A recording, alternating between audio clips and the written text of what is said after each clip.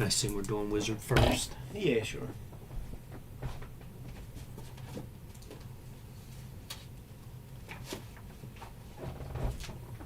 Or if you want to set your stuff up, you can we can bang out yours. I'll be ready in a couple of minutes.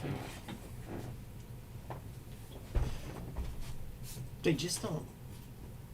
There's like one part of this setup that they just don't make it easy.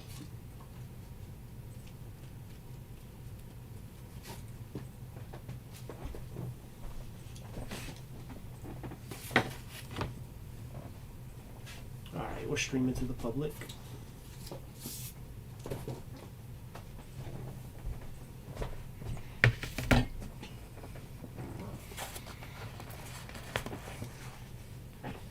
Now I'm about to email it.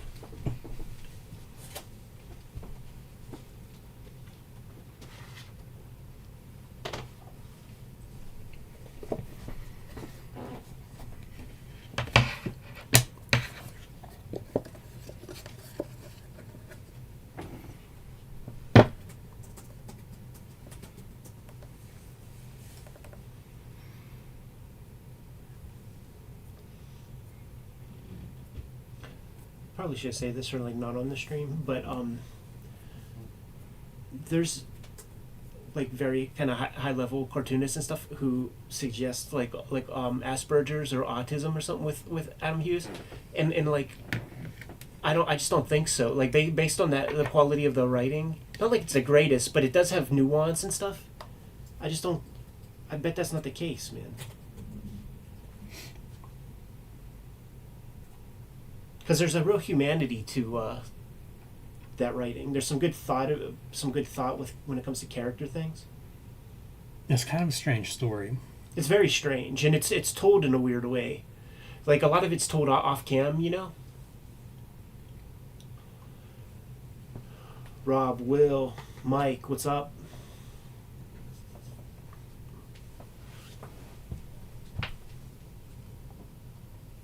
So good.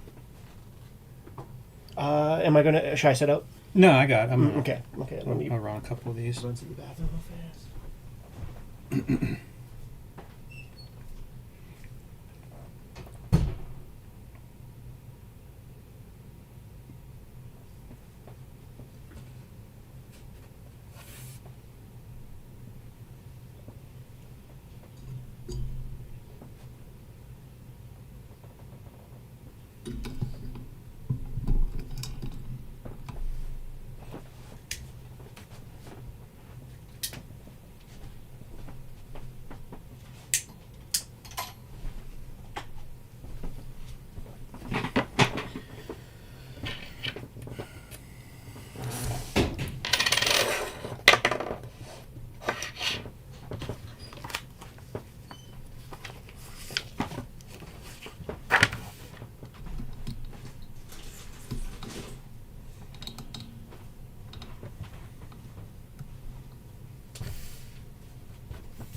Is that your water there, Jim? Yeah.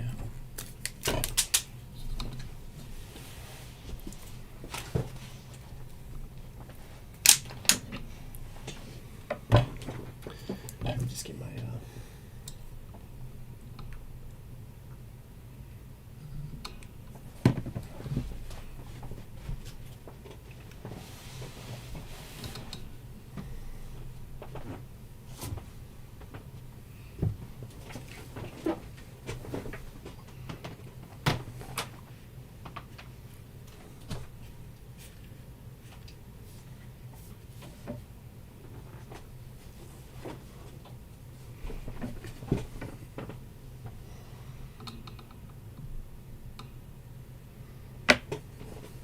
West Coast Dave, man, he says that TCJ is on its way.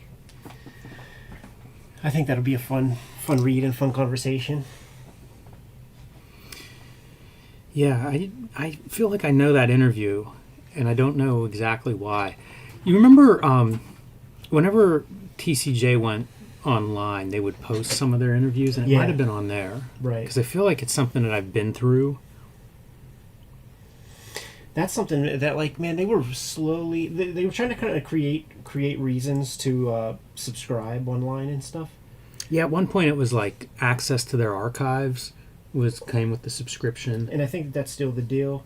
But they had the audio for stuff, and they would put it up maybe once a week, where they were digitizing stuff. And I was telling Gary, you gotta digitize this stuff, man. You gotta. It seems cool. And also, you gotta get the stuff off site. Like there was a like a little curio, like, you know, yeah, I remember pumped into the wall of just CDs, and I'm like, this is your backups in this rickety old wooden house. You know, people don't think about that until they lose it. Yeah, and you would hope that, like, with that, because everybody knows about the cloud now, you know. And like what I was telling them was, like, literally just like make another set and have it at your house. But this can't be it. You know, I was doing IT for them and shit, and I'm like, this can't be it, Gary. Yeah, I don't know what their archives are like. I remember the first design job I ever had, we had everything on zip disks, which were like the 100 megabyte. Yeah. Yep. And I mean, that format obsoleted. It might have had a 5-year run or something. If that. I remember... We would constantly... Because then it was like we were burning CDs, you know, and then DVDs show up. And it just... If you have a gigantic archive... I mean, you just it's gotta have full-time... Yeah. You gotta have a kid do it. And you could pay for that at this point now. Gen 13 Ordinary Heroes 1 and 2 is what's under the microscope. This is Adam Hughes, Gen 13 Comics. Good if you are, Jimmy. Yeah, hit it. Hello and welcome to your favorite YouTube channel, Cartoonist Kayfabe. My name is Jim Rugg. I'm Ed Piscor. Before we dive into Adam Hughes' Gen 13 Ordinary Heroes, I want to remind everybody that we are a daily comic book YouTube channel with over 1,600 videos in our catalog, and you can watch all of them. You can search for your favorite comic books or your favorite creators on the Cartoonist Kayfabe YouTube homepage. I also want to let everybody know that part of the way we pay for Cartoonist Kayfabe is through our Patreon. The Cartoonist Kayfabe Patreon has 3 different levels, including the top tier, the King Kayfaber level, which will give you access to all of our videos first, because you get to sit in on the recording session. If you see something that catches your eye and you want to add to your collection, you buy it before everybody else is looking for it, which means you get the best prices. And in some cases, these things are limited and hard to find and completely disappear. So it'll pay for itself if you get the right book. And check out our Patreon. There's a link under this video, and see which tier suits you best. So Ed, we are looking at Gen 13 Ordinary Heroes. Gen 13, kind of a breakout hit, I think, for Image Comics, especially for Jim Lee's corner of Image Comics in the early 90s. We've looked at some of the Gen 13 comics, such as the #1 miniseries and the #1 ongoing series, some of the crossover issues. Very popular comic book for Image. When we look at Wizard's top 100 listing, it is frequently Spawn and Gen 13 as the top Image comic books. So what do? You do more Gen 13 comic books. This is a commercial medium. Eventually they would have Gen 13 bootleg, where they would have like almost like Legends of the Dark Knight Batman, where a different creative team would come in and tell a couple of issue story, some A-list creators in there. But before they do the bootleg, Adam Hughes gets to come in and do a 2-issue miniseries here, Ordinary Heroes. I think it's the first story that Adam Hughes writes, but he also pencils this one, and that's what we're all here for, is his artwork. You know, by this point, pretty well-known artist, would go on to become known for his good girl art and his cover art. But at this point, I think he had a pretty good reputation of drawing pretty girls and drawing pretty comics. So this was a big deal at the time. Heck of a draftsman. And heck of a hand at writing, too, man. I had a lot of joy reading this comic. And there are subtle things that he does with the art that is very, very noteworthy. And I'm excited to jump right in, Jimmy. All right. Well, without further ado, I can throw out maybe my biggest complaint of this series, and that's the color. Sure. And you can see it on this cover. You can see it on both covers to some extent, but it feels like this is the still early days of digital color. So what you end up with are CMYs mixed with black, and it ends up on the page as being brown and muddy and dark and gray. Yes, too bad. And it's a bummer because the artwork is really sharp, as we're going to show off. It's true, and I, you know, he does so much Photoshop stuff now, you know, with flares and all that kind of stuff, that I'm less interested in it. I'm a pen and ink guy. So with a comic like this, I want to see that pen and ink as in glorious fashion. And when we start off, dude, that's a good image. That's a compelling image, and you could see that he is a classic illustrator. He's thinking about light source. There's nothing that is not considered when you look at these images, man. Yeah, and should say Mark Farmer doing your inking, so you get this pretty nice cross-hatching and feathering on these lines. Like, it seems like a good team. Yeah, it's real close. Like, I would bet you that the pencils are razor tight, man. Like, Farmer is not adding any jazz to what Adam Hughes is putting down. Somebody is adding some jazz, and you mentioned Photoshop, and that's what we see here, which was pretty early. You know, I feel like before people started using Photoshop effects for things like background, you know, treated a little bit differently. I didn't catch this on the reading until I opened the page right now. Pretty subtle for a Photoshop effect, and I think it works well. It really makes created some good depth. Caitlin pop. And one of the things that we came across in Gen 13 miniseries #1 is whenever our main character becomes giant size, kind of awkward. Maybe didn't sell it right away. This one does. Very tiny head on top of a large body. Yeah, super skinny frame. His anatomical details are so subtle. He's very, very strong at that. And with this 2-page spread, you feel a little bit like Death of Superman vibe. You know, a little Lois Lane, a little Superman right there. Yeah, I could see that. It just bums me out again. Like, this is where right away you see the muted color palette on all this. And it's like the drawing's really strong, but those dark colors do kind of hide some of the details in the artwork. This is a Watchmen reference right there. Pale Rider. That's the one of the bands in Watchmen. The fox is weird. Not sure what that's a reference for in the mid-90s. I think this is 96 maybe. Man, the drawing though. And we go right into flashbacks. So kind of a interesting way to open a story, right? One of our main characters looks like they're dead in the post-battle, and we're not going to get any satisfaction or any answers on that yet. We're going to go back and see how we got to that point. And kind of a classic story structure. Sure. From the first 2 pages, there's 2 splashes or whatever, the double-page spread. Tongue-in-cheek superhero imagery. This next little sequence, it's a comic strip. You know, he can deal in humor with the best of them. It's really strong. If this is the first comic he wrote, I'm very surprised, because he has the storytelling chops. He has the beats down.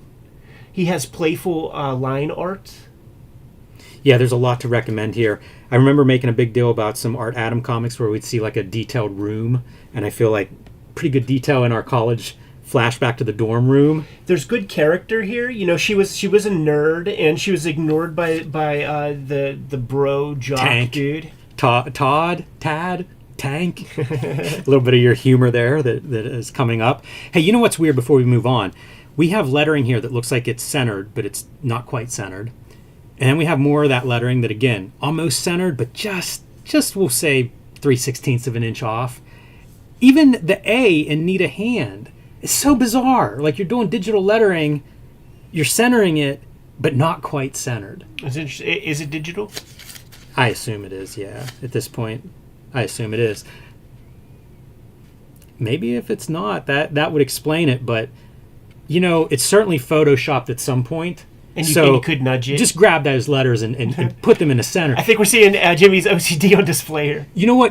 Yes, we are. But the thing that's always the worst, like if you're going to do something, some kind of an alignment thing, and it's just a little bit off, that's the problem. Right. You know, like if you want something to be off center, you kind of have to do a little extra step off center, because otherwise it just looks weirdly balanced. Right. And whenever you have 2 parallel lines where you can clearly see the amount of space on either side, it's much too obvious that it's not quite centered. Right. And then you go, well, what were we going for there? Yeah. Because these are left justified, so maybe we're left justifying captions. And you're right, that's my OCD, but what are we doing here? Yeah. The more domestic sequences, it makes me think of Frank Cho's Liberty Meadows comic strip. Yeah, I thought that at times.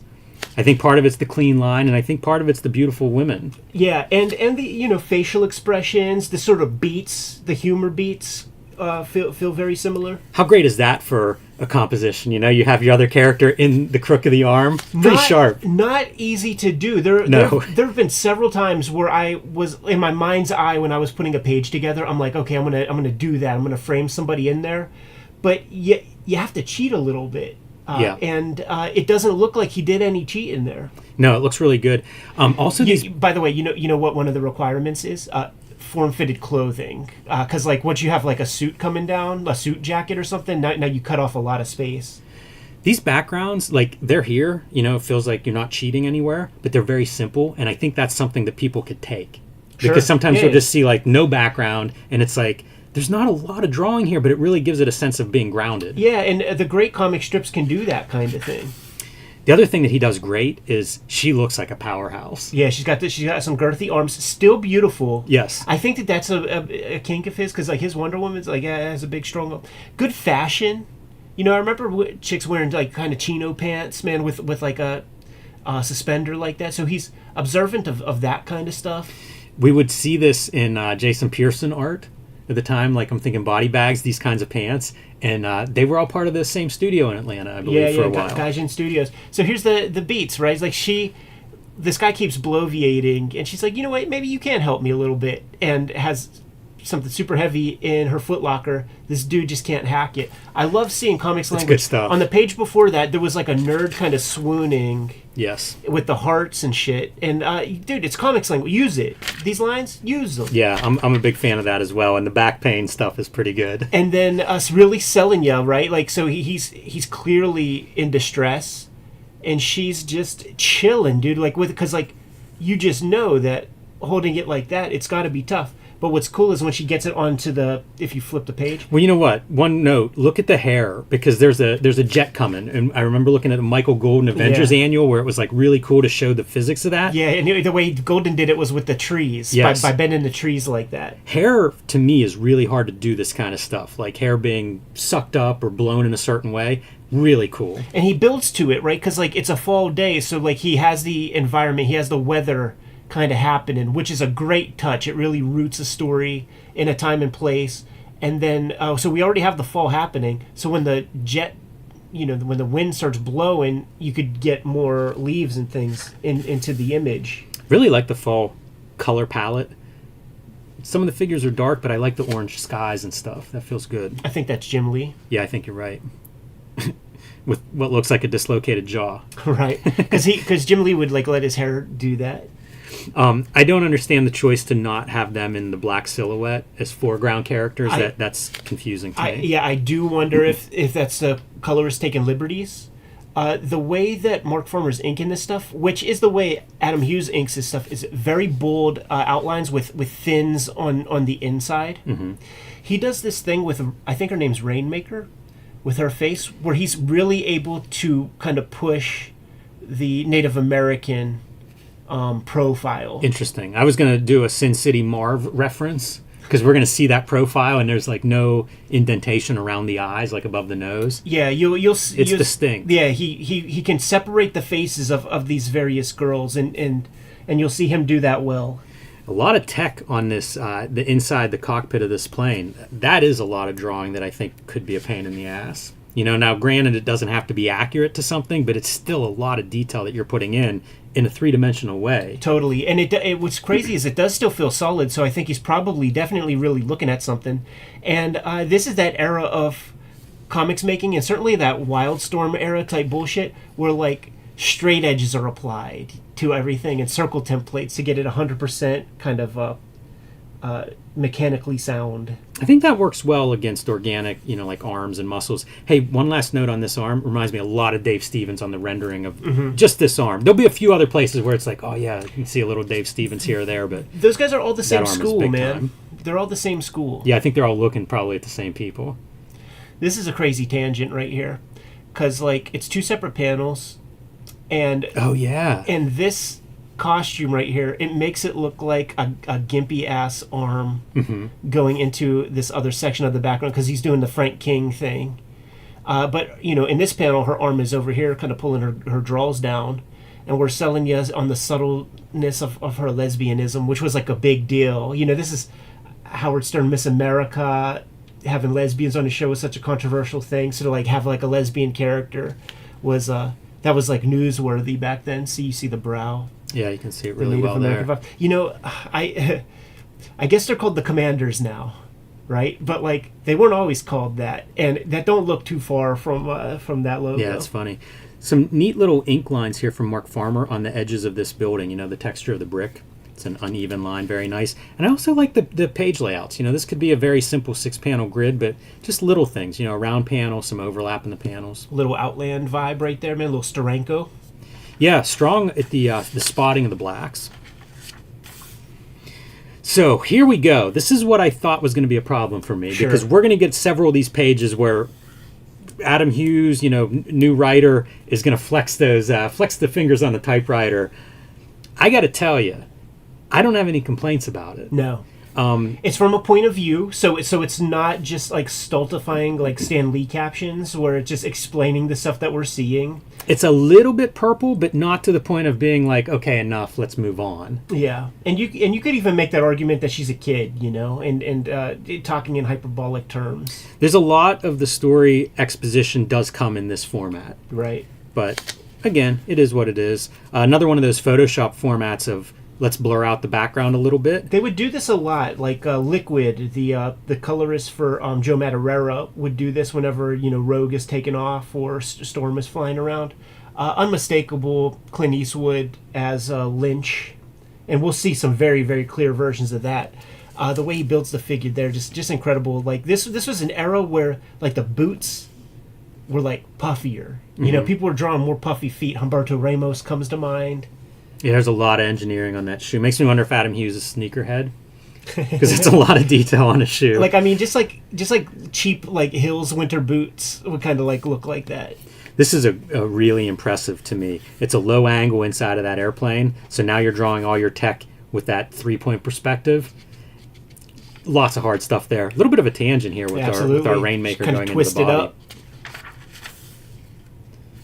Grunge is making fart sounds with his armpit, which I can't imagine drawing. If a writer gave me that in a script, I'd be very mad at them. You know what's so funny, dude, is I think about certain things in your comics. I think about that one, like the goth issue of Street Angel, where there's stuff carved into Yes. a guy's dead body, and they're twisting the character around so they can redraw. Like that's hard. I couldn't imagine drawing that. That's the benefit of writing and drawing it yourself, because you kind of can picture it in your head, right? I'm sure this is something that Adam Hughes is like, oh yeah, this would be something for Grunge to do in the background.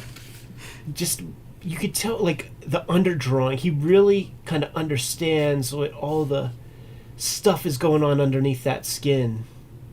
Yeah, there's a lot of body language kind of moments too. You know, like here's Caitlin Mad leaning up against the wall there. There's just, he's very good at that part. Like, there's a lot of storytelling you can get away with that a lot of artists don't use. Biting that bottom lip, convey something with a little twinkle in the eye, and then we go to Apocalypse Now. Yes, both in the writing and in our panel. Yeah. You wonder if there was a note for the colorist to be like, hey, listen. I think there's notes for everything, like everything that we see. Maybe even fuzzing out the background on the first page, like might have some notes. Like, look at that, dude. So they encounter these black hammers, I think they're called. It's part of that, I don't know, the IO, the mysterious government groups that permeate Wildstorm. They presumably shoot this experimental jet to pieces. We don't see that, but we see the aftermath of like the kids falling to the city. And because he's so interested in the figure, this is very static. Mm-hmm. It looks just like a snapshot. Like it doesn't. There's no conveyance of motion really. Even the hair barely sells it. I don't know how you solve that. I don't know exactly what that is, because the characters are all twisted up in the right ways and stuff, but none of it feels. You know what it is? Okay, here's what I figured it out.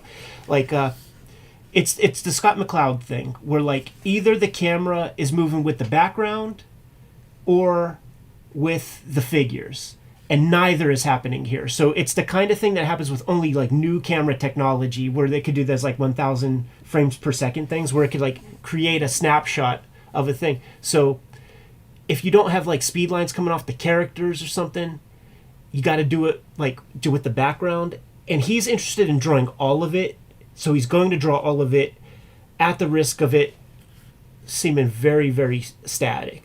Yeah, I look at like this we've got basically a grid here. Yeah. And the last panel is now diagonal because stuff's going wrong. I would have extended that to all of these word balloons. Would have been an easy way to add chaos. I think so. And to lack like a baseline. And to have kind of no background, like that image conveys some movement. Yeah. But this doesn't. It looks like a party. You know, she's almost smiling. I like the red for your color inside of the ship. Sure. Reminds me of Predator, heading in. Yeah, so that page definitely a little bit awkward, but not a big deal. You know, I do understand what happened there. You know, they're shot down and now they're landing. We follow Caitlin as she falls, and that's her name, right? Yeah, Caitlin Fairchild. And good motion here, you know? Like, even just doing the speed lines is real good, and really follow with, like, a solid impact. Yeah, that looks uncomfortable. Mm-hmm. And that's what it's supposed to be if you read the story. I mean, how do you draw this stuff, man? Like, where do you even begin? Do you have something of a model? You have to, like some sort of, you know, RPG toy or something, some sort of Japanese toy. Some of this stuff, so this is some sort of mech stepping on her, and then her picking it up, pretty good. She's doing the... You lose a little bit in the color because this is all dark gray. Yeah. But if you just focus on that panel, like, it's pretty cool drawing. She looks like she's straining. It looks like a gigantic metal foot. Yeah, that's the cool thing. Like, even with the foot locker, she, you know, wasn't easy to her, but that's certainly, you know, his Ditko homage. Interesting. All I didn't done in think one about page. that, but yeah, for sure. So our combat now goes to the streets. You know, you can see more of these Black Hammer attack things coming at them. I guess she's completely invulnerable. I don't know the Gen 13 powers well. With an image like this, it has the full stink of Studio Gaijin on it. You see Stealthfreeze doing double lighting this way with these kind of angular shapes. You see Pearson doing it, and certainly Pearson would use this kind of feathering at the end of his lines. So they created a kind of a conjoined language amongst the crew. And I wonder who chicken and egg, like who was looking up to who? Because like I feel like Stealthfreeze might be the oldest of the dudes. Yeah, it is interesting because there's so much overlap style-wise with that group. You wonder, like, how does that happen? Just what, you know, like they're all doing their own thing, and then once you're in the same room, right, stuff permeates around. Right. Yeah, I don't know exactly how that works, but here we are at the end of the issue, and the creature makes its appearance. So a lot of setup to get to this point. Yeah. But again, it did not seem like I should like this comic based on certain things like that. A whole issue of setup, for example. But I did enjoy reading it. So. Yeah, me too, man. Here's a note. February 1996 is issue number 1. Issue number 2, and we'll just skip to the end here, July 1996. So I mentioned that, you know, 6 months of passage between first and second issue and 1996. This is 4 years into Image. So, you know, the shipping late kind of thing is behind them for the most part by this point. So it's surprising to me that you've got 6 month gap on a 2-issue miniseries. Notoriously slow guy, which, you know, that's why he's getting King's Ransom to just kind of do covers because, you know, clearly the drawing is the thing for him. It's not really the comics making so much. So I think, you know, that stuff just took so much. You can't do this quickly. No, for sure. But you can wait until you have 2 issues done to solicit. Mm-hmm. So I wonder about that if something weird happened. You know, you look at the line art, and it's like, that looks like it's built for double lighting. There's clearly a space on the underside of the arm and on the top, and neither one of them is hit with that color. And opportunity missed, because it's there. Yeah. It's in the line art. He built it for you. This is our creature, and I was underwhelmed. If I were going to criticize something, it would probably be the creature design. It's basically the Blob, which I'm cool with. That's a movie that I love, so that's a great villain, but a little bit underwhelming, and some of it could be the color as well, you know? This is, storytelling is pretty whacked out. It doesn't make sense. Like, that's Caitlin, and she could jump, or she got tossed up in the air. Like, I don't understand what's happening right there. Yeah, it's a hard jump. Those 2 images don't quite seem to... We're missing something. Right, and it's that thing where you're not establishing anything. So, like, she's immediately hugging her, so we just have to assume that, you know, she's one of them. There's a lot of storytelling stuff where he's getting into the drawing and not thinking about like storytelling as much. Yeah, you wonder if this is a story that you have in mind, and then whenever it comes time to break it down into pages, you're in some trouble. Because I think this is a cool idea. She grabbed like the mech driver and just starts running when this creature shows up, but we want to illustrate, you know, like his purpose is pretty much to die so we can see like how dangerous this thing is. Right. But it happens in a way that I don't feel the impact. Right. You know, it's almost like maybe that would work better if we had 4 pages to kind of like have some struggle and then show that guy get disintegrated. Right. Throw up expression With right his before the finger throw mouth. up. Yeah. Good green. Pretty gross. You see a lot of expressions in this comic that you're not going to see in other comics. My tongue tastes like a toilet brush. That's the comment, the smart-ass comment is always, when did you taste a toilet brush? So the team's back together. Really didn't see the team in issue 1 after they break up. Who knows how they get there? And we also have one of the Black Hammer pilots that's going to be part of their group. And does not... Between her and John Lynch, who both know more about this than the Gen 13 team, and neither one of them wants to tell the kids anything. Right. I don't know if that's annoying or good characterization. A lot of cool lighting, and I bet a lot of this is referenced somehow. Has to be. Possibly with fellow studio mates, like let me hit you with a couple lights, or maybe they have some models and things like that they can throw a light on. Sigourney Weaver still I was from gonna Alien say, or something. Morgue Files, yeah. Yeah, all the tricks. Whatever trick you can do. I like this reflection in the visor of the pilot. That's pretty cool. Booty shot. Or I guess no, that's a front view. And we're kind of covering ground, so again, a lot of text. Yeah, the town is under a quarantine. The power shuts off at night. There's something going on here. It's X-Files. Right. It's an X-Files story. That's a fun panel. I don't know if those are shadows or foreground of the two characters in extreme foreground compared to the rest of the team. Right. But why not? Like, you're talking heads, a lot of talking. Got to try to figure out ways to make this interesting. So Lynch is back, banged up, but they find him. I mean, unmistakable Clint Eastwood. Yeah, with, again, deluxe attention to your shoes. Got buckles and straps all over those things. It's so funny. It's almost the equal and opposite force to the Rob Liefeld not drawing feet. It's true. I'm going to show you how good of an artist I am. I'm going to draw the hell out of these feet. And it's that Wing of Dudes, because Travis Charest has interesting boots, and like everybody. This feels like his legs to me, Travis Charest. Yeah, and like a part of that is no heel, like almost kind of going straight down and not having too much of a heel.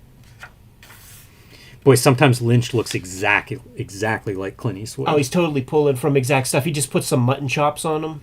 I like this page layout of having like your big face start and your big face end. Mm-hmm. It's kind of neat. And we're establishing that the monster, it's a baby, and they explain how, this baby is from Gen 12. It's, it could eat a horse, but like what happens, when it grows up, it could cover half the earth or something. So we have to sequester it, harness it for power, see what we can do with it.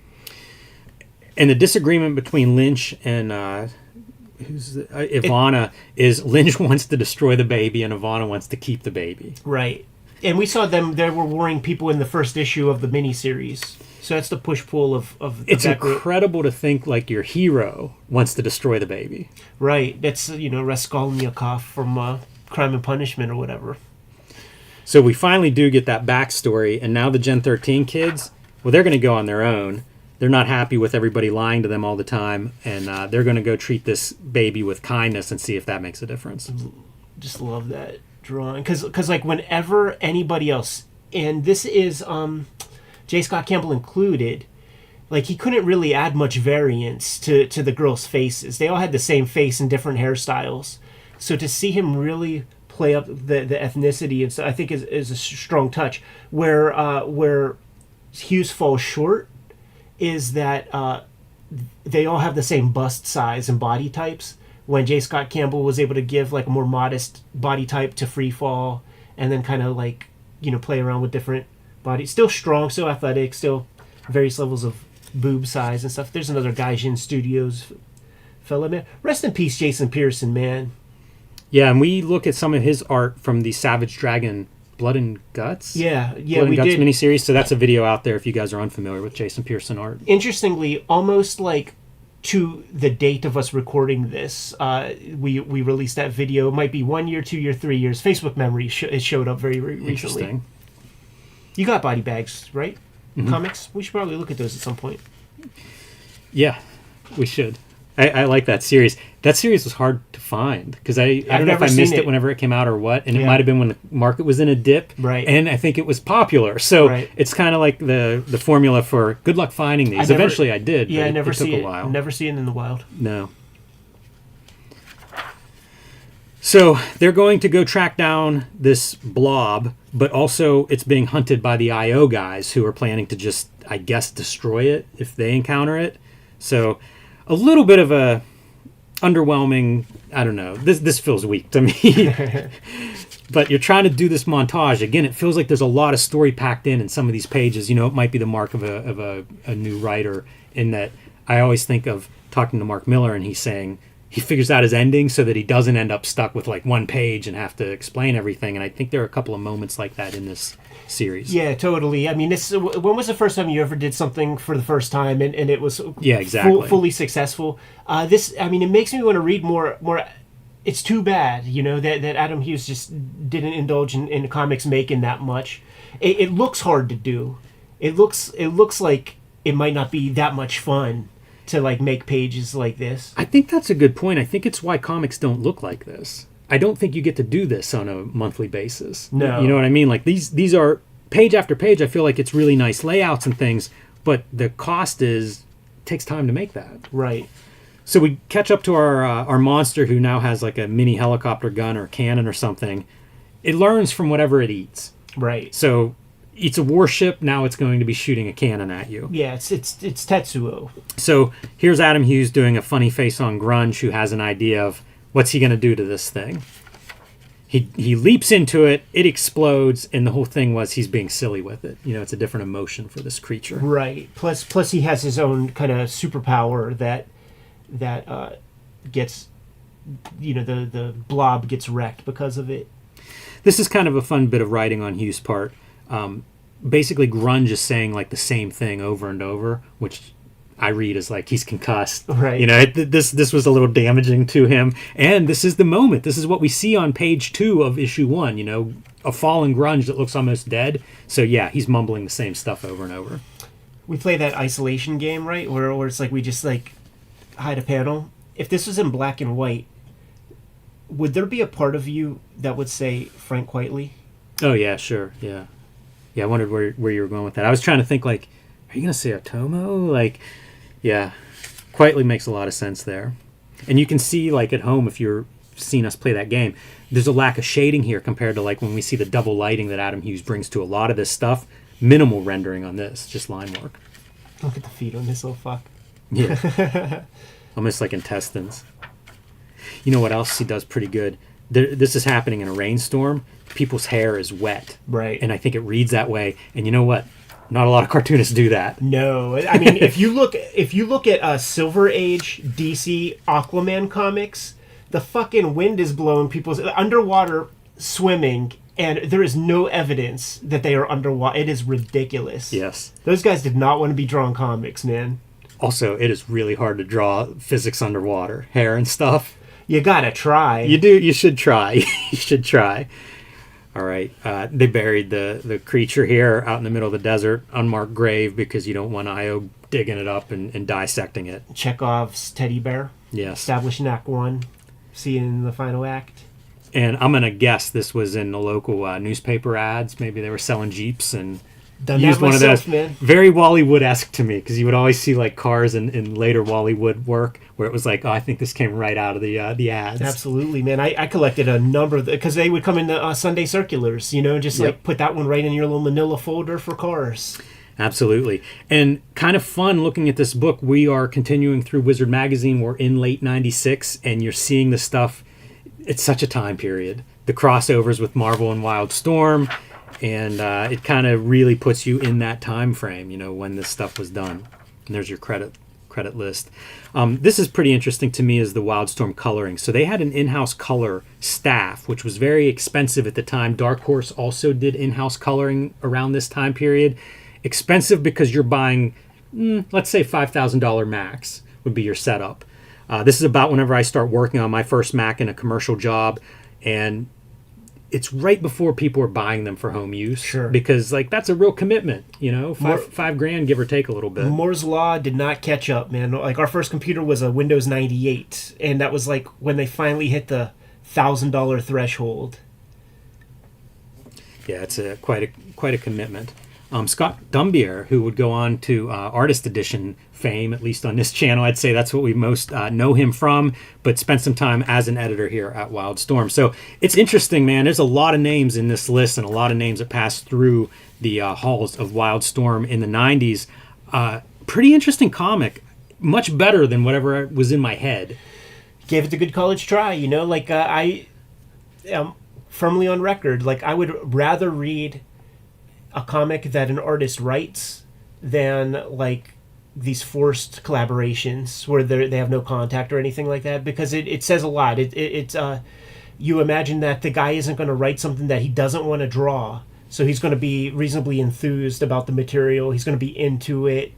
There's a lot of reasons for that, and if it falls short on the writing a little bit, like I'm far more happy with that than what would a Wednesday Warrior would consider to be a good comic that is just fucking placid and boring, and you know, like any other number of comics you've read, you know, on the racks.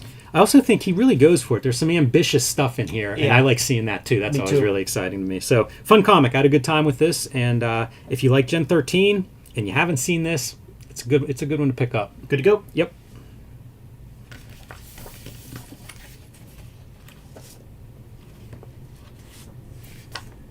Are they the same thing or no? No. I only read this one. Me too. But figure show it off in the beginning, and then we'll go through this. Yeah, I had no idea this other thing existed. Yeah, I'll give a little context for that, because it's a year later. You know, it's like round 2. Round 1 was successful. They do it again. No idea. Good. Yeah. And guys, it's Super Soldier 1 Amalgam.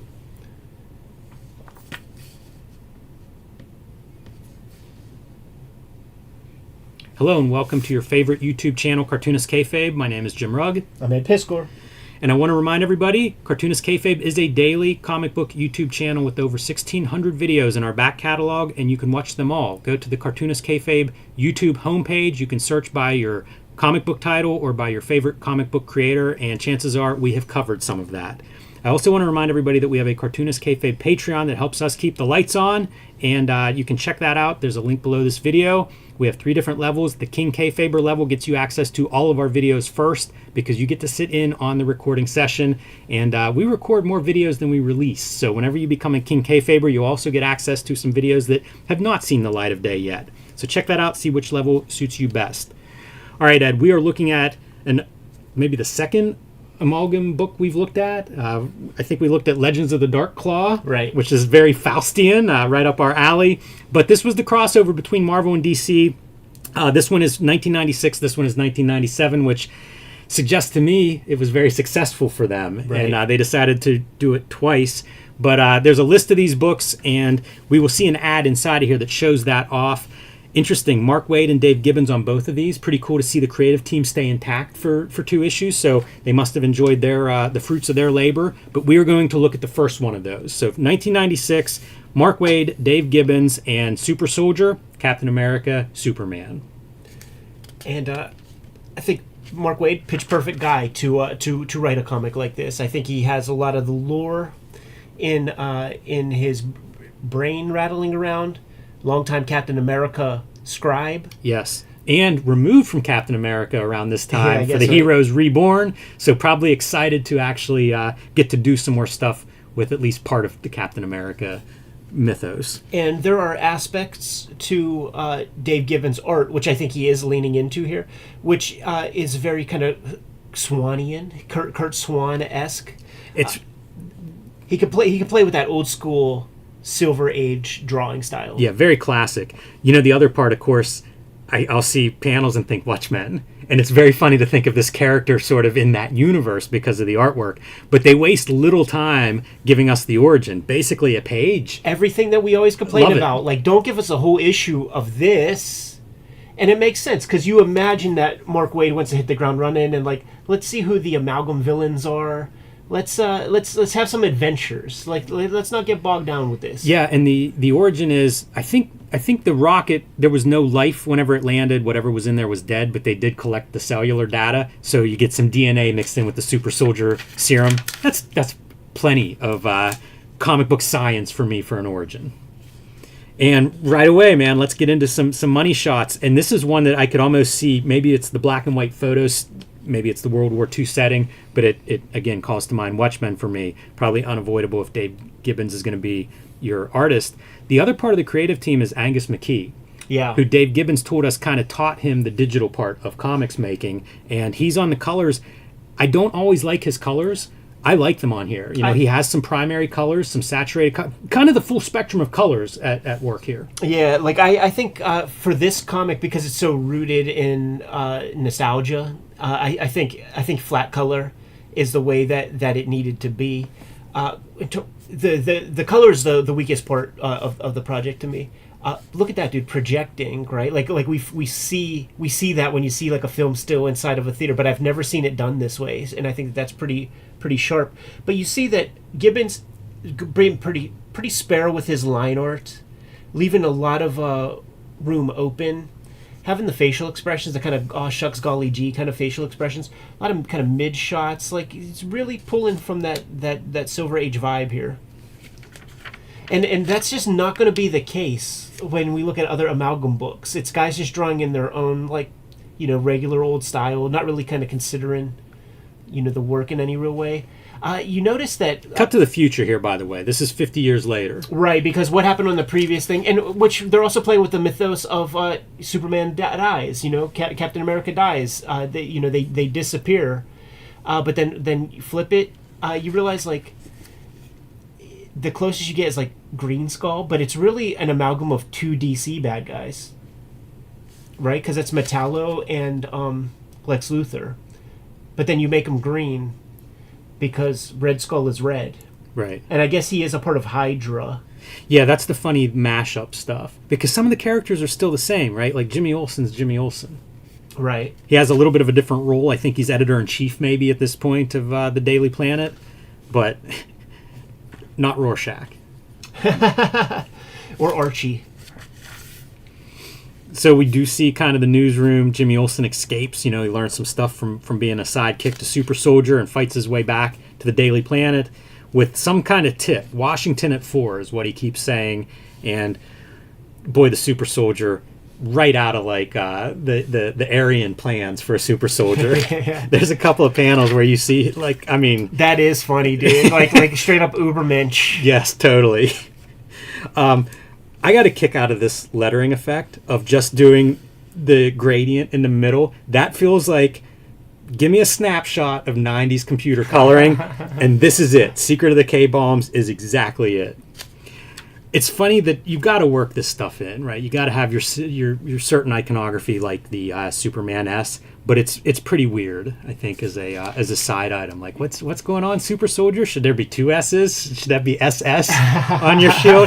You know what I mean? Like, obviously it's the Superman S, but it's kind of funny look. It's almost too much. If you were going to design this character, it's like maybe one gimmick too many. This is the Hacksaw Jim Duggan of superheroes. That's all these characters, and it's it's part of the charm. And then you see what they're sort of invoking, right? Like the first Shield was shaped pretty similar to that, man. So it makes sense because they could have done it the other way. The S could have been there, you know. So it's really fun to see how they mash these guys up.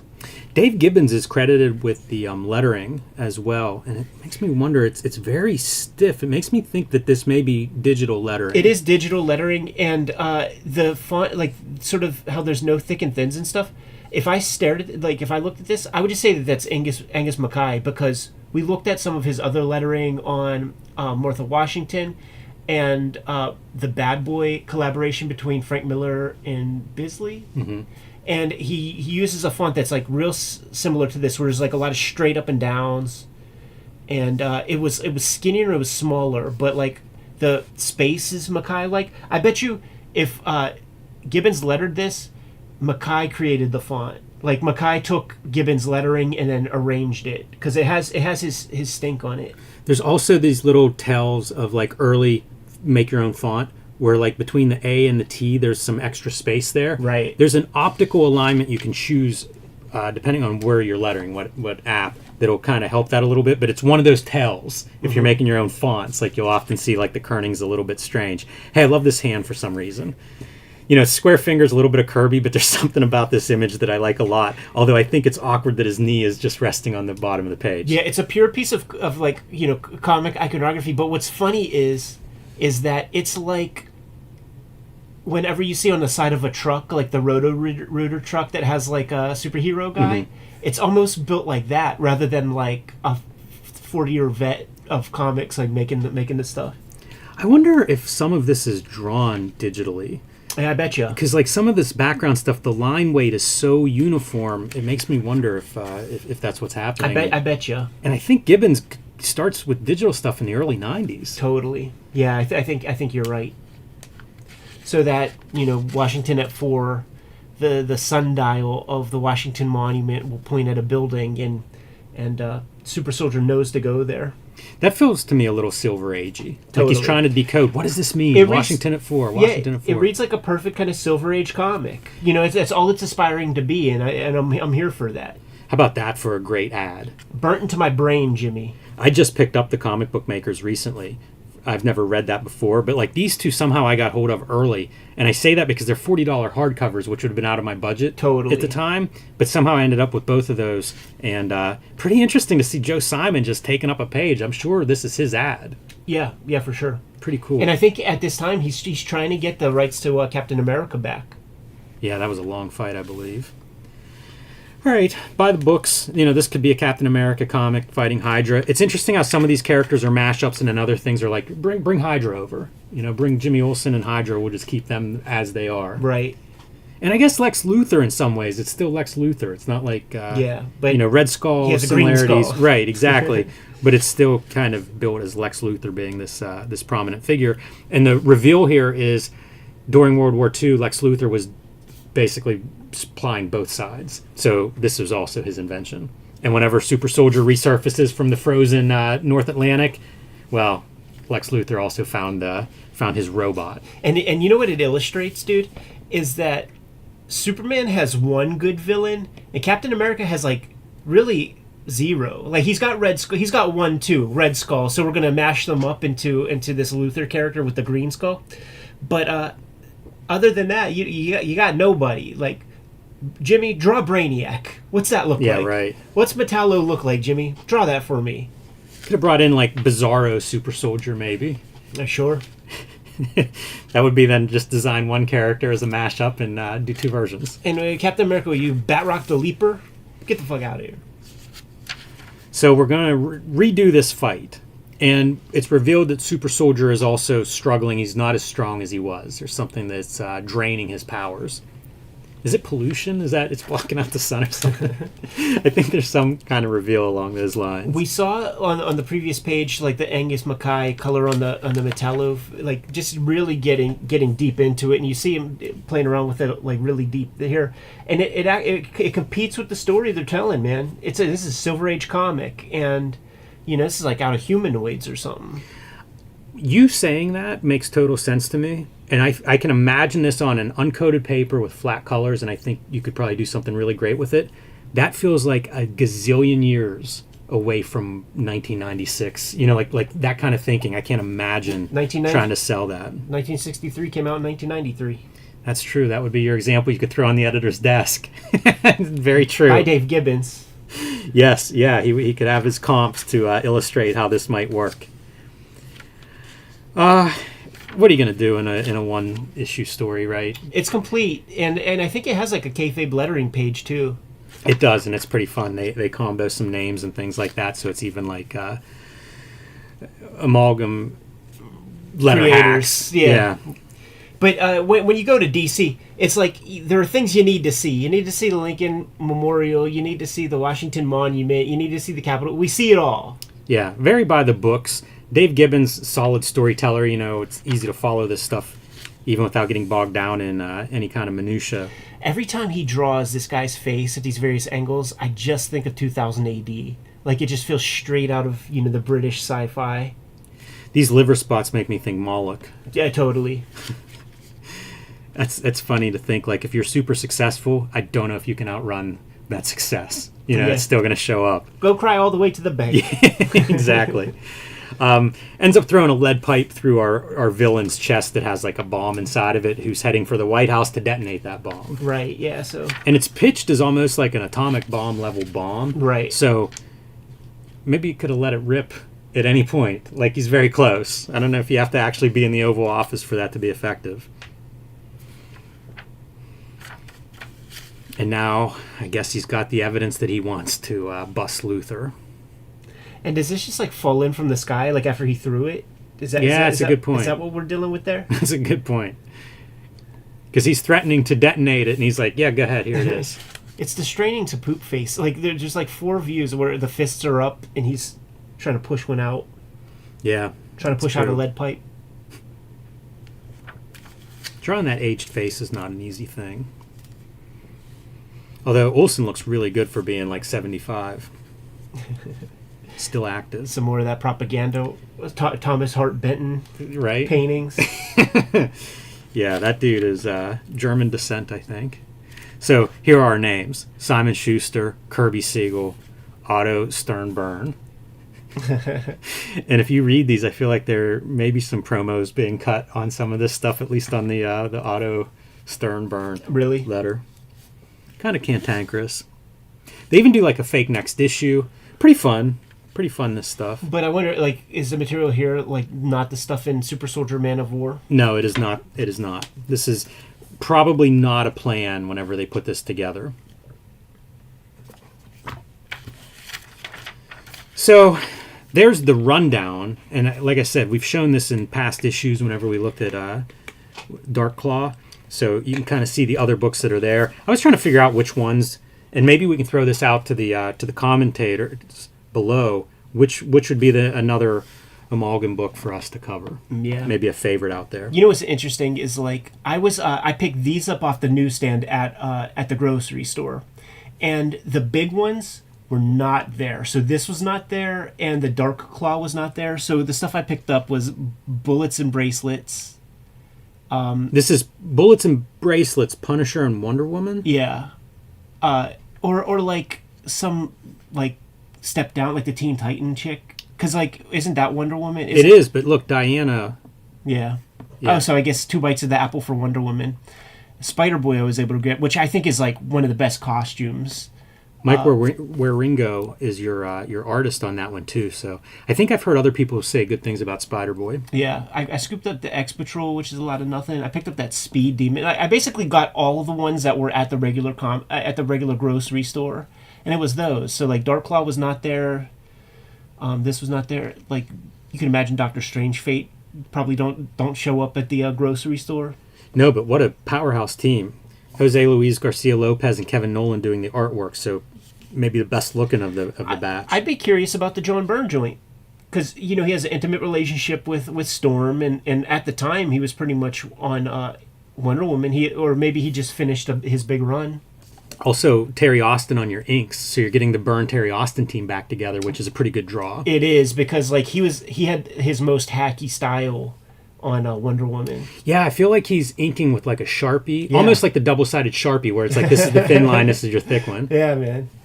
I was there for that. I actually had the subscription. Like if I pull those, I was buying those. They have the seam down the middle from the mailman stuffing them into the you had a real subscription. I thought it was pull list. Yeah, wow, that's committed. Here's the other snapshot of when this is from. This is Batman about to maybe jumping the shark here. Kiss from a rose, man. And how about these for bizarre ads? Yeah, I don't even know what it is. Early PC computer games, yeah. Interesting. Must have been some probably startup money. Yes, venture capital. Let's put that on the back of Super Soldier #1. So there you go. Is it worth looking at some more of these, everybody? Is this the best Amalgam comic, man? Put your comments below. I'm good to go if you are, Jimmy. Yep.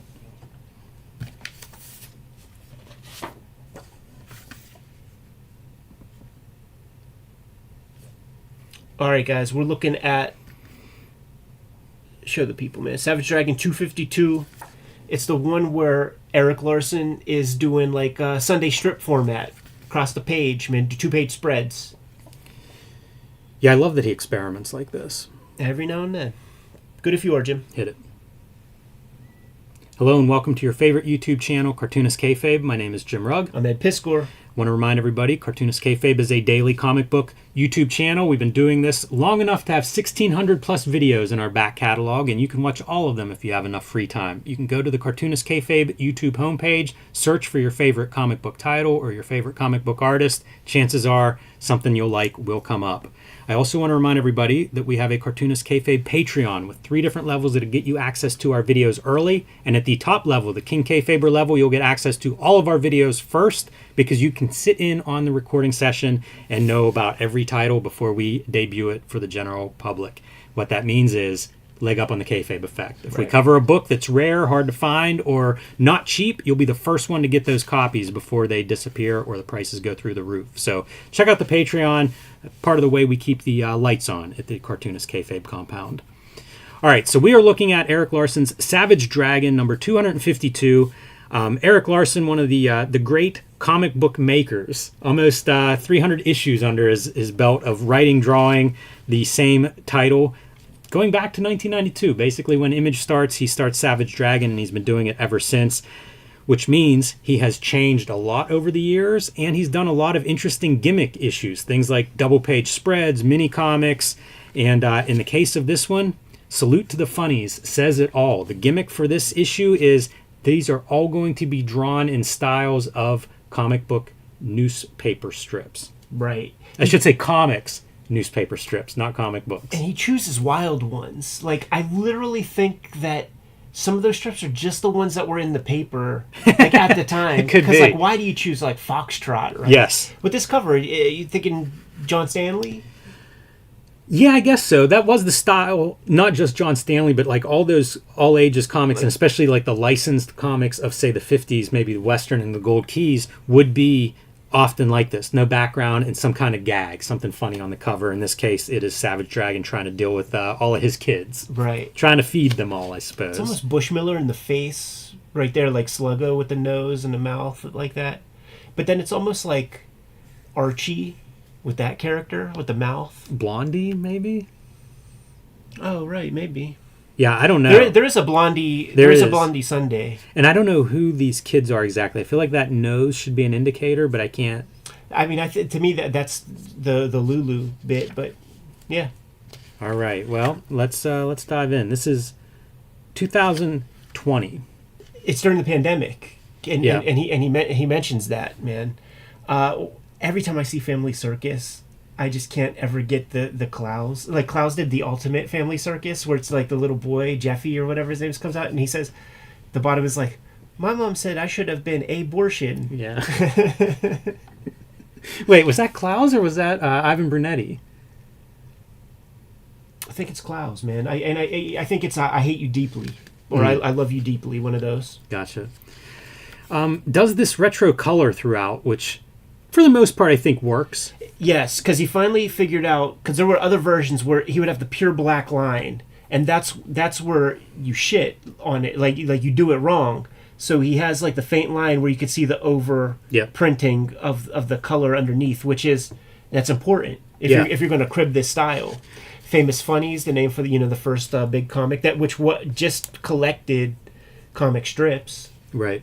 Oh, you know what else is probably worth noting? This issue sold well because it went to second printing. Oh, that's cool. And I wish I had the second printing. It's a different cover that he does for it. I forget what comic strip it is, but it's actually, I think, maybe a better cover. It might be a Peanuts. I can't remember, but it's a really good cover, and maybe I'll throw it up on screen so everybody can see it. You know what's a bummer is he probably sold 3,000 of this, and then it yields another print run. Yeah. You know what I'm saying? Right. It just kind of transcended the guy. Because, like, unfortunately, the Savage Dragon doesn't. It's not even on the walls anymore. Like, he even said so in interviews with us. Like, it's a subscription book. Like, the people who order it get it, but there's like almost no opportunity for new people to get involved. Tangent. It's just kind of like you want that fin to come out. Oh, I see. Yeah. We start off with Peanuts, down to the lettering, my man. Like they were thorough with this issue. Everybody is working on this. Yeah, even your lettering of like the signature. Yeah.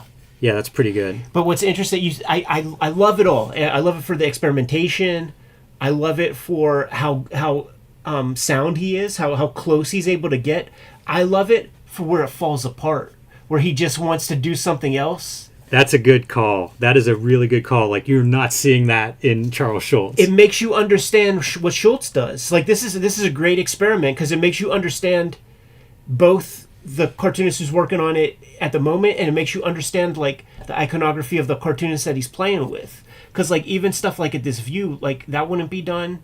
He's pretty good at capturing some of the lines, the ink line that these people were able to make. Yeah, I wonder as we go along, too, if that trails off. Because in the letters column, he says this thing took like twice as long as a regular issue. I totally believe it.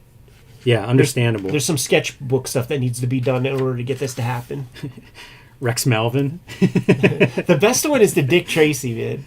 Yeah, we'll get there. Some of this stuff, like, I wonder how close this is to a Rex Morgan. Because, like, some of these hands and things, they feel like Larson to me. So I wonder, like, exactly what pieces we're borrowing on a strip like this, because I don't know Rex Morgan. Right, that's the hard one. Like it's got to be the most Alex Raven, ersatz, like clip art kind of thing, and that's hard to do. Like frankly, you should just trace, man. You should just find a bunch of the right compositions and just fucking trace it off. Yeah, it's probably true. It's interesting though, whenever you find like this kind of mark, that's not something I see in Larson. It's almost something that I would see with like Neil Adams, where it's like a super fine line, kind of feathered down in, and from a pen, it looks like. And he worked on Ben Casey, which was that's that style. Yes. So Kathy. Yeah. Here. With the lettering even. Very, very bizarre. Very, very bizarre. We looked at a recent issue of Savage Dragon, and I don't keep up with Savage Dragon. I don't read it every month, or however frequently it comes out, and it's a whole new cast. And what this basically does is each strip is looking at a different following a different character. Right. Like some of these characters I just don't know very well. Yeah, but I'm assuming that she has a Canadian leaf on her gear. Well, they were living in Canada for a while. Is Angel his oldest daughter? Youngest daughter? Yeah, I don't know. I don't know any of this, man. I don't know either. Just taking it for what it was. And see, unfortunately, like that's probably the mindset he should have had, kind of going into it, where we don't know any of this stuff, and you could read it as its own thing. You get it as its own kind of strip. It isn't Ice Haven that he's trying to craft here. He's just it's a formal play of a different stripe. It is, and if you think of the typical Savage Dragon comic as having like different scenes, right? Like maybe we'll check in on this subplot with this character. That's kind of how these things are, and they're almost standalone, right? Like we're going to end on a gag. It's kind of set up to be like, read this, and it's I wouldn't say completely standalone, but it is independent from like the previous strip. Yeah, and it is the Kathy Geiswhite motifs about like friction with the mom, weight gain, like the typical chick stuff. All right, so looking at the monitor, I see it showing up there. There is a moire pattern. Yeah. People at home, if you're not familiar with that, what happens is comics are printed with a bunch of little dots, and depending on the size of those dots in the printer, sometimes that pattern becomes almost like a visual effect because the dots overlap, they don't line up perfectly.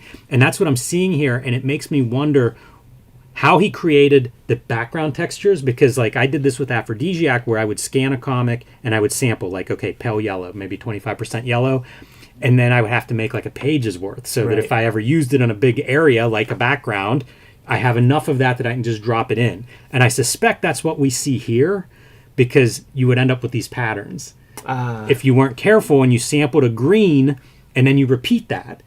And if you're not careful, that repetition can create a pattern. And I see it in a couple places. Because it's in the blue and the green and it's the same pattern, it makes me wonder if he is taking maybe one pattern and then changing the hue. Totally. Which is we're really talking some inside comic making. It's Cartoonist Kayfabe, because you see it on the brown also. It's true. So I do think that's what he did. But I also think that like I think it's a traditional moire. Like I don't think that moire is in his files. I think it's on the shrink down. Yeah. Because like when you hold a magnifying glass up to the printed version of the dots, it's this interesting fractal that happens, because there are dots in the real printing process that are used to make up your dots, right? Yeah. And so like you're really playing with fire. Yes, for sure. So Thimble Theater here, Popeye, and Brutus, and it does make me wonder, like, what stuff works. Here, throw Popeye actually into the strip, right? Right. Yeah, like he's got proportions in the right place, but Seeger's line is probably one of my favorite lines in comics, and he doesn't capture that at all. Yeah, it really falls off on certain spots. Like in here, it feels like that really isn't quite. But there are those like other guys, like Bud, whatever his name is, and even Bobby London, whose works I don't know quite as well, and maybe he's going for those vibes. But it's not Seeger. Yeah, I think the lettering is again pretty good, pretty strong, and there are some effects. And like the stars flying out of like a punch is something that I think of. That's Seeger. With yeah. And, yes. and the format, the amount of panels and stuff, that's all Seeger.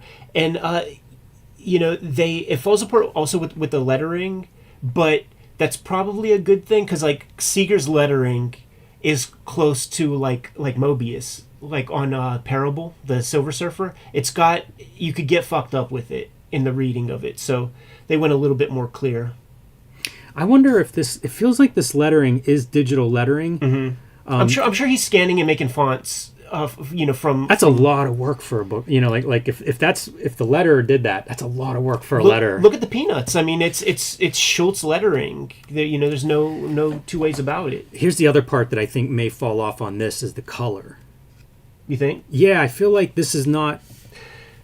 You know what you do? You got to increase the dots. I think you have to sample some color from like those Sunday pages, right? Because they weren't using the same palette. Like that red looks wild to me, and I'm sure there's red in there, but I don't know, the blue it feels a little bit not the way I think of like an old, say, Sunday 30s page, right? But also pretty nitpicky on my part. Like I really like this is very fun to me. No, like we're getting in deep, dude. Part of the reason that you get nitpicky is because it's like the dude went the extra mile on this stuff. It's so good. Like if we're gonna sit here and do unanimous praise all day, I'm not here for that. He's got the Trudeau. This is Doonesbury. Yes, he's got the Trudeau lettering down to a T. That's why I'm saying, man. I think they really did pull out all stops. It's the storytelling where it's just those simple single camera angle. Like this is a pitch perfect one. Yeah, it's really good. And this is your old dragon.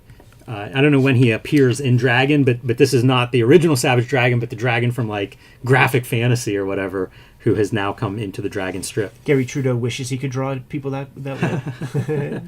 And then just gotta have some fun. Yes. Gotta have a little bit of fun. And here you go. Foxtrot? Yeah, like what the fuck, man? I don't know this strip at all to say too much critically. Like, the characters look right to me. Totally. From what little bit I know. Totally.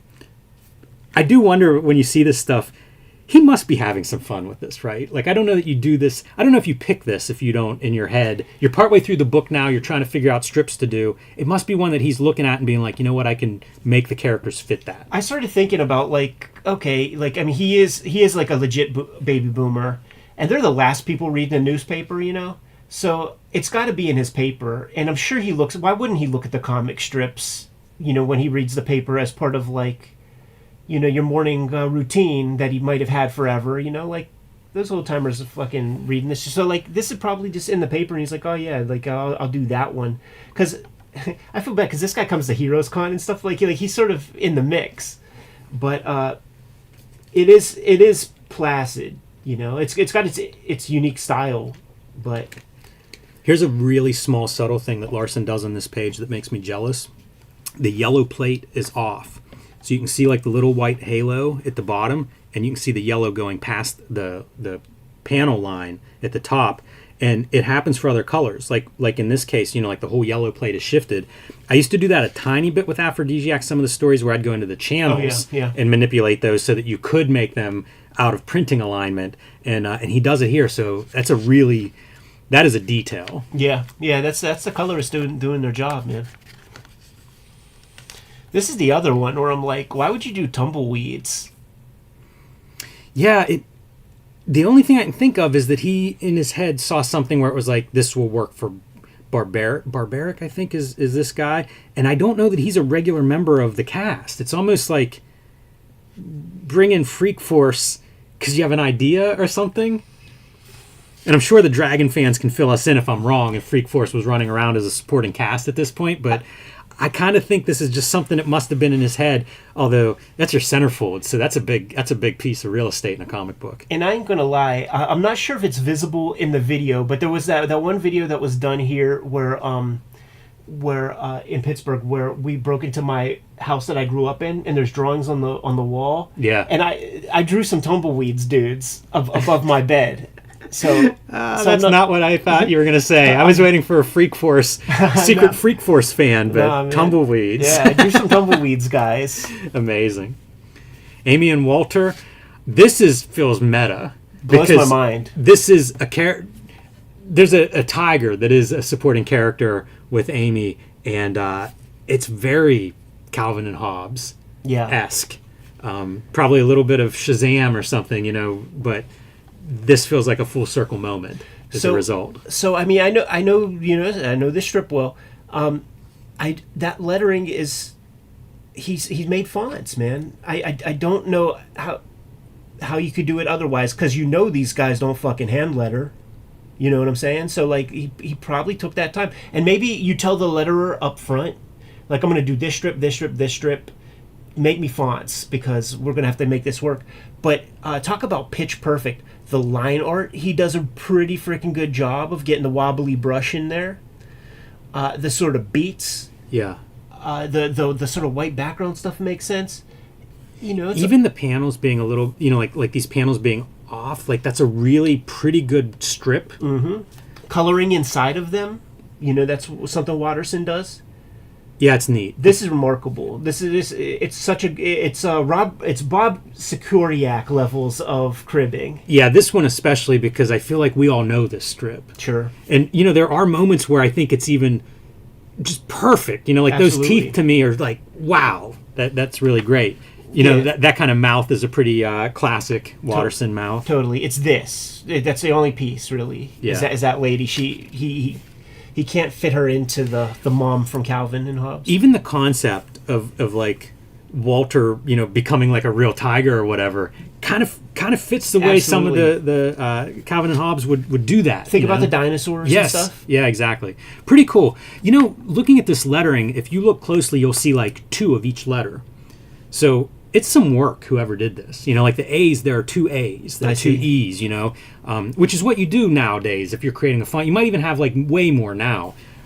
But at the time, well, I should say even 10 years ago, you started to do like maybe upper and lowercase. So if you're going to run 2 E's next to each other, use 1 of each. That way It looks a little bit organic. And if you look closely, you see at least 2 examples of each of these letters, which it's great. It doesn't take that much to really make that almost feel like a hand-lettered piece, even if it's not. So here's your Dick Tracy, or I should say Dick Tasty. Just the name is like how did National Lampoon never string those letters around to get that to work that way? It's good, and also like it's Dick Tracy minus the hat is hilarious. Yeah, and it's that like Philip Rizzo, like Frank Rizzo, pissed off white bread cop guy.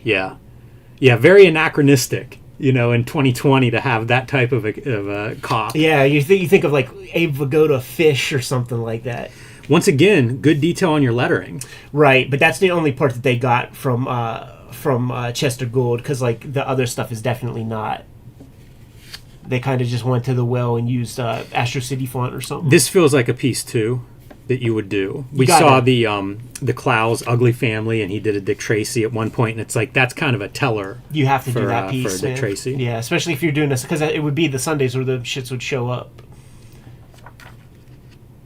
And this one, for a second, I was like, "What is this supposed to be?" But it is Blondie. Right. Yeah. Sometimes the titles aren't as perfect if you're going to do like a character's name. Right. It can be a stretch. And really, there's not much in the cartooning that suggests it either. Like I guess it's really just kind of her face or something. A little bit of the line art. Some of Dragon's face, I think, is in line with like Dagwood. Yeah. But the rest of it, like, I don't know about some of the figures. It's too again, good. I don't know that strip. It's too good. I used to clip these. I would clip Blondie as one, because to me it felt like the most kind of comics series that wasn't boring, because like. Rex Morgan is just so static and nonsense. So, there you go. Backup So Frank Fosco, feature. Gary Carlson stuff, man. Some of the Megaton characters. And then your letter page. Very truncated here. Yeah, he talks about how it took a little extra time to make this one. Fun comic, man. I do enjoy these. We looked at, if you're watching this video, we looked at Mike Allred did a Madman comic where like every panel is homage to some other previous cartoonist, not just comic strips, although there's plenty of those in there.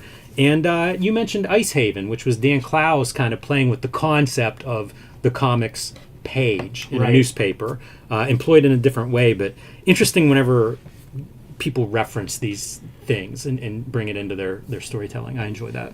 I do jest, but I do wonder if Bob Securiak would dig this comic.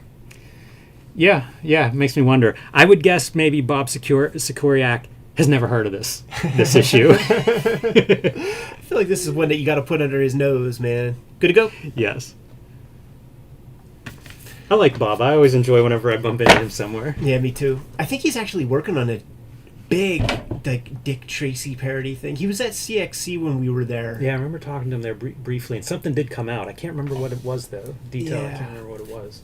What a wild dude! He, like you could tell, like he just like doesn't care about writing comics at all. Like it's really about like the formal art stuff. Cause like to do the Apple EULA as a comic.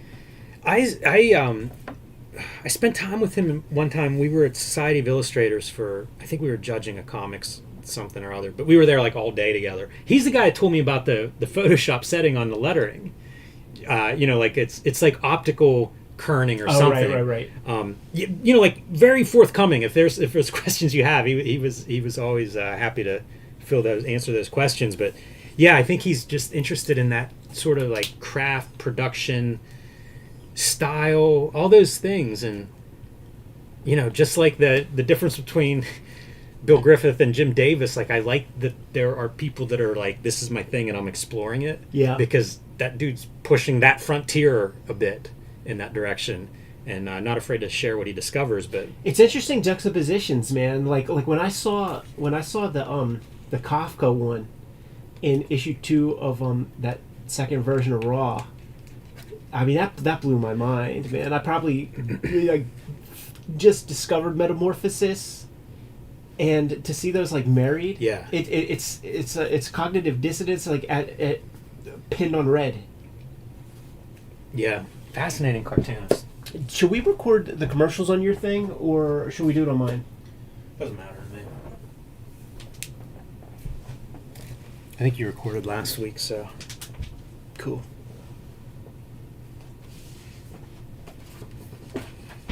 Let me grab some strips, Jimmy.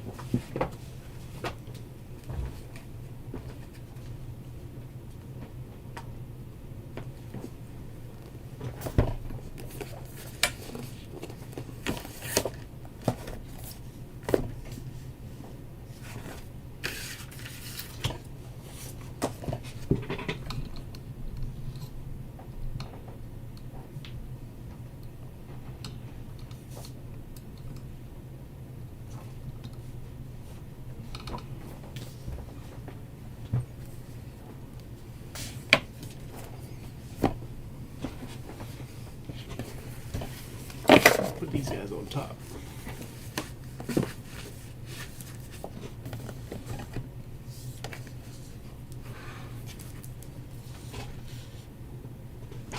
Ready if you are.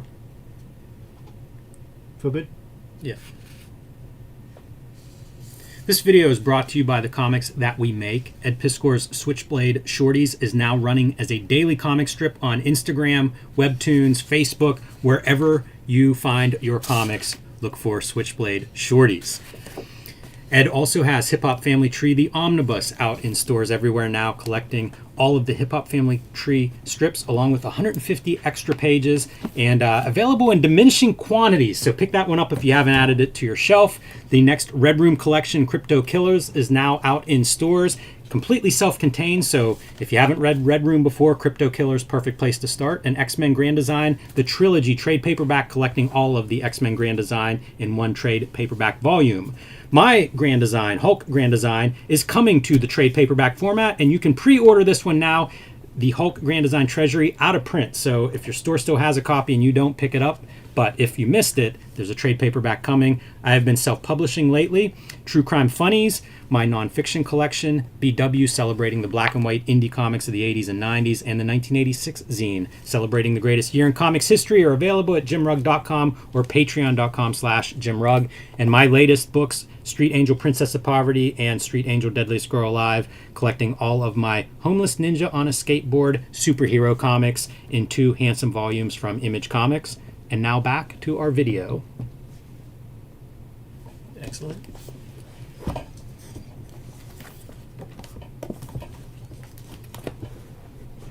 Should we record the end piece?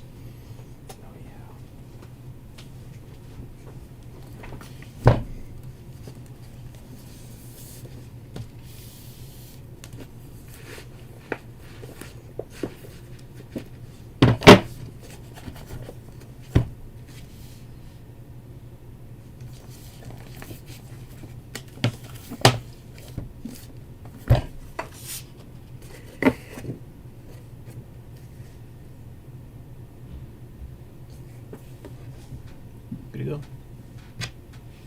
Kayfabers, like, follow, subscribe to the YouTube channel, hit the bell so that we can notify you when new videos are available, and we are en route to having 100,000 subscribers. It would mean a lot if you subscribe to the vids and get us up to that goal.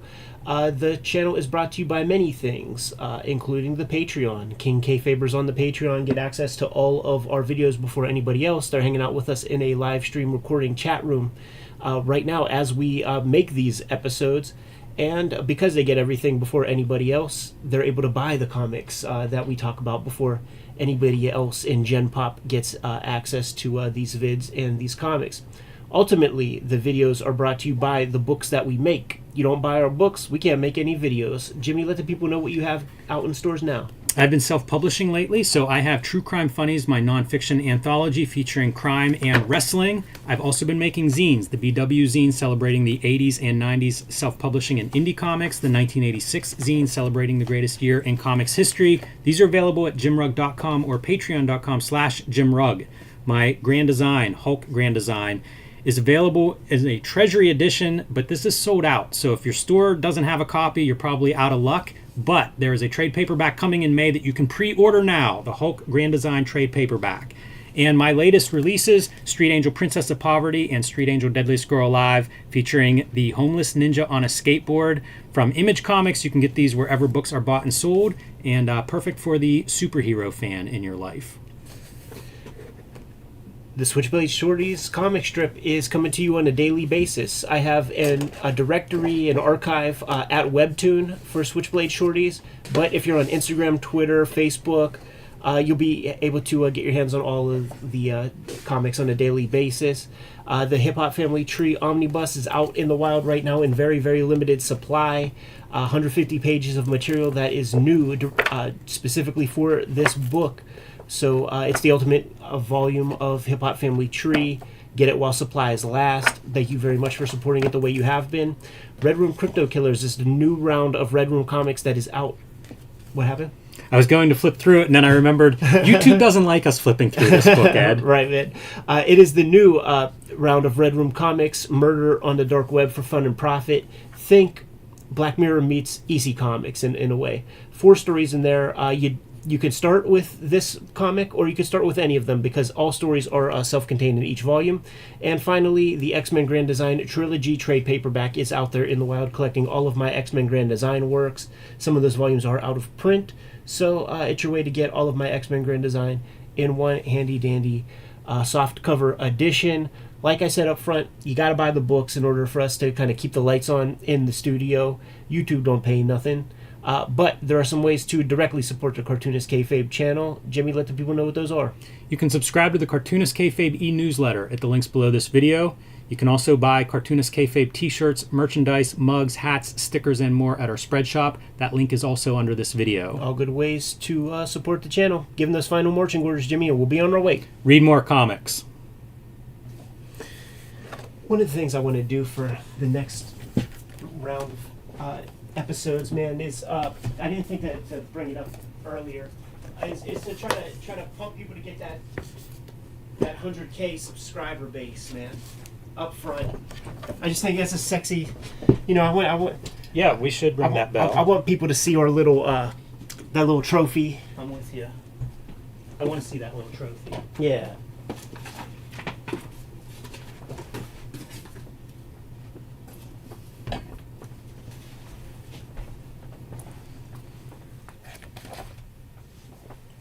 Does this need to stay plugged in? Yeah, probably.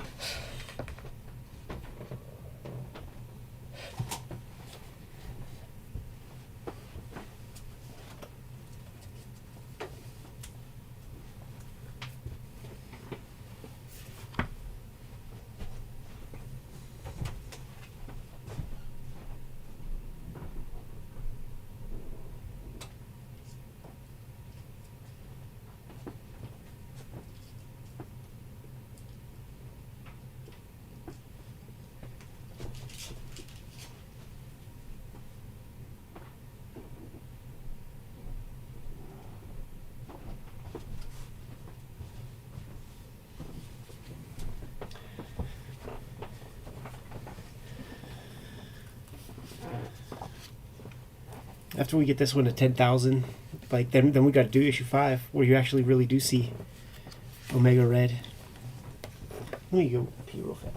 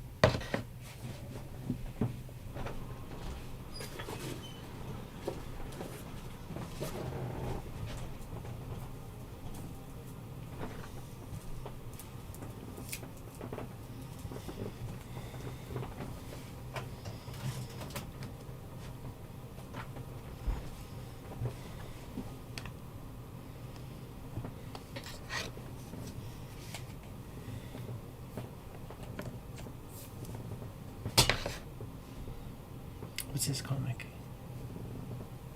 It's Yikes #1. Oh, nice. Yeah, I had it, and I pulled it out to look at it, so I figured I'd bring it. It's pretty cool for a self-published effort. Like it's 2-color inside covers. Like, Yeah, it's pretty impressive. He's good. I got a couple issues like that are like smaller size. Yeah, and I think they're 2-color on the interiors. I have some of those too, but they're in my disastrous boxes of mini comics. Sure. Do you have much harder to put hands on those? Do you have stuff like your innovation comics and now comics like in one section, or are they spread out? Everything's alphabetical except undergrounds and adult comics and romance comics. But everything else is by title. Because I was thinking like the worst publisher in comics is the video, and then we show off like some innovation comics or like now comics. Just saw a thing. I can't remember where it was at, if it was even online or in print, but it was like 5 dudes like John Byrne and some other people of that nature disavowing any connection to innovation, because I guess innovation bought out something and was selling it as if that was part of their stable of artists, and like all these artists are like, no. Yeah. I can't remember what it was in. It would have been something like a comics journal or something, probably. Yeah, I hate that shit, man.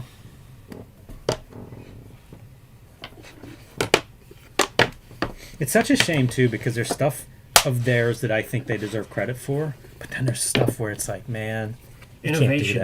I'd be so curious to know what you think those are. They printed painted comics before anybody else had any kind of quality of painted comics. Right. So I think they did some stuff there that was pretty good in a time whenever like there are some bad examples of that. That's true. But I think so. I guess color printing probably was one of their things. I think that's a direct. That's a direct result of how should I do this? Of Bill Sienkiewicz, really, and like Lynn Varley, like the popularity of that stuff. They did not make that, but they were doing painted comics before like Alex Ross really popularized it. Is that true? Yeah, oh they no, back because in the 80s and yeah, stuff. because once again it was the Bill Sienkiewicz. Yeah, it was almost like maybe they looked at Electro Assassin and went, "That's what we got to do," or "That's the future." Right. And that was the era too. Like, oh man, it's been a long time since I listened to many tech podcasts, but there's this like phenomenon of where like innovation gets stunted, so you gussy up the aesthetics, and you put the TV in the nicest wooden box that you possibly can, and that was like that era of comics where it's why does a reader have to know what Baxter paper is? You know, that's the argument that Steve Jobs makes about like, yeah, right. You don't need to know all this stuff. You need to know how it'll change your life and make the fucking world a cool place.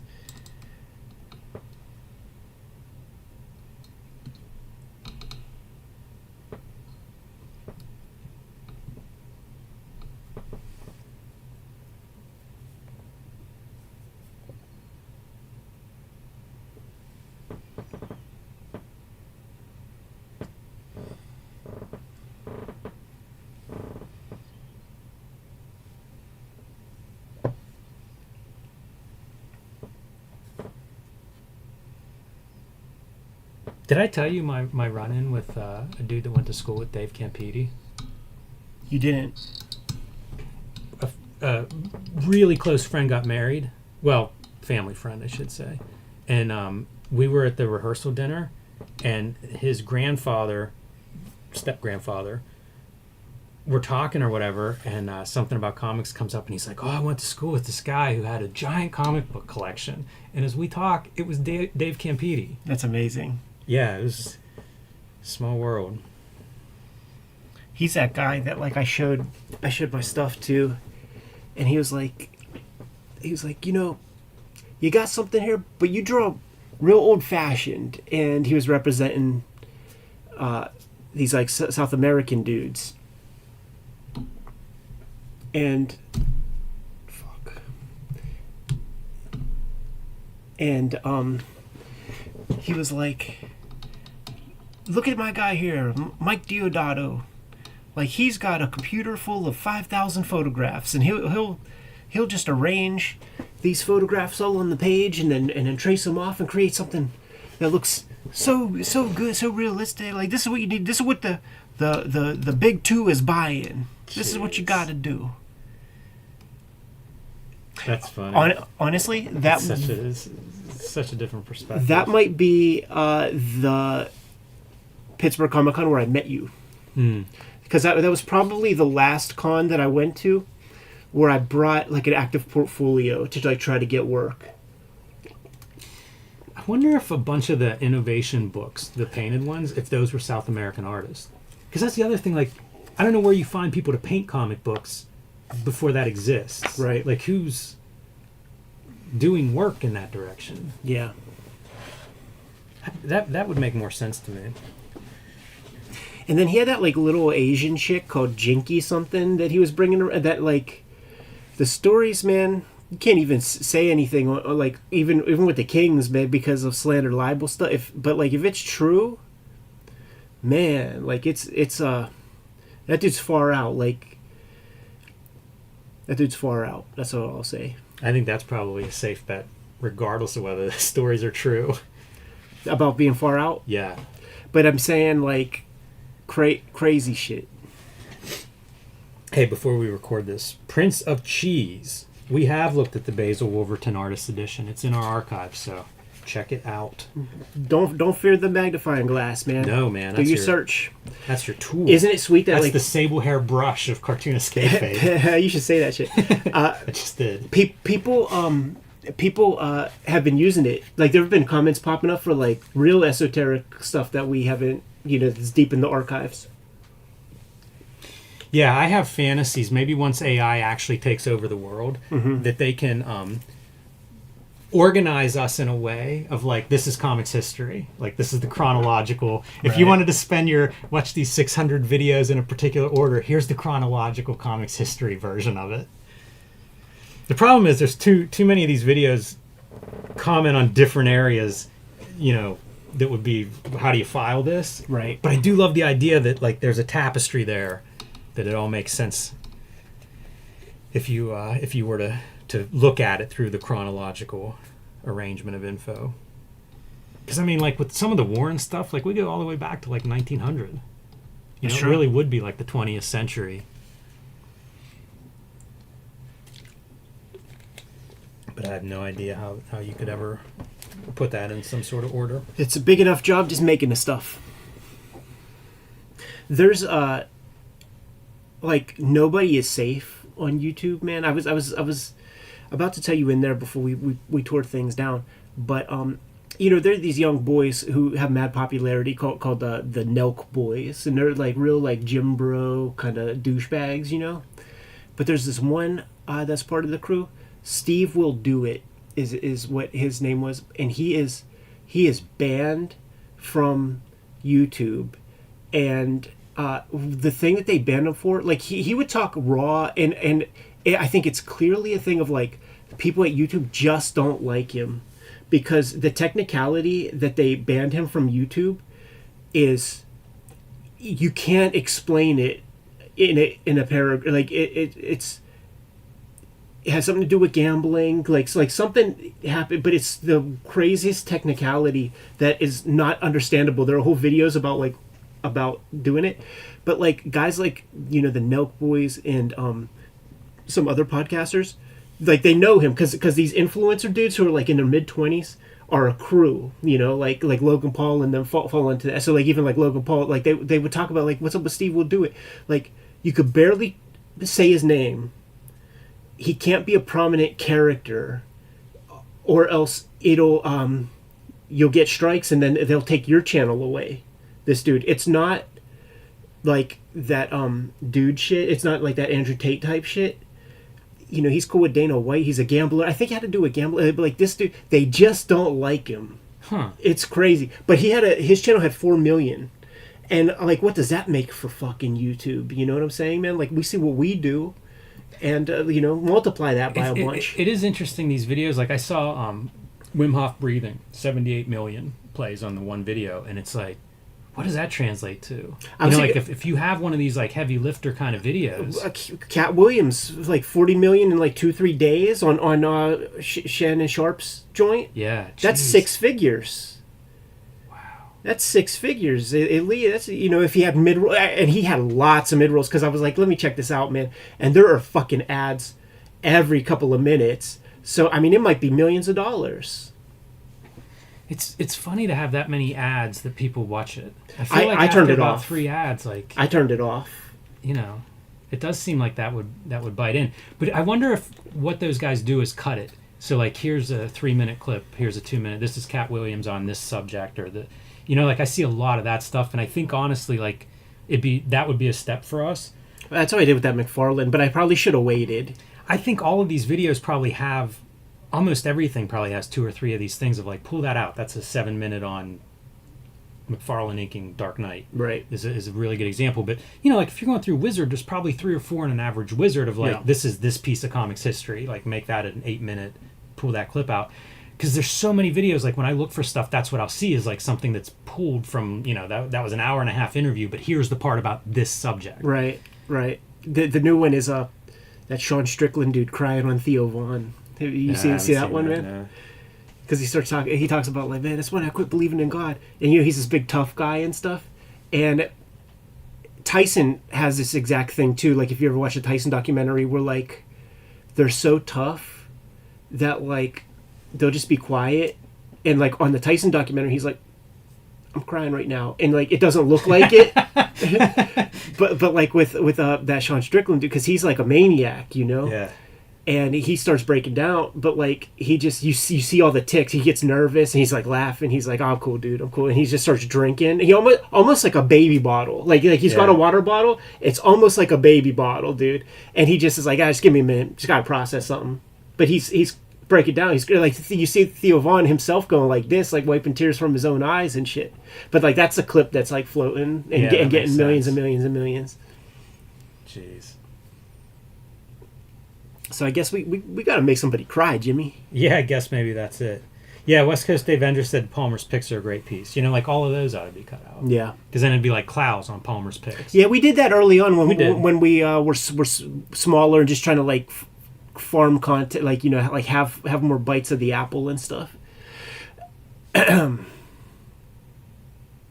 There's some good stuff in the Rob Liefeld, like the Sotheby's story about how he was like, you know, the Pat Buchanan of the Sotheby's auction to like take money out of Jim Lee's pocket, like that. Like that's a good one.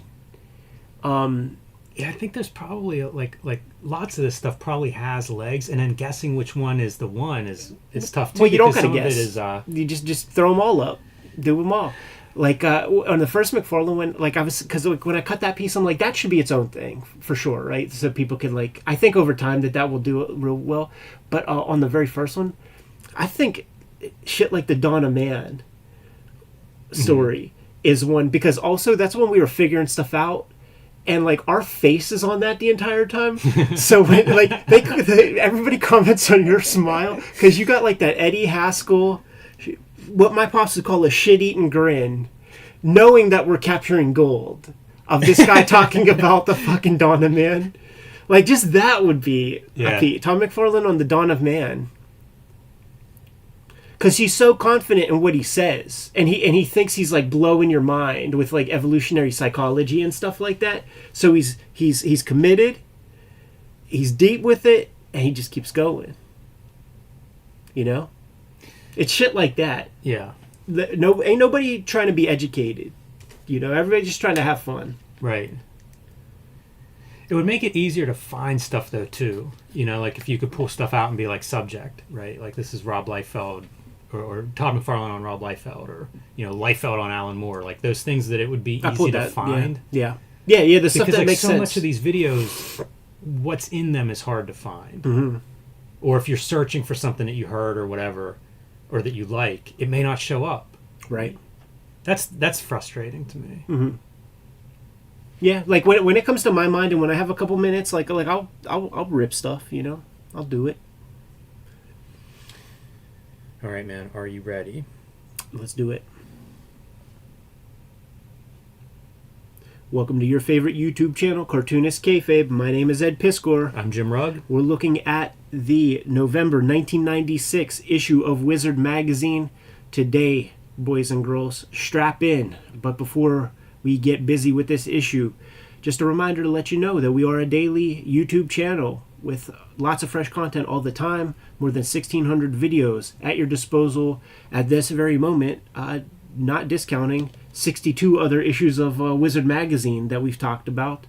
It's a robust channel, so hit the magnifying glass on the front page, search for your favorite titles. We might have talked about your favorite comics, and if we did, check out those episodes. We've noticed in the past couple of weeks, a lot of you have been.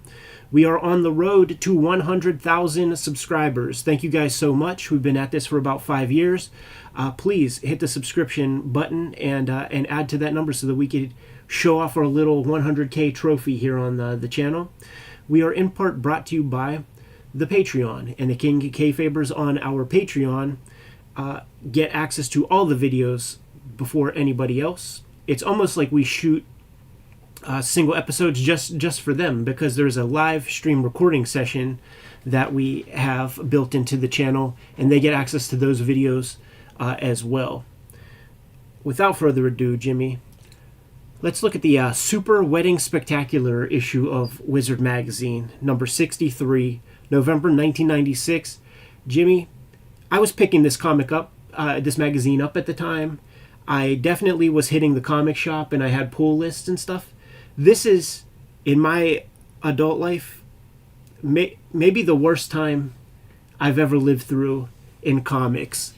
There are writers who get shine just because they don't suck as bad as these brand new kids who are coming into the game and getting some writing jobs. It's that terrible. You know what? You kind of flip by it, but I think even the ads are telling, because early on we would point out ads and it would be, Valiant and Image and Rob Liefeld would have 10 ads, and now we've got video games. Which would speak to the readership of Wizard. Like, it's a lot of people reading Wizard. This is probably in the same way that Cartoonist Kayfabe is more popular than any Marvel DC comic that comes out any week or month, with 600,000 people checking us out every 28 days. Wizard magazine is more popular than probably any comics that are coming out. Yeah, it's probably the key demo that you get to advertise in front of, the way that old comic books would have like the sea monkeys or whatever. Right.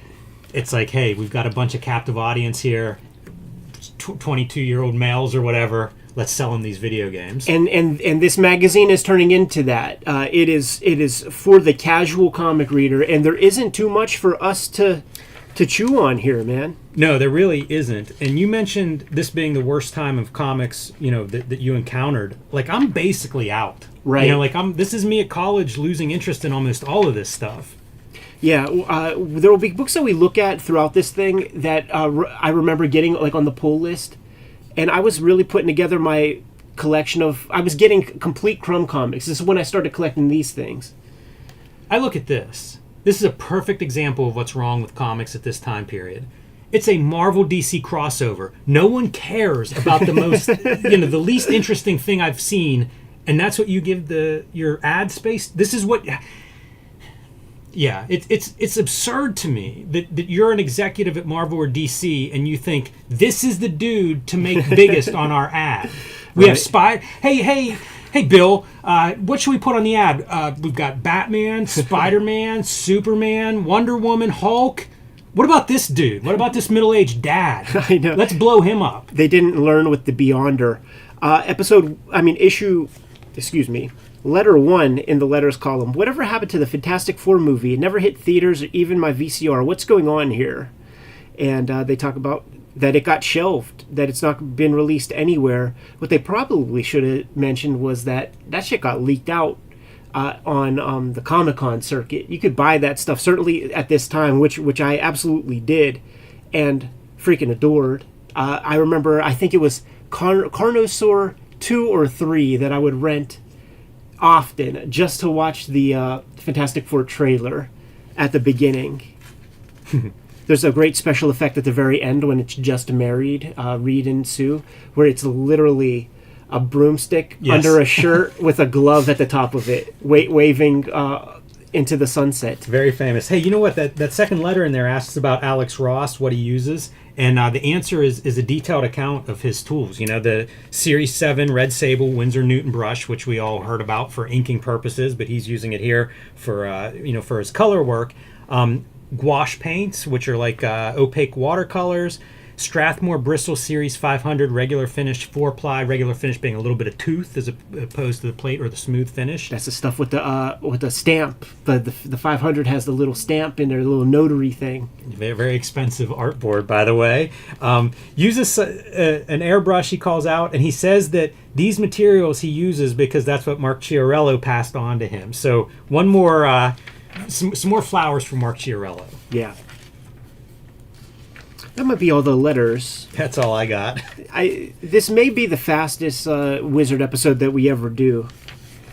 It is a bizarre transition period in every way. The tech, the stuff that's starting to go online is funny. This era of JRJR Spider-Man, whenever Sensational Spider-Man is one of the possible comics and stuff, reminds me, I had this English teacher that I had such a beef with, and we would butt heads so often that it got to the point where he was bribing me to behave myself and would come with a stack of comics on Monday and say, Ed, you just do your work, you just be cool.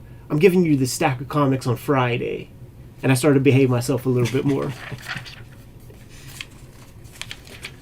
Man, when Acclaim buys the brand, right? They get some ad coverage. Hey, and speaking of, I think I've mentioned it elsewhere, the only sign, because we know Marvel's going to be bankrupt soon, and I was like, there's not a lot of info about that. It's hard to anticipate it.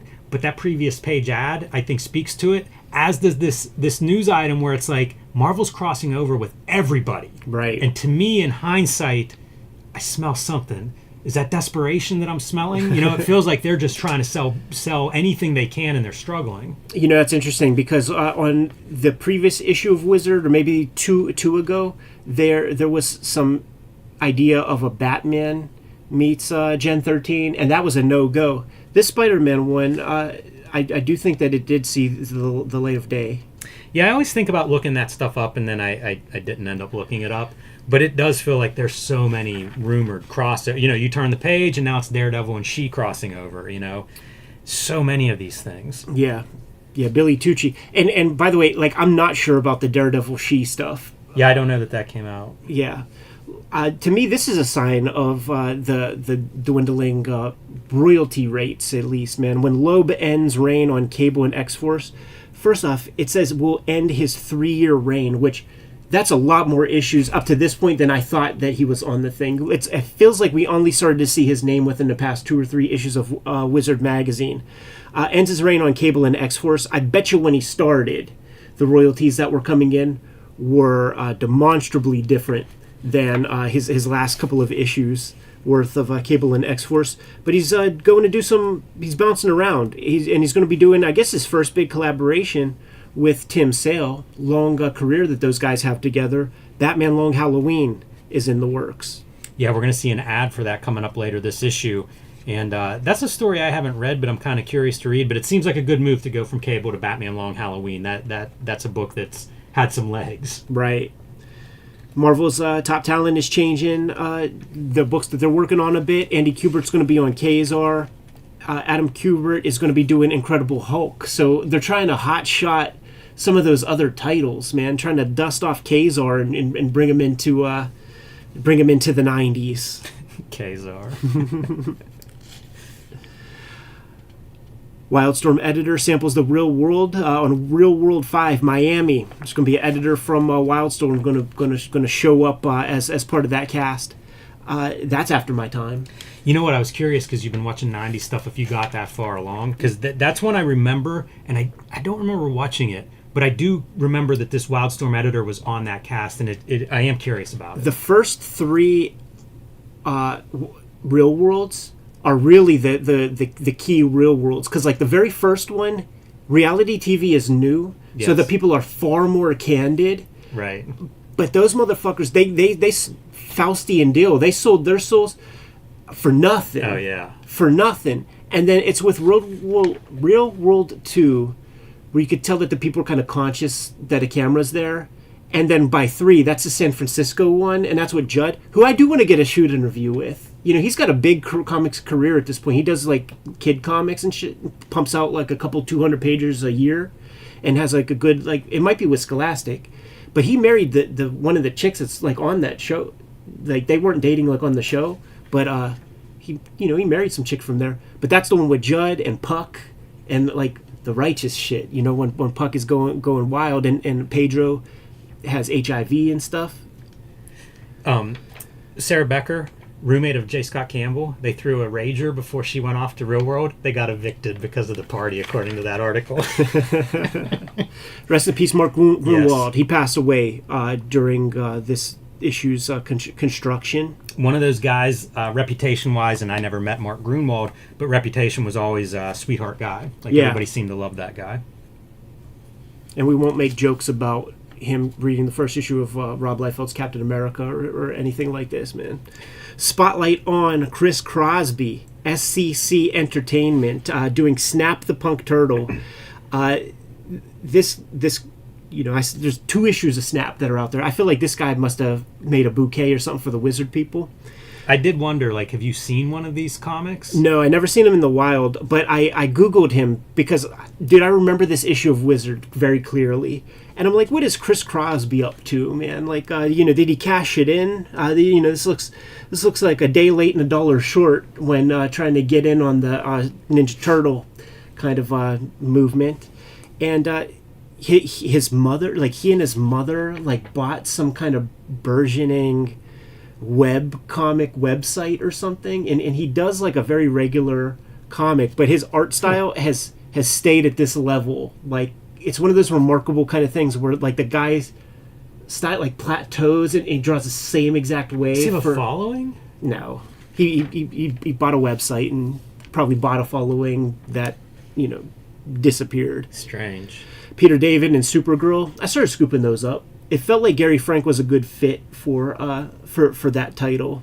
Do you remember anything? They Gen about X her a little bit. I got the first 10 issues, but I don't, and I still have them, so we could look at one of those at some point. You don't need to look at them on my account. Wizard Special Report, Lifefeld leaves Image. This is something that we were building toward, and it's been happening at a rapid pace the past couple of issues of Wizard. It seemed like there was friction a couple issues ago. Last issue, Silvestri leaves, and sort of vaguely, or not so vaguely, let you know that Rob Liefeld is the cause of that. And in hindsight, like what we know, if you watch that Image Revolution documentary, the cause of that was that Rob was trying to poach talent. Rob had a couple of hit makers on his hands with like guys like Stephen Platt, but it's not like Steve Platt could draw very many things. J. Scott Campbell fucking hits grand slams for Jim Lee, and it looks like the heir apparent to that mantle would be like a Mike Turner. So it's Rob calling over to the Top Cow Studios trying to get Mike Turner to jump to rival territory, and this is a time like Rob got money to throw around. He could probably pay Turner whatever he wants at this exact moment, but that was a bridge too far. That was one too many, man, for Silvestri.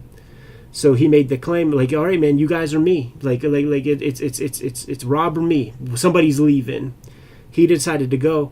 He kept his shares in Image. He was still a shareholder, so that could have been a calculated move, because we have this issue and Rob leaves Image, and it really was like, it's in that documentary as well, where foregone conclusion, you can't fire me, I quit, kind of thing. Like, to save face or whatever, Rob gets word that this is all going down, so he quits before they can oust him. Yeah, let me read some of his quotes. I'm not even sure yet why I resigned from Image. This is just very unfortunate thing and a difficult decision for me. As far as I'm aware, I'm leaving on good terms, and I hold no ill will. Image still remains very important to me, but I can't say that I wasn't pressured into this decision. So the Image shareholders approved a resolution to terminate Liefeld as a member of the board of directors. Did he keep a share?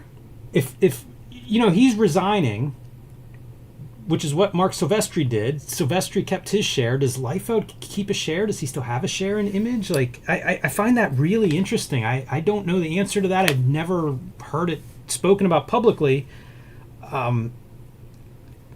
It's fascinating to me to try to understand this stuff. Image was always very opaque when it came to, like, how does this work? How is this going to work? Right. For the first, year that they were set up, it seemed like these questions didn't give any real answers as to how the company was going to function. And then you read this and it's like, wow, I'm even more unclear now at this point as to, like, what's going on and what's happening. Why resign before they kick him out? Again, I wonder, like, does that mean you keep some piece of it? I don't know. And then at the end, he said, Liefeld again, it's sad, admitted a shaken Liefeld. I believe I'll get through this. I don't know that I'd call myself a survivor, but I've been fortunate in the career I've had. This is not a cocky move. It's not something I'm trying to trumpet, but I'm going to live with the decision. This is wild because there are no real answers in this article.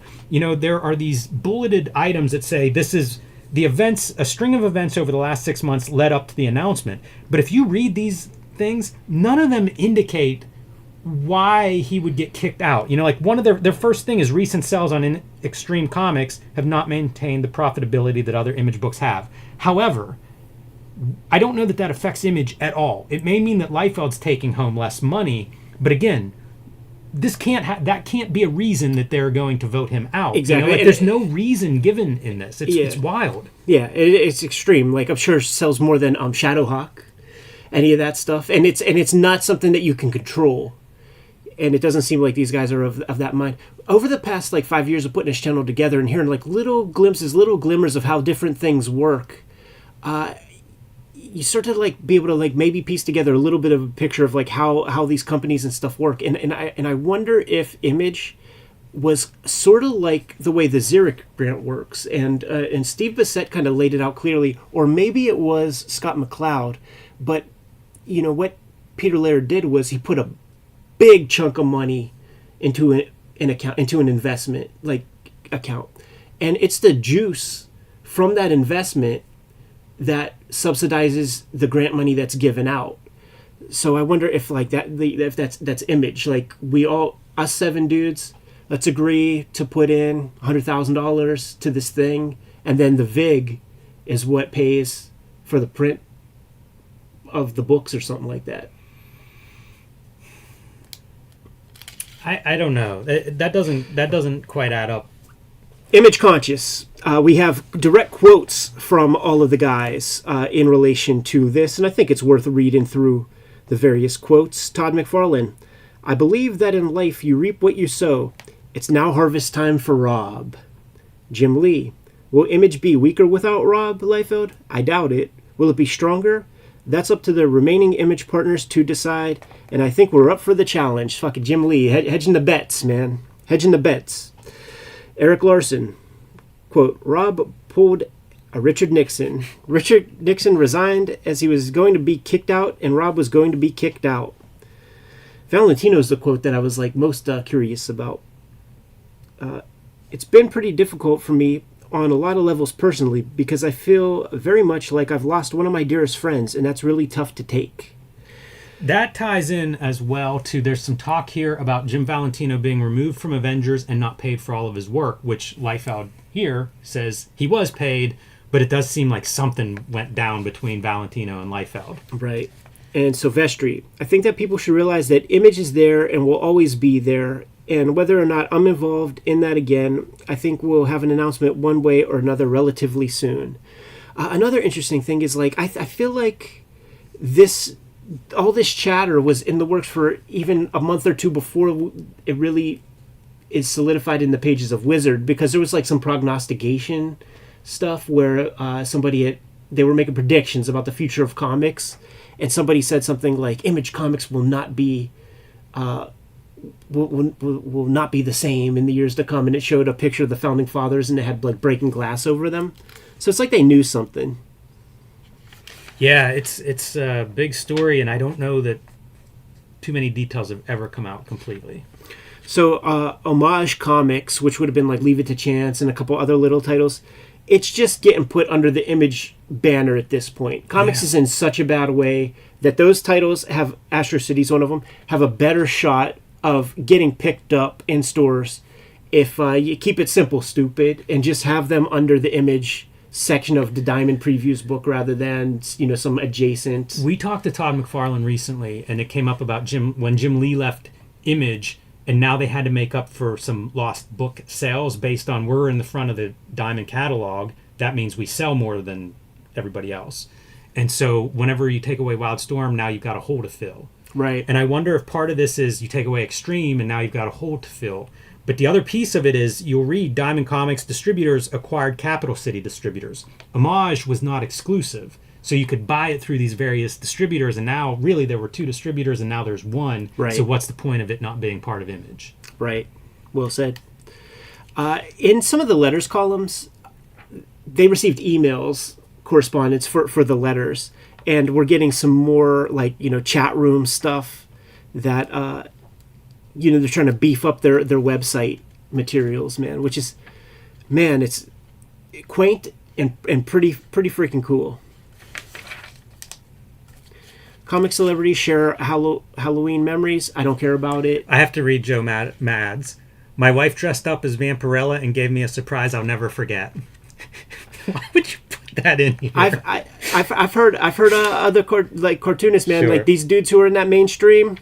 There's some fucking weird cosplay loving motherfuckers, man. I'll tell you what, the comic celebrity stories probably better than everything else in this issue. by the way. Yeah, you know, like I can't suffer fools very easily, Jimmy. Hey man, we've been crapping on Big Entertainment for a while. They're the ones that are like Neil Gaiman's Mr. Hero, those books, Yeah. that publisher. Yeah. This is what they're up to at this point. We got to be near the end of their run. But this is like painted images next to text pages is where they're at this point. And you can see, again, this is the company. So I believe we're vindicated Oh, my in thinking goodness. that this was a fly-by-night, try to just cash in on a trend My company. goodness, yeah. Because that looks like garbage. Todd McFarlane cover on a Caliber Press book. Interesting. Pretty rare to get Todd McFarlane covers outside of Image Comics, especially at this time. Wondered if he's, maybe friends with the dudes that do Demon Storm, or what the heck that is, because you don't see too many McFarlane non-image covers around then. Yeah, it's true. I always look at Fantagraphics whenever they show up, and we're at a new round of Fantagraphics Love and Rockets trade paperbacks, man, collecting the last batch of issues, which are the ones that are, in a lot of ways, are near and dear to my heart, because, like, starting with, like, issue 33, like, that's when I start scooping it up on the regular. I can't remember if it's Wig Wham Bam or Chester Square, but one of those is, like, the first Love and Rockets collection, like, that was new that I bought. Yeah, that would be. And boy, it's good. Totally. Both of those are really good. I stand by both of those books, but I can't remember which one I bought first. Man, this stuff is so burnt into my head. This Tim Sale is interesting because it's, we play that game where we isolate Yep. stuff, and I don't know that I would say that was Tim Sale. I don't know that I would have guessed Tim Sale. There's a lot of fine lines on there that I don't associate with his style. Right. It's a great ad. Yeah. Like, think back to the All Access ad I was just yelling about. This is a wonderful ad. I think that looks great. Batman's clear. The art looks good. The bat in the jack-o'-lantern's pretty cool. I'm on board. Yeah, man. So stuff like that, like this Oink, man, I wish this comic looked just like that on the interiors. Dude, it does. I have a bunch of these, and it's I don't pretty have close this to one. that. I have about 6 or 7 of them. It's super weird. It's kitchen sink. I don't know if that may be a European import or something like that, because it just feels unlike anything else. When you see an image like this and it's under a kitchen sink, you have to think that it's a Kevin Eastman Tundra kitchen sink. You're comic. 100% right. I don't know why I never put that together, but it does look like a Tundra book. Right. Yeah. Yeah. See, I guess I saw some later ones, man, because, man, I always wanted to read. If this is what it looks like, I want to read that comic. They're pretty strong. I'm happy with those. I might have to have you pull those. Let me borrow them, Jimmy. Yeah. Because that's some stuff I've been wanting to check out. Damage Control. I perused it. They're trying to make sense of, like, the other Marvel comics. Hey, if you start, I don't know if you notice who writes everything, but Matthew Brady writes just about every article in this issue. That's the Newsarama guy. Like, that's the guy who was going to found Newsarama.com. I see. But he's all over this issue. Yeah, all the articles I didn't read. That's right. Just read the bylines. I do like this piece of art, though. It's really cool. The problem is that's not what it's going to look like when it's printed. Yeah, right. More video games ads. The PlayStation is out in full effect. Sabretooth Mystique. No, that's not Frank Turan. No, but I like that art. It makes me curious if the inside of that book looks like that. Right. Because I think that art's really cool looking. Wedding of the Century. There's that Lois and Clark TV show that's on Channel 4. And if you can't be with the one you love the one you're with. I fucked with that, man. See what Dean Cain and who was that? Terry Hatcher. Terry Hatcher, man. See what they were up to. It was all right. It's so funny. Like, this article made me think of, are Superman and Lois still married? I have no idea. And then I was like, what is that? I have no idea what a Superman comic is today. No, yeah, like, I'm sure. The last time that crossed my path, I don't remember. It might have been when Jim Lee did a 12-issue run a decade ago or something like that. Like, I have no idea. Is anybody reading Superman? Is it still, like, weekly? The way they hotshotted stuff back then, it's like a wedding. Like, a wedding will do it. I'm guessing now Superman got to be gay. He got to have a boyfriend now, right? Because that's how they hotshot stuff these days. Little Rascals, combining mutants and adolescents with a dash of humor and quirkiness. Marvel's Gen X is in a niche by itself. They get some some Chris Bachalo quotes in here. It's kind of worth it for that. You get to hear his ideas about these characters, but that's all. He's very invested in this book. It's pretty interesting, because there's a little break. And I didn't realize it. The break was so he could illustrate the Second Death miniseries. But man, he seems into this book, and I feel like this is probably one of the standouts from this time period. He put in mad work for sure. put in mad work. It's fun seeing how, because like the way he did Jubilee was a revelation compared to what everybody else was doing, which was just Carrie Kelly, Dark Knight Returns character. He also has a style that's his own. In a time when so much stuff was derivative of like the Image blockbusters from 5 years before this, his stuff was unique. It's true, but like Buckingham was really glossing him up and like pulling him closer to that direction than when he's playing with himself. Pause. We should probably put that Ghost Rider 2099. Do you have that issue 1? I think so. I have several of those. Yeah. I don't have issue 1. I'd look at that. We've looked at a couple of the 2099s now, so I'd be down to look at Ghost Rider. Yeah. All right, man. Witchful Thinking, Mark Shapiro. Witchblade mixes the occult with NYPD Blue. I think there's some vague allusions to the TV show that will be coming out. There's a writer, Christina Z. I do wonder if it's a real person. I do too. I think it's total kayfabe. It could be. I think it's just another guy, and it's a way to sell it to try to get more chick readers. Like that's a move, man. That we've seen a couple of times. Yeah, I have no idea. At this point, you'd think that would be exposed, or she would be known. And she might be known. I just don't know. Yeah, she might be writing that Superman comic that we were just talking about. She might be all over YouTube, for all I know. Witchblade's amazing. I was thinking of like who the breakout comics are from Image, and like Gen 13, for example, became like one of the breakout hits. I feel like Witchblade is right up there, with one of those comics where it's like it's got to be the biggest out of the Silvestri universe. Yeah, I think so. Yeah, I mean, when you have a TNT TV show and it's 30 channels on the tubes, like that ain't nothing. I was looking at this and I can't remember which comic it would be that. You know what? Of course I remember. It was Preacher, but there would be previews, and this is one of the previews in one of the issues of Preacher. First look, Gen 13 bootleg is on the horizon. We did a video about using the Adam Warren Gen 13 bootleg triplicate worth of issues, I believe. Right, Jimmy? A trilogy of issues. And yes. What this is different creator. I feel like every comic should be this, where you get a cool set of creators to make their ultimate comic about X character, right? So like you start off with Alan Davis and Mark Farmer to do their bootleg. We just recorded a video where Adam Hughes did a Gen 13 story, but that was relegated to like a mini series. This is one way to keep it all under one umbrella. I have pulled and ready to go the Walt Simonson bootleg with Louise. I've been wanting to do that thing for like 2 years at this point. There's one that Kevin Nolan does finishes on, which is pretty much a Kevin Nolan art comic, so that's kind of cool. And they have this is Tom Coker, who has gone through a lot of stylistic iterations. I liked his stuff at this time period, like this version of him. I don't think I have that issue. Did he do the Max? He did the Gen Max 13 Cross. Yeah. So it would have been around this time too, and I like that style. Hard blacks and lines and everything. It makes sense to me.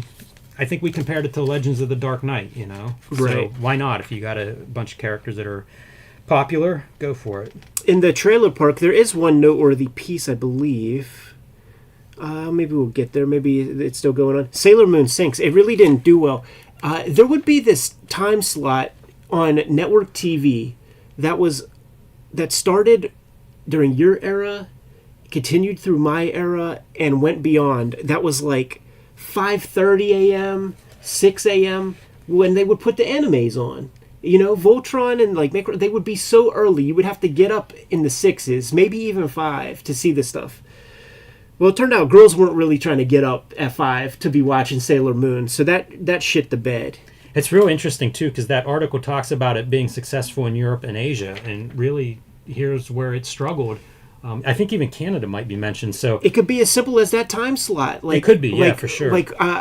I would be stoked to get up early to watch, some real goofy stuff, man. I forget, I forget with some of that. Even Power Rangers was an early one when they would do the morning run. Whenever I was in second grade, I want to say, was Voltron for me. Yeah. And I would watch it and eat cereal. So it was on 7-ish, between 6:30 and 7:30 probably. Yeah. I'd watch it before school is how I remember that one, but... Okay, this is the piece, man. Kevin Smith, director of Mallrats, has been asked to rewrite the next live-action Superman film. That would kind of revolve around the death of Superman. And there's a whole documentary that you could check out called The Death of Superman Lives. This is the Nicolas Cage Superman. This is the I think his name is John Peters. Like, Kevin Smith does this whole bit on stage where he talks about this guy, like this John Peters guy. He was Barbara Streisand's hairdresser, and then somehow got an inheritance or something and became a movie producer. And he goes to Kevin Smith and is like, all right, man, you're the guy. Like, we got the property. Like, we're going to be making a Superman movie. Here's what I don't want to see. I don't want to see this fucking guy flying around. We haven't figured that out yet, man. And he said, it looks, and then he goes, the other thing I don't want to see, I want to see that suit. Looks too gay, he says, man. and then he goes, in the third act, I want to see Spider-Man fighting a giant spider. I mean, I want to see Superman fighting a giant spider. Like, I have this vision in my mind the first time I saw King Kong when he's on Monster Island, and we need a moment like that. And of course, this whole thing just completely shits the bed. It's an indicator of like all those. Wait, that's not how all the great movies are made. Of all those superhero flicks from the '90s that really kind of powdered out. There was a former hairdresser that was pulling the purse strings and stuff. But the sort of the end piece to that is that on the stage thing that Kevin Smith does is years later, I go to see this movie. And produced by John Peters, and it's fucking Will Smith's Wild Wild West with the big metal spider. So he got it. He got his spider into a movie, man. That's hilarious. Hey, everybody who gets mad at all the remakes and stuff that come out there, it could always be worse. This is a Flash Gordon remake. I remember that. The skateboard's not there, but I guess it's supposed to be. I remember that.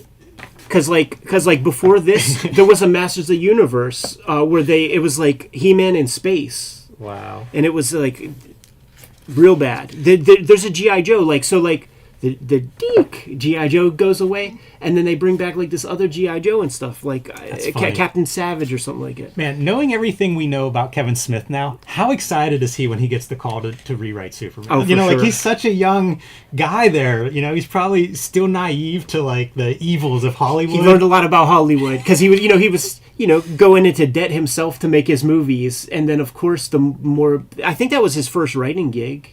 It's his first like work for hire stuff. It's funny because it looks like it's already gone down. Yeah, it does. It should be him smiling at the beginning of the process. So much potential. Casting calls. We don't give fucks about this. Except bullshit. for this one. That looks right, doesn't it? Jody and they Hulk all Hogan. look right. Like, look, Yeah. Arlie Emery as Sergeant Root. Like, of course, man. They do a good job of finding the right photos for these, which not everybody does. Grant Morrison article. This is a good piece, man, because you take it for granted now with 2024 glasses on, with the Grant Morrison that has probably written more Batman comics than anybody, but he was not known as a superhero writer whatsoever. He's the Vertigo guy, and he's going to be helming a couple of superhero books in DC proper, JLA, and Aztec with a K, I believe. And the first order of business is we got to get the core crew back together. Like, we did that Death of Superman comic, and there were some real goofball-looking JLA members that hold a gun to my head. I couldn't tell you what their names are.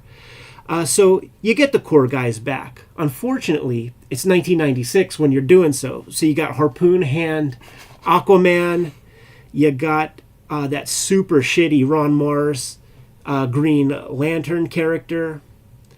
You got mullet-headed Superman. Not a good look. That Green Lantern mask is the Shane Helms? The Hurricane, the wrestler? That's the mask. Yeah, so that's the legacy of that toilet bowl. He beat The Rock in that gimmick. Good for him, man.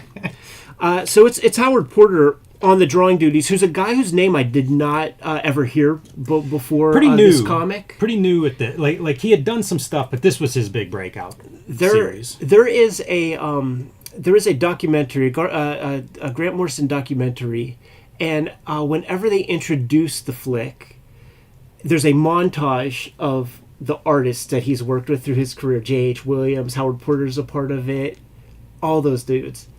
And they're all basically just talk about how tough it is to draw a Grant Morrison script, and Howard Porter was a part of that. But I think he probably got the better end of that stick compared to like a Richard Case, who has to draw Dadaism into one issue and then whatever else the next. This is a pretty straight up comic, and it's a blind spot to me. This issue to me is an indicator of where little Eddie P's head is at this point. And I have been run through the ringer by DC and Marvel. Preacher's the only book on my pull list on a really regular basis. It's the last monthly book that I was fucking with, and I was not given support to any of these other superhero comics. It's kind of fun to see Grant Morrison talk about superhero comics. Yes. Like he singles out Mark Waid's Flash stories and Kurt Busiek's Astro City, and he's pretty critical of that post-Dark Knight darkness.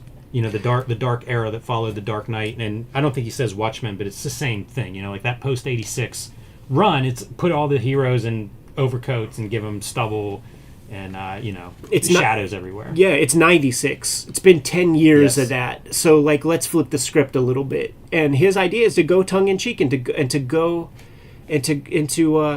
indulge in the comic bookiness of it. And, his Batman run really does that. I read that over the summer. And I think it's probably the best you can do on a monthly comic. It ain't quite my deal, but it's got to be hard to turn out a story every 4 weeks. He was on this JLA for a long time, probably 4 years, 5 years.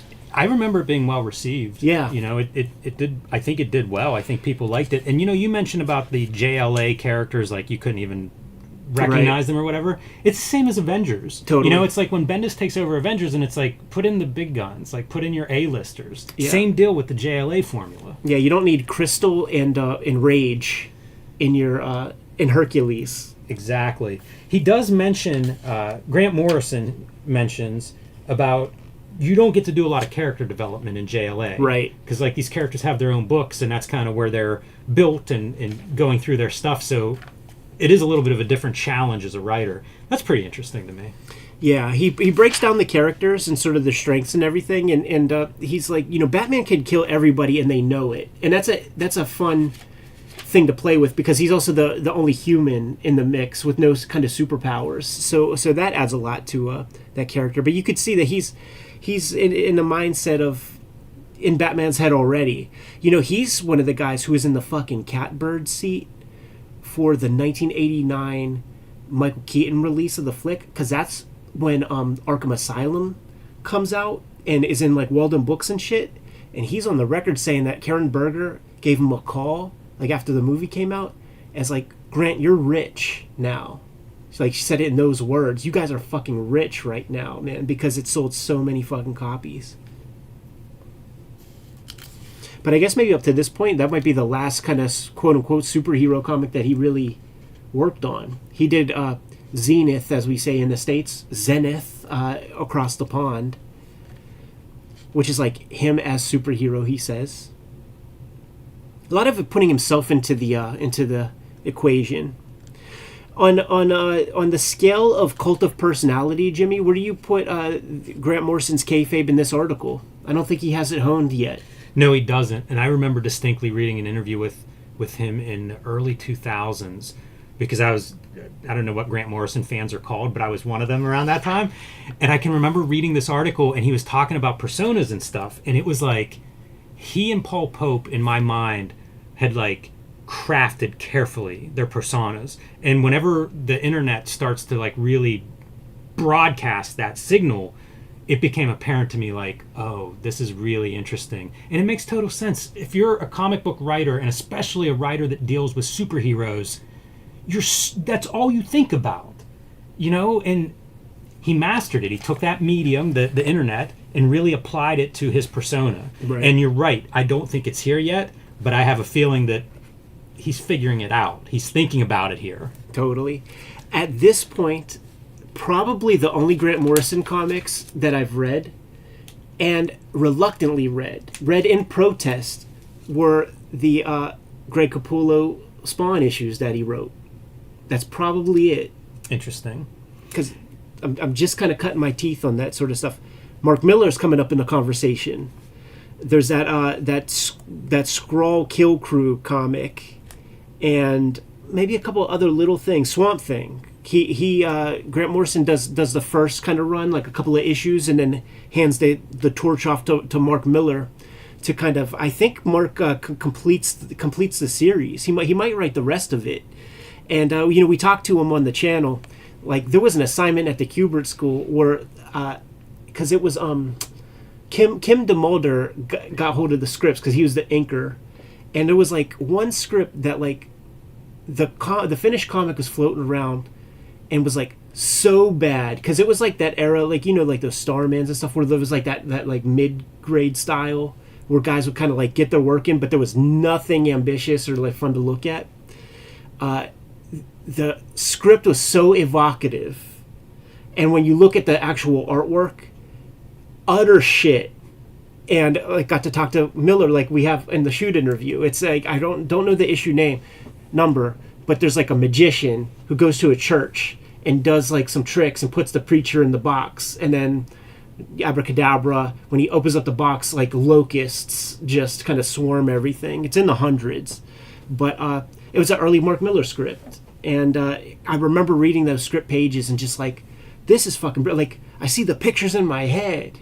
It just, for whoever drew it, man, whoever penciled it, because like Kim DeMulder's the guy who was working at the school who like brought it, who was like, look at this fucking bullshit, I gotta ink or whatever. That's amazing that he would talk that way, to a bunch of impressionable young. Well, he was not my teacher. He was not my teacher, and I did not hear him say that, but it became a staple of Kubert School assignments of like, look at how shit this art is, and look at how good this script is. By the way, imagine you're the guy who drew it poorly, because you'd have to hear about this. If it's being taught at the Kubert School. He's probably hearing about it now. Hey, one more note. You asked about the persona, and this answer is pretty good because Morrison talks about reinventing himself all the time, and kind of runs through the stuff that he's interested in. A lot of this stuff. What does not come up is magic. And I think that's the ingredient that I think he gets a grasp of that, and then you filter it through the machine, and it's like you can really put out whatever reality you want. And that's when he becomes the master of the persona thing in my estimation. Right. And there it is, dude. This 10-year anniversary threw me off. I saw this and I'm like, The Dark Knight Strikes Again. Wait, what time frame is this? Yeah. But it's not. It's a reissue of the Dark Knight Returns. This piece was so cool to see though, because it's Frank Miller using his Sin City style on Batman, and that was something when I discovered Sin City. Like, yeah, what would that look like? Well, there it is, man. Question answered. Witchblade contest. We want your address information. We have the Halloween costume stuff. Priceless, this thing. Down to the quote, because like you get the joke, man. There's that part where what's his name? Timothy Roth. Yeah. When he's the policeman and he's talking to the other cops, and he's like, the big guy. You like picture, the Thing from Fantastic Four. He looked like the Thing, and it's a quote from Lawrence Turney. Amazing. From Reservoir. Like, that's deep nerd shit. Everything's about poop and like farts and stuff like that. Yeah. And fat. Like imagine like, you're in good faith, right? You're so stoked on your cosplay, and you're sending it to Wizard Magazine, and you're Gambit on the back of your mom's deck with your dirty teenage mustache, and the quote they put is Ultra Simflas Monami. Never heard of it. Why? That's messed up, man. It is, because you're so excited for this issue to come out, and then that's what's in there. Yeah, you're an embarrassment.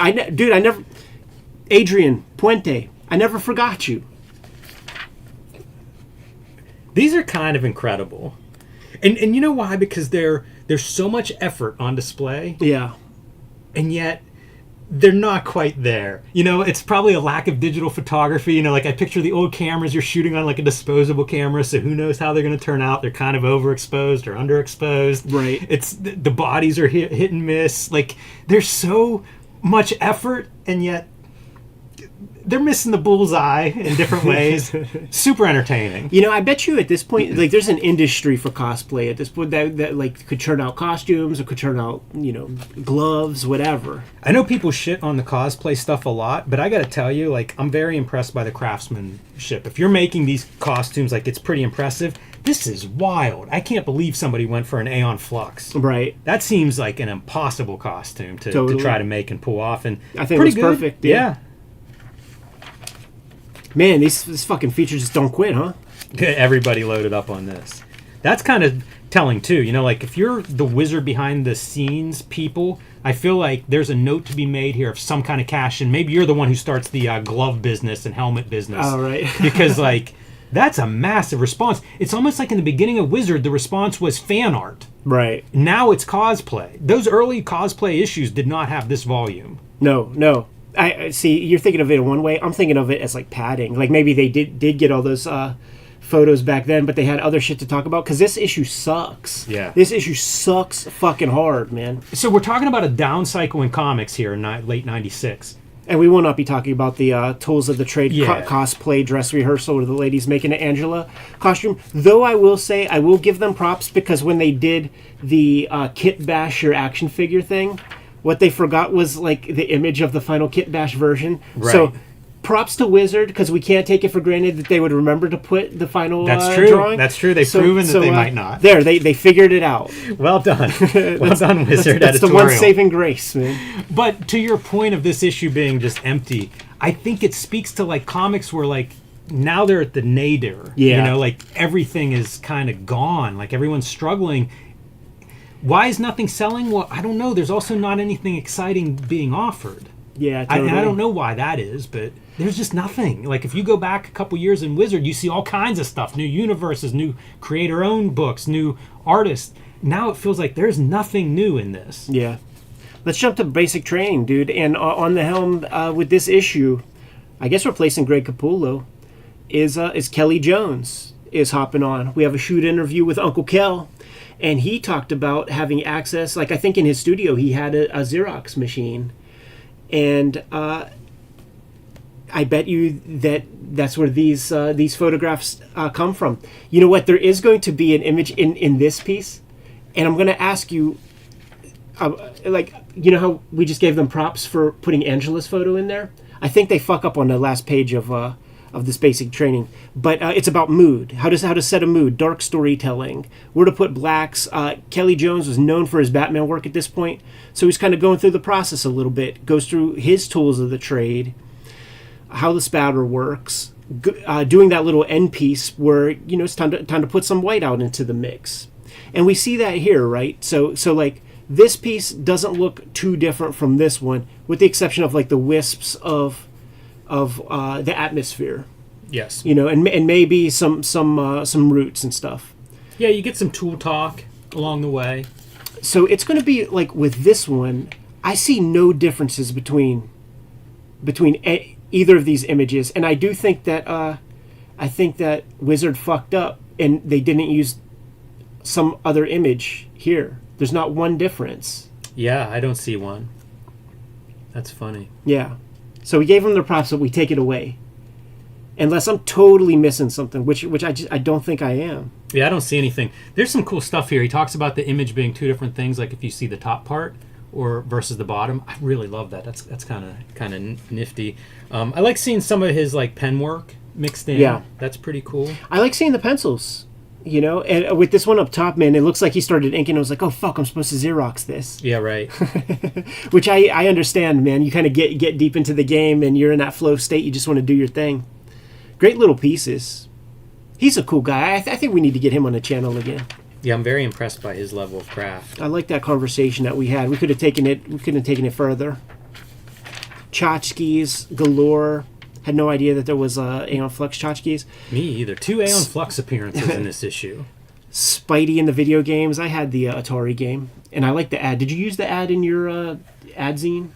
I did a Spider-Man video game ad. It must have been Atari. It's so funny because it's all art. Right. It's like no video game screen of that. Like, right. I don't know, is that 1 bit? Whatever Atari was. There was no way to get captured easily back then. Cards, toys. This is Cartoonist Kayfabe. And notice that Cartoonist Kayfabe is not comic book Kayfabe, so this ain't for the casual fans, man. You gotta go to them other kind of hacky YouTubes for that shit. Kit Bash toys and stuff. And then we got picks from the Wizard's Hat, and it is that dismal era of comics where like they were really trumpeting this this Daredevil run by Carl Kessel and Kerry Nord. I don't know it, but from all accounts, they were trying to take it away from that Frank Miller place. I am curious about it just because I kind of like lived through it and passed it adjacently. So it's like, does it hold up? You know, like whenever I hear Grant Morrison in that interview say that, you know, Mark Waid's Flash, like I know he was on Flash for a while. Maybe I got to check an issue or two of that out and then just educate myself a little bit. Yeah, you could probably sell me on Flash more than the Daredevil stuff. Sure. I actually am curious about that DD, man, because like if it's not the Frank Miller tone, like how do you get it to work? I did give Green Lantern a shot, man, and that writing, like shouts to Darryl Banks for trying to make hay out of something, but pretty bad comics. Black Lamb, that's Tim Truman with what's that line called? Helix. Yeah, the science fiction. DC science fiction line. There's some good stuff in here, man. I think there's that where's that Untold Tales of Spider-Man annual is coming out. That's the Mike Allred one. We did a video on that. Fantastic comic. Got Joe Sinnott to ink it. Man, I bet you he was stoked to have Joe Sinnott ink. And I don't think he ever worked with an inker up to that point. And so when you hear that, like, Joe Sinnott's the guy who's going to do it, you're probably like, yeah, man, I want to see what that looks like. We have the story of You Know Who, man, the Preacher special, which is the Arseface comic. We have a video about that. Stray Bullets 11, that's right when there's a spell where I quit going to the comic shop for a while, man, and that was the last issue that I was able to pick up off the rack. That's the good one, man. There's the Orson, they're at the trailer park. There's, I guess, little Virginia Applejack is like popping her head in through the floor of the trailer. There's the blonde girl and there's the brunette girl. They stole a bunch of coke from the main bad guy, and they're trying to like live their life in domesticity, but like they're too whacked out for the neighborhood, man. I reread this when you were in Japan most recently. I was reading a bunch of crime comics. I still think it's fantastic. Oh, yeah. It's fun to read. It's really inventive whenever you look at Stray Bullets and think of like where you're at by issue 11 compared to issue 1. And it's pretty entertaining in that trailer park. Like, man, Dave Lapham is very good at Stray Bullets. I do think that this is like where it starts to take a turn where the earlier issues, one and dones, like we're introducing a concept, we're doing a comic, we're doing a story, a complete story, it's done. And Orson and the girl, like they were introduced earlier, and you just take, okay, that's a complete comic. He like fell in love with those characters, and then it becomes about them for a while. Yeah. I think it's too hard to have a regular series and come up with whole characters out of whole cloth every time. Right. You know, he would have the characters kind of like bounce back and forth and show up in other people's stuff, but when it comes to crime and stuff, usually if it's not money, it's passion, you know, crimes of passion, like that gets old. Like just kind of pick one and go with it for a while. It's one of the interesting things with this story because like they're supposed to be lying low, right? They're in the middle of nowhere, and it's driving the one girl out of her mind. Yeah, because there's just no action anywhere. Yeah, good stuff. I would like to do the next little round of Stray Bullets here on the channel at some point. Yes, yeah, that's what I pulled. I think we did. Did we do the first hardcover? 7. Yeah, yeah. Okay, so I pulled the second hardcover is what I was reading where those are at. And it's pretty interesting. It's certainly enjoyable to read. There it is, that Untold Tales of Spider-Man. The gore picks, man. These are like horror comics. You got Batman Long Halloween, 1 of 13, a big series. Yes. Yeah, I ignored that. I didn't read that when it came out. Yeah, for me it was probably a combination of Batman not really interested and then 13 issues. Right. Man, that's a commitment. But you know, considering how that book has aged, and I feel like it's still held in high esteem, so it makes me curious. At some point I will probably read that. Yeah, it's their tandem, you know, like it's the first of a big set of books that those guys made together, Yeah. Jeff Loeb and Tim Sale. So they definitely, you know, they had a relationship. They dug the collaboration. And I have some of the other stuff. I have the Hulk one. I have the Daredevil one. I got it for Tim Sale's art. Right. I ain't gonna lie, man. That's Jeff Loeb dude's writing is Don't got to get into that, I guess, man. Don't got to be cutting promos all day. Scene. Manga scene. This is cool. We looked at this is the follow-up to Manga, Right. the Frederick Schopp book, and pretty cool. It's a more in-depth look. He's taking several manga series and basically writing about them. Manga is one of the great books about comics, as far as I'm concerned. Absolutely. So after we read that, I ended up picking this up, and I'd recommend it too. It's a great read. Yeah, totally, man. I love when they get into the numbers, right? And they're talking about, like, Dojinshi Convention. It's 8 times the size of San Diego Comic-Con.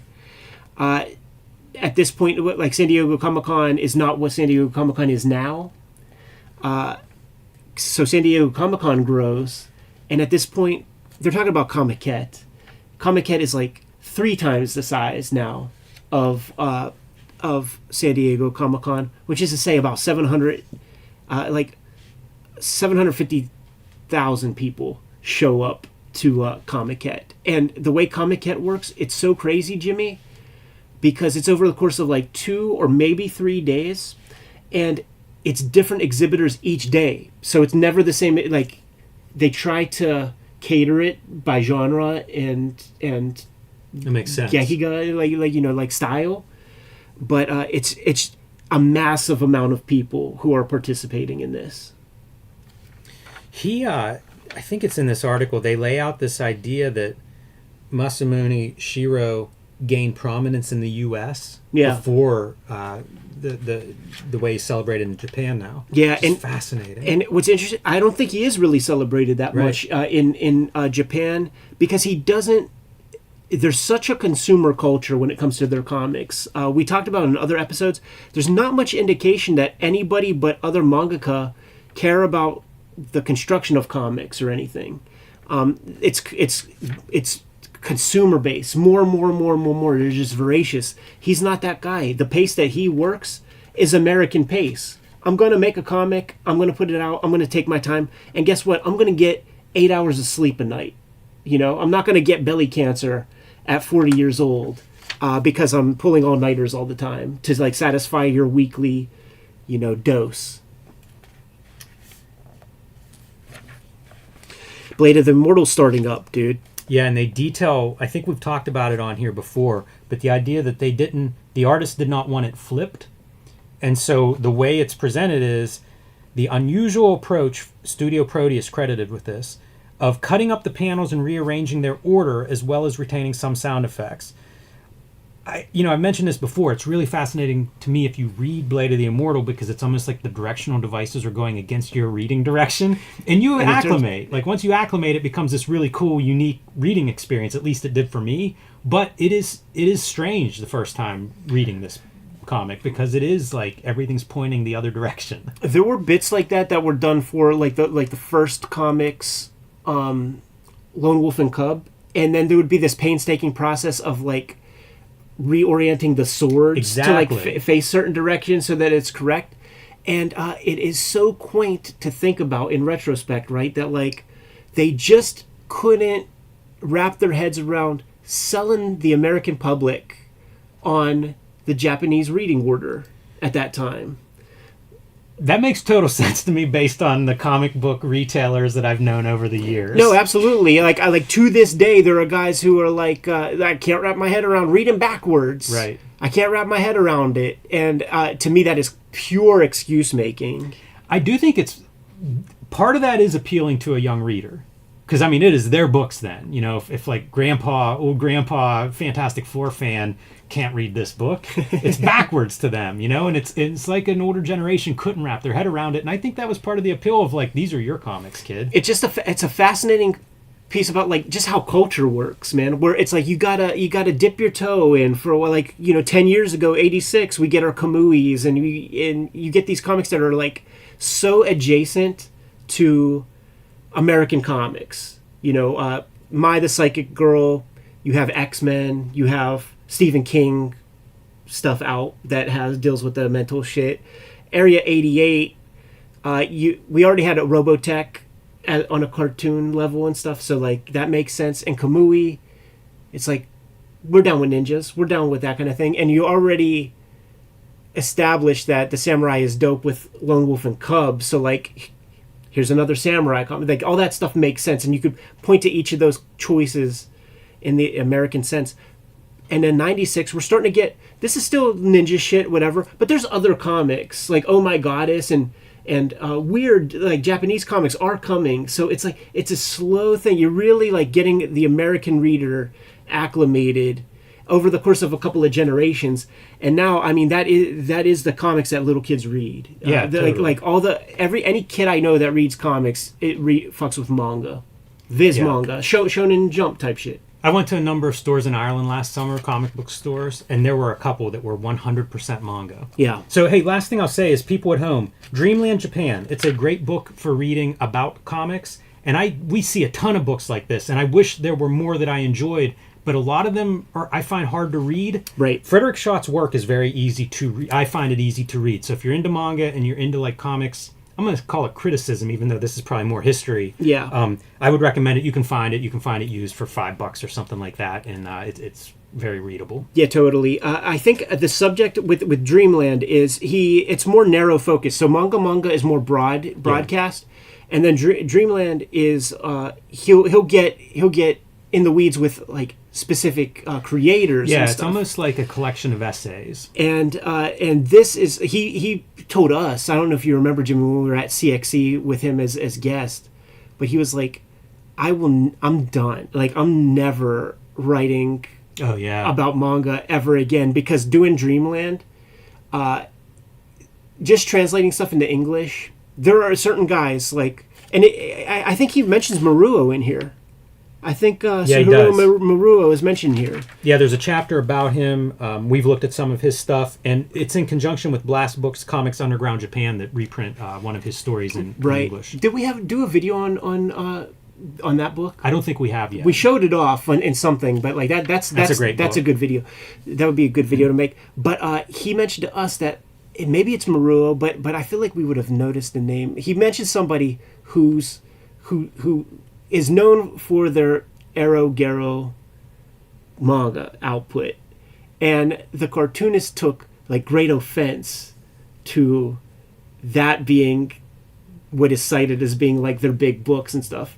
And the way Schott sold it to us was like, but that was but one story. Like everybody had something to say, and he was like, it was just impossible to navigate.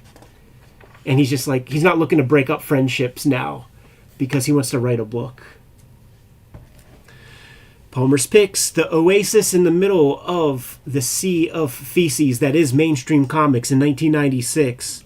We have Tom Palmer Jr. writing about Steve Wiseman's Yikes comics. Self-published. You got one right there. I brought right? issue 1 in, yeah. I was seeing what I had of this stuff, and I had issue 1, so I figured I'd show it off. Really nice as a self-published book. Like, even the table of contents and indicia, pretty well done. Totally. I think he has a really good eye for design. You know, like you'll see like a splash page put here and there. I think the page layouts are attractive. It's a quality that when I started looking at alternative comics, drew me to them in that they were very readable at a time whenever mainstream, Marvel DC stuff was getting weirder and weirder with layouts. I found this stuff to be kind of refreshing in that way. Sure. These were very hard to, like, these would not show up at Phantom. They would not be on the little wall in the back or anything like this. I can't imagine self-publishing in the climate that we've described, at this time in comics. Imagine self-publishing and trying to get your books through this. He probably lost a bunch of money whenever Diamond bought Capital. It's a nightmare. There are 4 issues out. The 5th issue in color was released this past, so there's 5 issues out. It's a comic I don't know too much about. He's a fixture on the scene. I think Fantagraphics published some of his stuff. He would show up on those sites like not Comic Art Fans, but there was like one site that had like so much Fantagraphics art where you could like buy Klaus pieces, and yeah, I remember that. I forget what that site was called.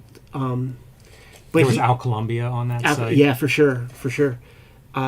He's part of the LA scene. Yes. And whenever Klaus does a talk, Steve Wiseman's in the audience.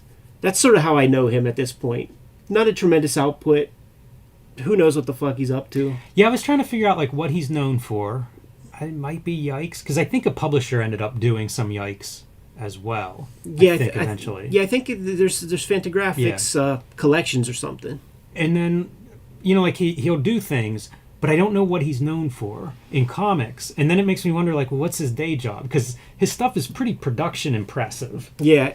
Then is he like... If his wife isn't the oncologist, then his wife is the exec or the lawyer for CBS. I see. There's two fucking LA dudes. Like, I mean, first off, almost all the LA cats. Like, there's some breadwinner in the mixture, man. And if his is one or the other. It's kind of cool. I think he started making these comics whenever he was living. He lived in Taiwan with his wife. And went from drawing, like fun sketches in a sketchbook to like, I should do something with this, and starts making his comics there. So kind of wild. Didn't realize it was Taiwan. I was thinking it was Japan, but you can kind of see. He said that most of the comics there were manga-like sports comics. Mm. So, maybe it's that thing of you don't see the comics you want, so you start making them.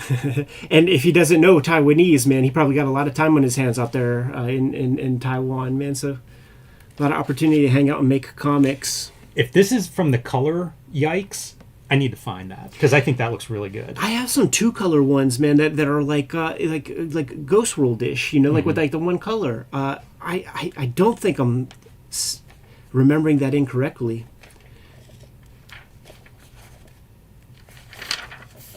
Jimmy, that might be it, man. Got a little character profile on Vampirella. Joe Mad's wife's Halloween costume of choice. We got our top 10. It's kind of the same old customers. Wolverine 100. I think maybe they put adamantium back into his bones. Could be. A surprise to see Kingdom Come #1 as a top 10 comic, just based on that book sold a lot. Sure. There's not a lot of rarity involved in that one. Well, it's not about rare. That's not what this is. This is the top hottest sellers. back issues. Yeah. Yeah. I guess price isn't the thing. It's what people are actually buying. Yeah, that's all. Angela, I feel like that just like reared its head. Yeah. 1993. And Lady Death, finally overexposed, falls off the list. You made some notes about this Wizard Top 100. I did. So you're talking about Jeff Loeb leaving Cable and X-Force. X-Force on this list, number 14. Cable, number 16. These are still top books for Marvel. I mean, there's 5 Image books ahead of them. So borderline... 6 Image books if you count Deathblow Wolverine, which means subtract the Image books. Those are 2 top 10 Marvel books that Jeff Loeb left. Right. Which speaks to your point of like, if he's leaving them based on, hey, they don't pay that well. Think of what books are selling now that a top 10 book is not generating much of a royalty. Totally, man. And like the difference between like maybe an 8 and a 9 could be 50,000 copies. You just don't know if you don't have those numbers. I feel like a good barometer, good metric would probably be Gen 13 because we know that to be a top book. And you spread it out over these 3 issues. That adds a little bit that gums up the works a little bit. Like maybe if it was 1 issue, it would be top 2 on the list. But it's a good way to get a paycheck. Have 3 of those things out. Kurt Busiek's Astro City Volume 2 #1 homage is the number 100 book. Deviate #1, which was also a Wildstorm book, is number 2. Is that the one that Jim Lee writes and stuff? Did we do a video on that? No, he doesn't write that. I think it's... Is it Ramos on the art? I can't remember the creative... It might be Warren Ellis on the writing. I can't remember the exact team. But the Wildstorm Image #1 is number 2 in the top 100 list. Oh, right. The homage #1, also, Jim Lee's imprint, is number 100. Man, do you wonder if Kurt Busiek was like, hey, let's put the Image Eye on that #1. Let's do volume 3 and put the Image Eye on it. Right. I mean, that's the influence of a publisher at this time period. Which that Image Eye, that signified a lot of, like, you always hear those guys talk about, that's a rest in peace Keith Giffen, man, who gets a little creator spotlight, recently just passed around the time of a New York Comic-Con. And he had that... for the foresight while literally dying to fabricate a tweet or an online post that said something about like, I did this to get out of going to New York Comic Con, ha ha ha ha ha, paraphrasing. That's funny shit, man. It is. One of his current works there is Trencher for the World Wide Web, Wonder what he was doing. How that was working. That's interesting. When he talks about the how I broke into comics, I was thinking that he was cutting promos and just joking, because he's talking about like hazardous material handler, big pharmaceutical company, yada yada. But I think it's pretty accurate. And he talks about he worked at that Atlas Comics, the 70s stuff. That was it Chip Goodman, or I guess it was Martin Goodman, like went off and published another wing of comics. And he was a part of that crew. Yeah, I didn't realize that's where he started. That's interesting. That's one of those weird publishers in comics history. They're around for like a year or something. Kind of burn bright. Get a bunch of creatives that you've heard of working there. Big top talent. But I don't think there's much more, Jimmy. Oh yeah, there's this Paul Dini piece where he's just kind of going on. That does like a little editorial piece about this like the creation of like superheroes in cartoon form starting from the 80s or something like that. It's a weird piece. I don't know what the argument is or anything like that. I think he's more cogent, more articulate whenever you there's documentaries about Batman Adventures, the cartoon, when they discuss what Super Friends was, where like it was so far to the extreme there could be no violence, so far to the extreme where there was one episode where Batman and Robin are shrunken and they're fighting a spider on a table, and they knocked the spider off the table, and from standards and practices they got back a note that demanded that the audience know that the spider's okay. So like they had to insert an image of just like the spider kind of walking and go and just like crawling off to the side. So before they settled in, it's post Michael Keaton Batman. Warner's is interested in pushing forth a Batman cartoon. Bruce Timm, Paul Dini, all those guys were like, we have to be able to have Batman punch a guy. We gotta have violence. We don't have to have head wounds. But you gotta, if you pull out the guns, it has to be used every now and then. We could figure out creative ways to take care of that, but these are violent characters. Yeah, that's what this whole article pretty much says, is these comic books, if you want to translate the characters, you got to find a way to keep their intensity. And, goes through some examples of that. And the Batman is perfect example of that. Like they were able to do that. And I think that's what made the animated Batman so successful. Yeah. And at the end, Jimmy, the moment you've been waiting for. The wizard profile with Warrior is the man of the hour, Tower of Power. Too hot to hold, too sweet to be sour. I don't even know what to say about this. This is ludicrous. Ludicrous. This is an April Fool's issue. Get your Cartoonist Kayfabe bingo cards ready. Because this is where Eddie P mentions the anti-gravity room. Because they did have Warrior on the show. And the little dude from Anti-Gravity Room, he goes to Warrior and he's like, in 60 seconds or less, give us the pitch. Oh boy. And he holds the microphone and they show a time lapse. And then they speed it up and then they like put the like last 2 seconds in and the kid's like, we'll fix it in post, don't worry, or something like that. It was a little bit more than 60 seconds. We'll fix it in post. That was like the whole bit. That is so funny because like you think that's one of the key components that wrestlers got to do is hit their mark time-wise. Right. And you hear guys behind the scenes talk about it like, oh, we need 30 seconds. Like it's weird how much the internal clock of a wrestler has to work right. Everything Warrior did was wrong. Including like taking this time to like make a comic. Like you're a day late and $1 short. But I do remember getting that first issue because my brother had I had the subscription to weird stuff like G.I. Joe comics, Nintendo Power, Wonder Woman by John Byrne. My brother had WWF magazine coming in, and that thing shipped with a copy of Warrior. Yes, because part of that deal was WWF had to buy, I think, like 1 million copies or 100,000 copies. Some large number of Warrior comics was part of his deal that they had to buy those from him. Oh, that's interesting. So that's why you get them bagged or whatever.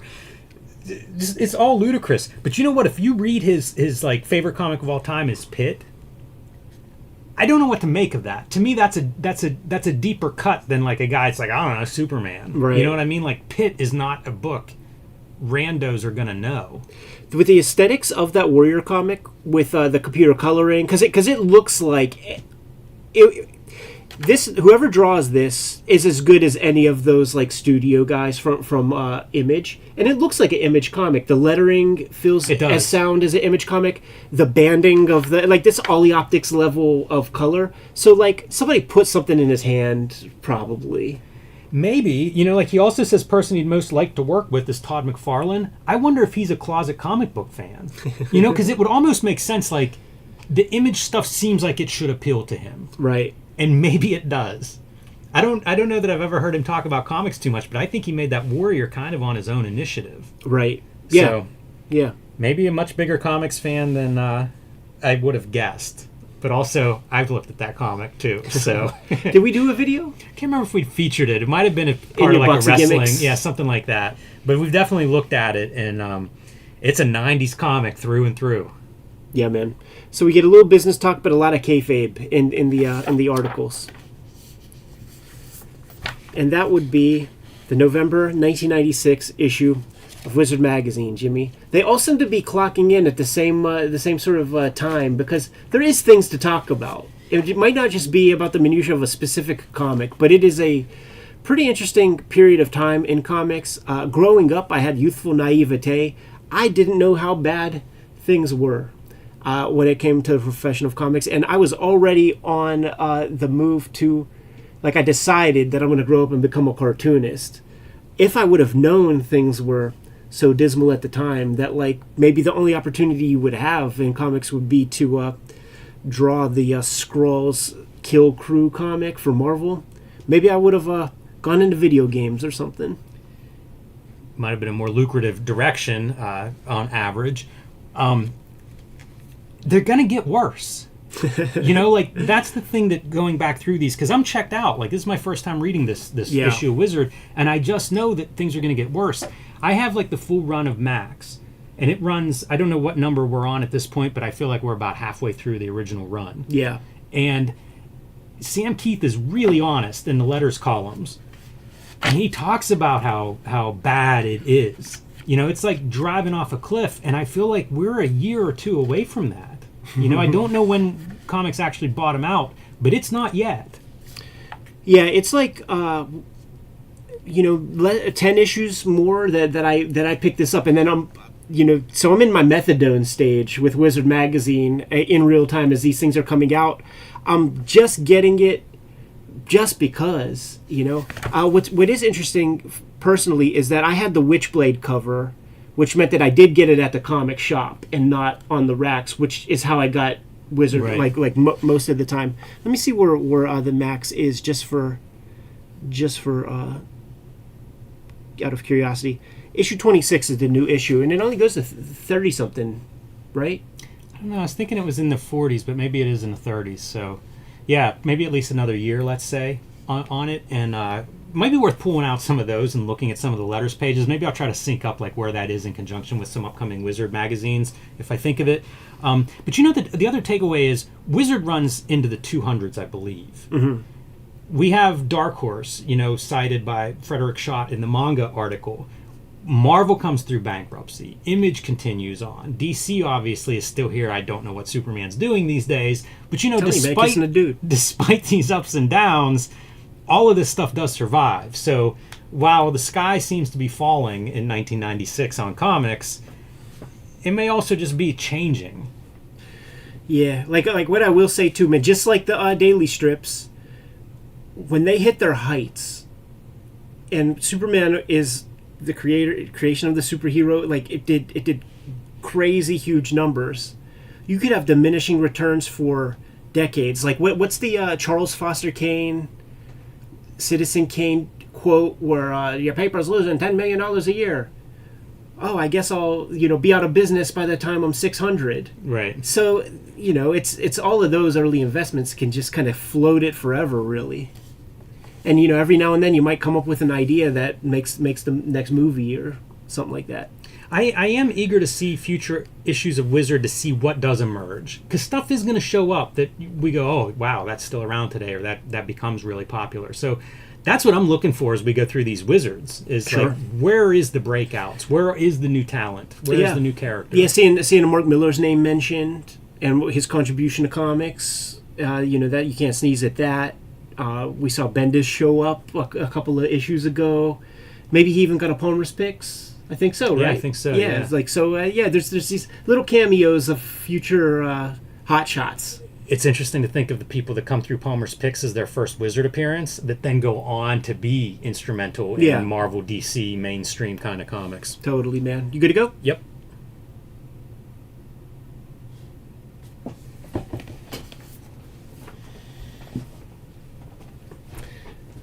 So before we put the cameras on, I was talking with Jimmy, and I was like, dude, if we could get this Wizard episode to be like a half hour, like next week we should do all Wizard episodes. Don't think that's going to happen. Because it really felt like there was nothing really, like I didn't read much. But there is conversation that just is natural for... I think that's it. Yeah, so, we'll keep pace. Because it's the combination of, oh, I read this back then, or I don't remember this. Right. Or, like... It really is a sweet spot in my fandom too, man. Because like I am now fully going to the comic shop every Saturday at that point, and scooping up a bunch of stuff, and almost none of it is new shit on the rack. Like I literally you remember Marcel, like when I would come in to class, because I would go to art class like right after, and I was like, I don't read superhero comics anymore, man. And he's like, well, what do you get? It baffled him. Right. And I like the first Complete Crumb comics that I got around this time would be issue 2 and 7. And so 2 is like notebook comics, it's Fritz the Cat stuff, it's pencil on notebook paper. 7 is pretty hardcore. And really, I just scooped them up. I wanted 2 because of the notebook paper drawings, but 7 was like a first printing, so it had the cheapest cover price. So that was literally the only reason I bought that one first. Got that newsstand edition. Guys looking at X-Men number 4. Yeah. Oh yeah, lock me in, Jimmy. I don't want my shadow in there.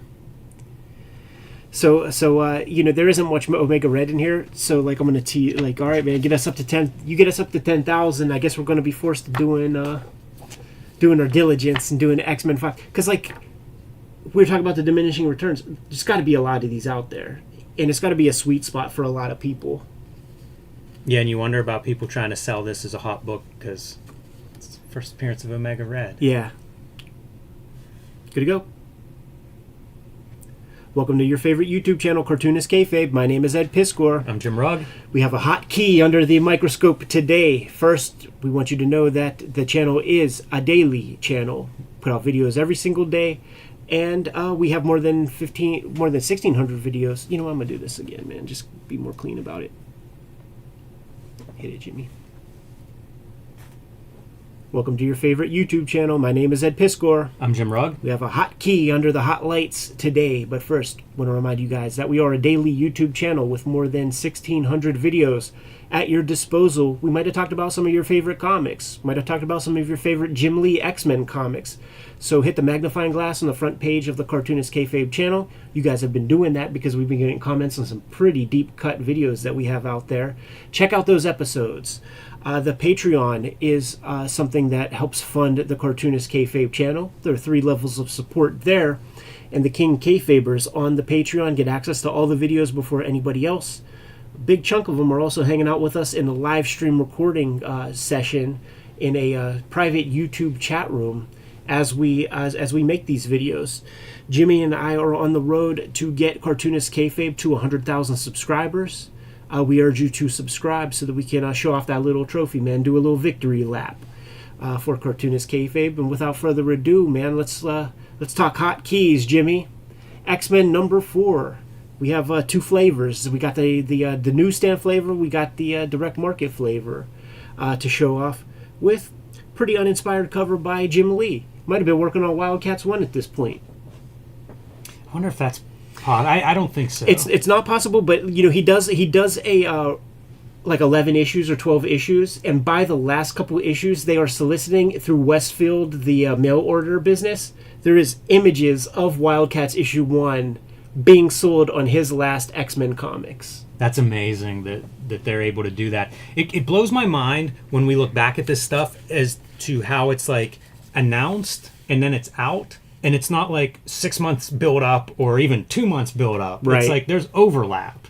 And what seemed like the biggest, most time-consuming... Can you imagine the chaos of launching Wildcats 1 and you're like finishing up your X-Men and starting, these comic book store appearances with a mile-long line? Right.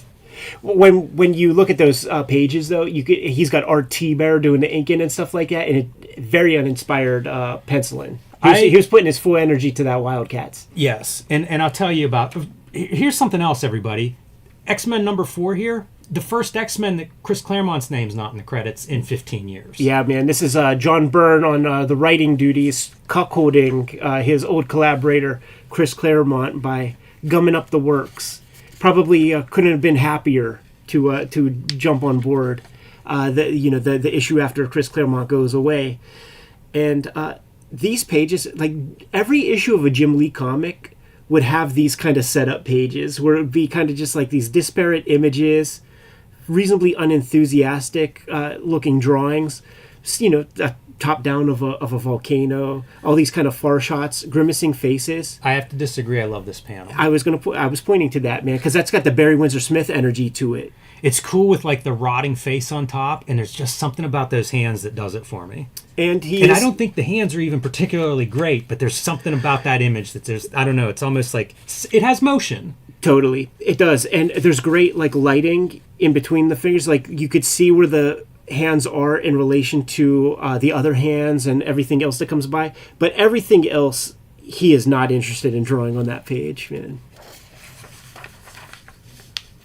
Got a naked Omega Red showing up, man. And then we have this guy. Did this guy ever pay off as a villain? This seems to be what he always does. He's kind of just like in a boardroom. We know he's a bad guy because he says he's a bad guy, but I haven't seen him do anything bad. I haven't seen him do anything. He just is always kind of like standing around. So, some confessions here. This is the last of the Jim Lee X-Men that I think I buy like the whole Omega Red arc. Okay, so you but got not the next rest issue of the Jim Lee run. I'm out. It just completely doesn't appeal to me. And this is back in the day. Right. I check out on that. John Byrne seems like the perfect guy if you're going to lose Claremont to bring on board. Right. Super reputable, you need to replace a star with a star. That's a good one. He lasts... How many X-Men issues does he write? I think it's 2. Yeah, I think it's just these. And I mean, think of what the royalty must be at this point. This book's got to be selling north of 500,000 copies. The royalty check every month would be hard to walk away from, and Byrne walks away. Yeah. What must this have been like, this whole X-Office, Bob Harris, Jim Lee? It must have been rough. Claremont leaves, Byrne sticks around for probably 2 giant paychecks and then is like, I'm out. Yeah, it's a good question, man. Jim Lee and Scott Williams, over time, figured out this part of the style where you get the close-up view, and it's really just like zooming in on a smaller panel where they don't... This is not cross-hatching. In order to have cross-hatching, it creates a gray. Yeah. You could drive a truck through this crosshatch. There's some wild stuff. I was looking at this and figuring out, is this exactly like put your compass right here? And you get this circle going on, like all those hatch lines around there. I do wonder it's very fun. Because there's marks here that don't feel Scott Williams-ish to me.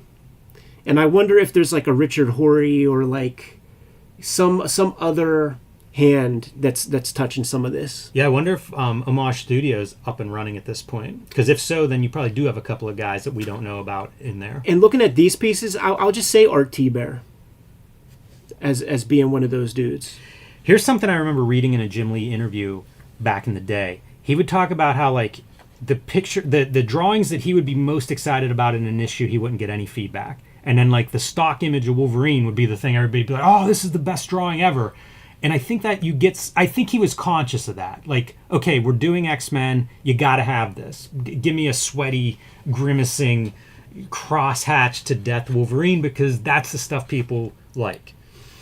I absolutely love that he pays attention to just like he's got this like furrowed brow and he like lights the eyeballs. That's an interesting touch. You don't see people do that often. No, it's really good. But dude, this is the X-Men for the 90s, man. So we're going to replace softball with some street hoops. That's what I remember with this issue. And I'm kind of glad that we're doing this because I enjoy the basketball scene in this.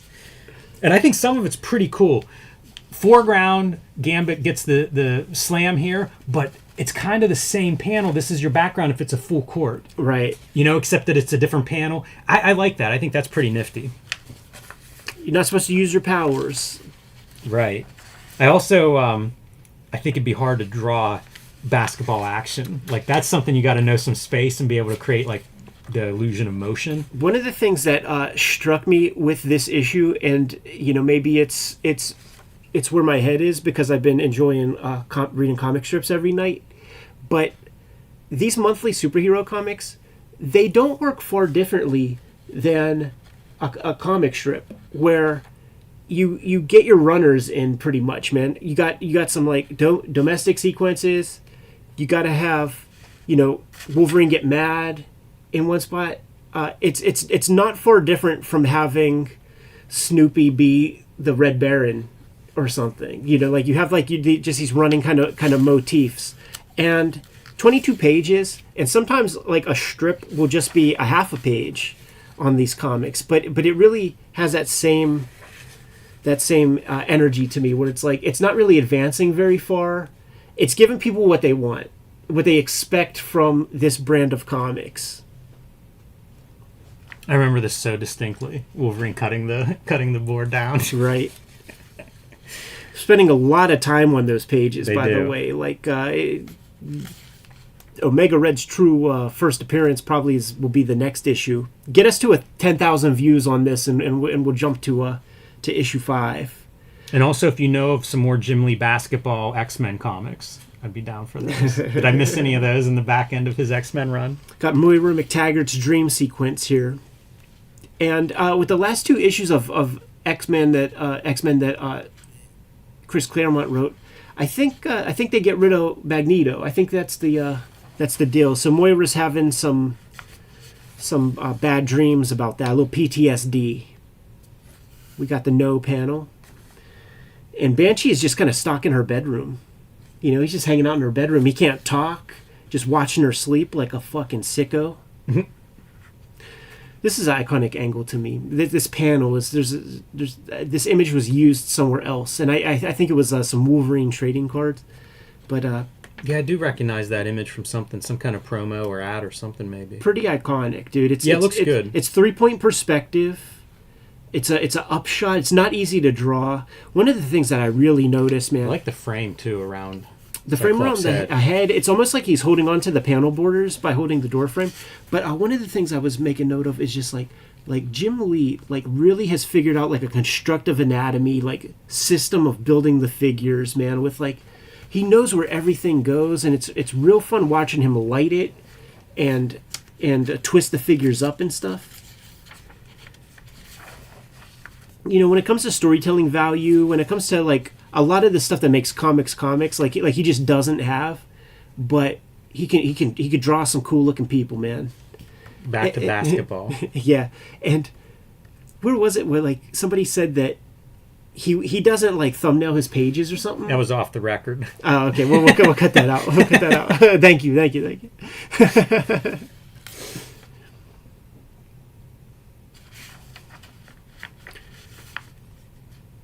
feel like we've seen a version of this several times in Jim Lee comics. Absolutely, man. And all these characters come from that trinity of issues where Psylocke is introduced. Yes.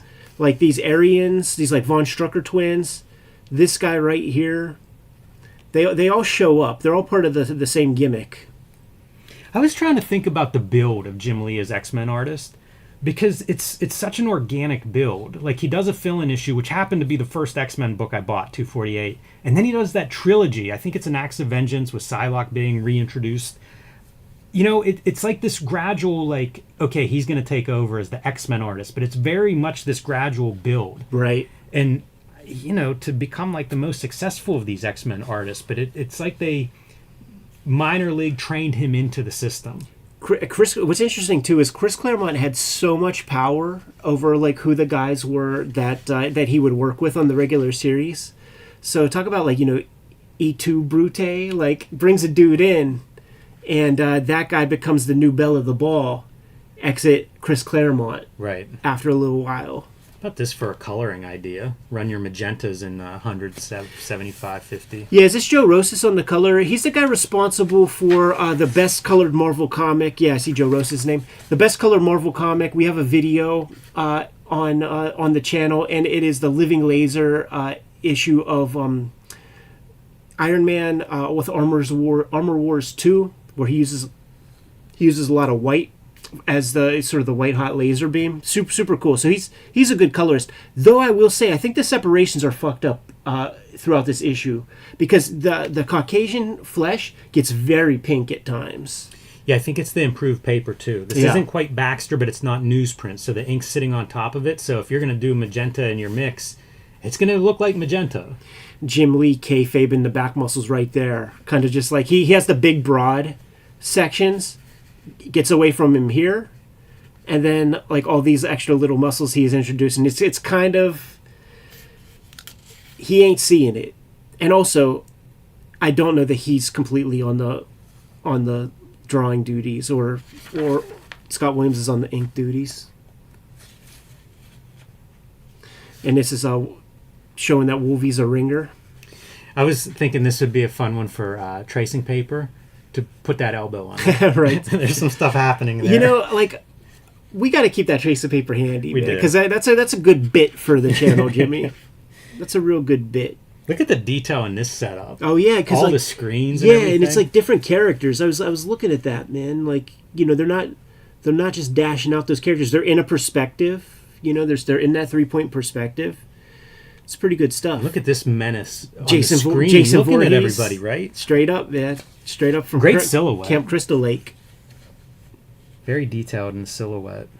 I thought this perspective on this motorcycle was just incredible. Yeah. Like, what a bitch to draw. And if he did it freehand, mad props if he didn't just kind of trace a photo.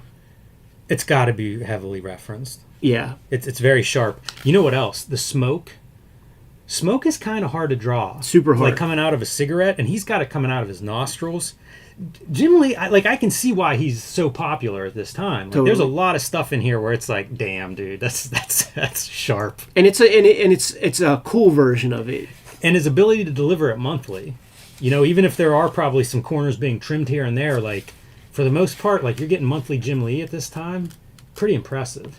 In the same way that there was speculator boom with comics, there was with trading cards. And this era of trading cards is called the junk wax era. Makes sense. Got Rogue showing up for her date in some like southern debutante gown. Yeah, kind of an anchor page there. Give us a nice full figure shot. Sell that original. And everybody's trying to cock block them. Yeah, they are. She's just trying to have a little time with Gambit, and everybody's inviting themselves to the party. I know people love Gambit. This is really funny to me. Like, I feel like they haven't worked out what Gambit is without his headdress. You got to keep the headdress. And you know what? As far as I've read into this stuff, because I got very deep into my methadone stage with X-Men comics, I can't lie, they never figured it out. They never figured it out. If I remember, there's like a very particular drawing where Andy Kubert has to draw. It's the wedding issue with Scott and Jean, and he catches the bouquet or whatever, and so he's in a suit and he's showing up at a wedding. It's pretty bad.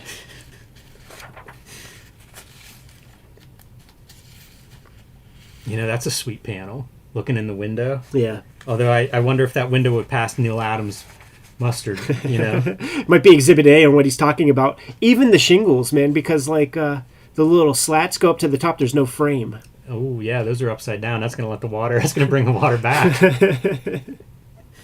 But, like these little panels I find really impressive. And it makes me wonder, is that something you have in the morgue file? That background? It looks pretty made up.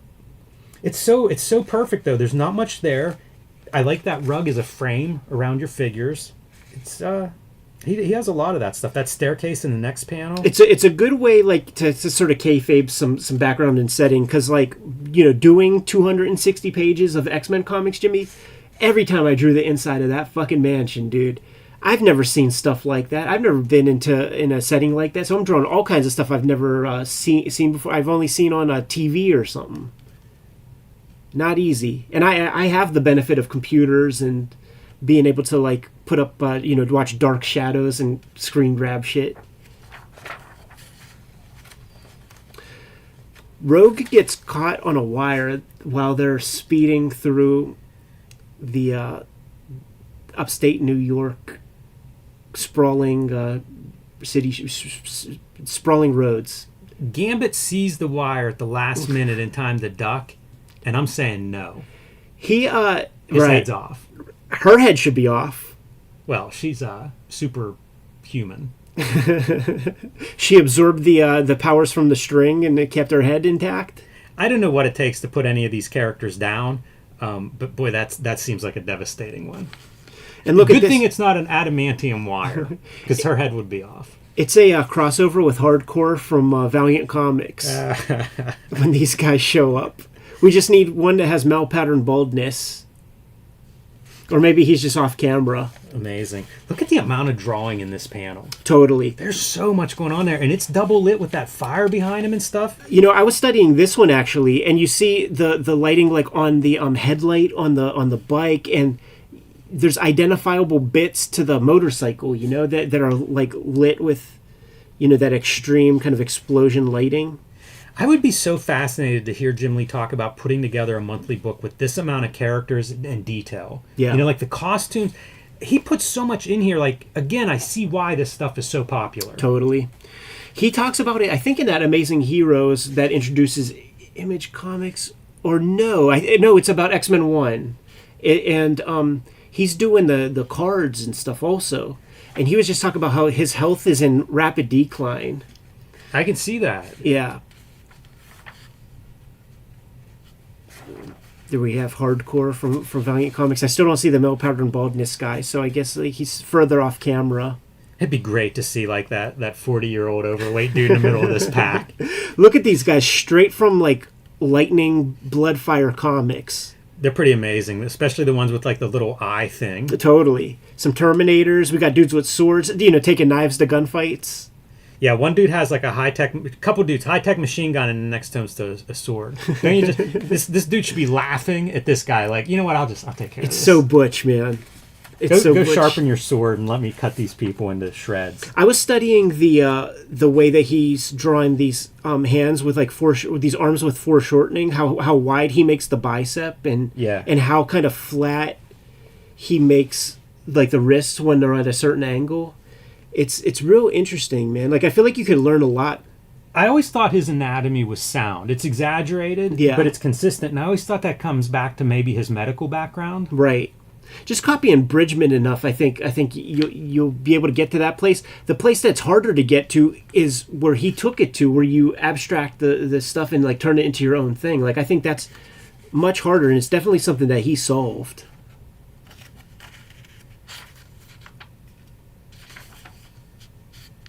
Here we have Omega Red showing up, man. Those guys were softening up the X-Men for the big baddie to show up.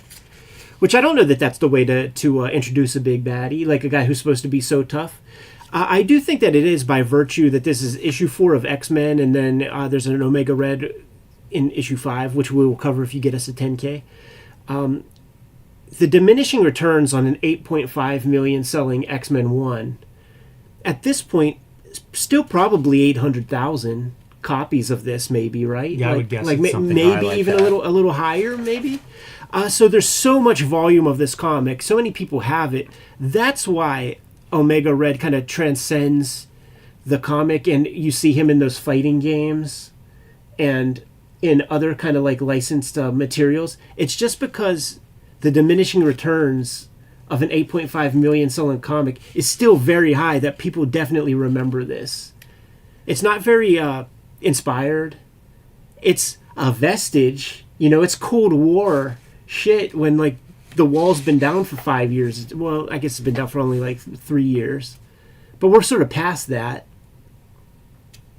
Yeah, I don't know. I can't speak to it. It doesn't, I read this story and then quit X-Men. So I can't totally endorse him. But it's definitely the push. It's Jim Lee. It's the first Jim Lee X-Men without, really a writer. And and it's a new character by Jim Lee, the biggest seller in Marvel history. So, it's definitely a push. And he's introduced in the Lux edition of issue 1 when they show the sketches. You remember, they're showing the sketches for different character costume designs, and there's a sketch for Omega Red. He's nameless in there, but it's definitely there. Let's take a look at these classic Marvel tees, Jimmy. It's hard to turn the page without them, and you really see how who the superstars of Marvel Comics is at this very moment, and it's all the guys that you expect. There's several Jim Lees. I believe this is a Jim Lee. Yes. That's a cover to a war journal. Oh yeah, that's a great Jim Lee. I think we covered this one. The issue is Klaus Janson is Jim Lee's best inker, I think is what we call it. This is Jim Lee. Of course, this is X-Men 1 Jim Lee. This is Jim Lee. So that's 4 Jim Lees. We got a Tex. I like this text. If I were going to buy and wear one of these shirts, it's this text is the one that I'm picking out of this page. How about the worst one is front and back is this Dale Keown Hulk? Like the back is the same as the front? That's whack, man. Oh, that must have to do with that maxi print that they do a front and back. That's weird. Right. But it would be the same thing. Yeah, because at least these have, different stuff. So it's Dale Keown. This Spider-Man is Eric Larson. Yes. I kind of like the concept of that Spider-Man with the city photo. I bet it looks pretty cool yeah. with a black silk screen with the dots all over. I bet that could be pretty trippy and cool. And you got a McFarlane in there. Yes, and Whilce Portacio on the Beast. Is that who that is? Yep. Okay. And I don't know who this Ghost Rider is. I don't think that's Tex. I can't figure that out either. Maybe that's like Javier Saltares. I don't even know that it's him. It's such a generic house-looking clip art kind of thing. Like, I wonder if that's even the image that would come back. Right. It looks like the guy who did Morbius. Was it Ron Wagner? Ron Wagner did Morbius. Yes. Yeah. It looks like it's that level of craftsmanship type shit. But yeah, I've never seen any of these in the wild. They're very gaudy. Yes. Yeah. Yeah. The X-Men All Over shirts are kind of wild looking. Super gaudy. Very 90s. It is very 90s. All right, guys. You know your marching orders, and this is not the official full first appearance of Omega Red. We got to get into the battle here. Man, I love this cover. I remember seeing this and thinking how far off it was from the Marvel Universe Series 2 cards with the schematics by Elliot K. Brown or whatever his name is, showing how the claws worked. I'm like, that does not work. Those are coin slots. He keeps quarters in there when he goes to the arcade. Exactly. And I feel like there should have been a hentai kind of comment on the Omega Red powers. That's the doujinshis to look for next time I go to Tokyo, man. Omega Red, La Blue versus La Blue Girl. Good to go. Yes. Omega Red versus the Blue Girl, dude. You never know what comes out of our mouths, man, on Cartoonist Kayfabe.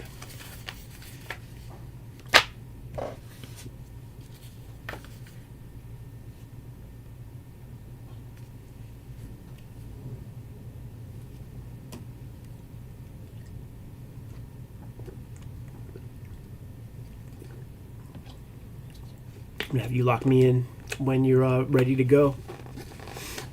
Kayfabers, we're going to be looking at Ravage 2099 issue 1. You know what? This is the one that has the bad pinks for the colors on the faces and stuff. Ready? Give me one sec. All right, good to go.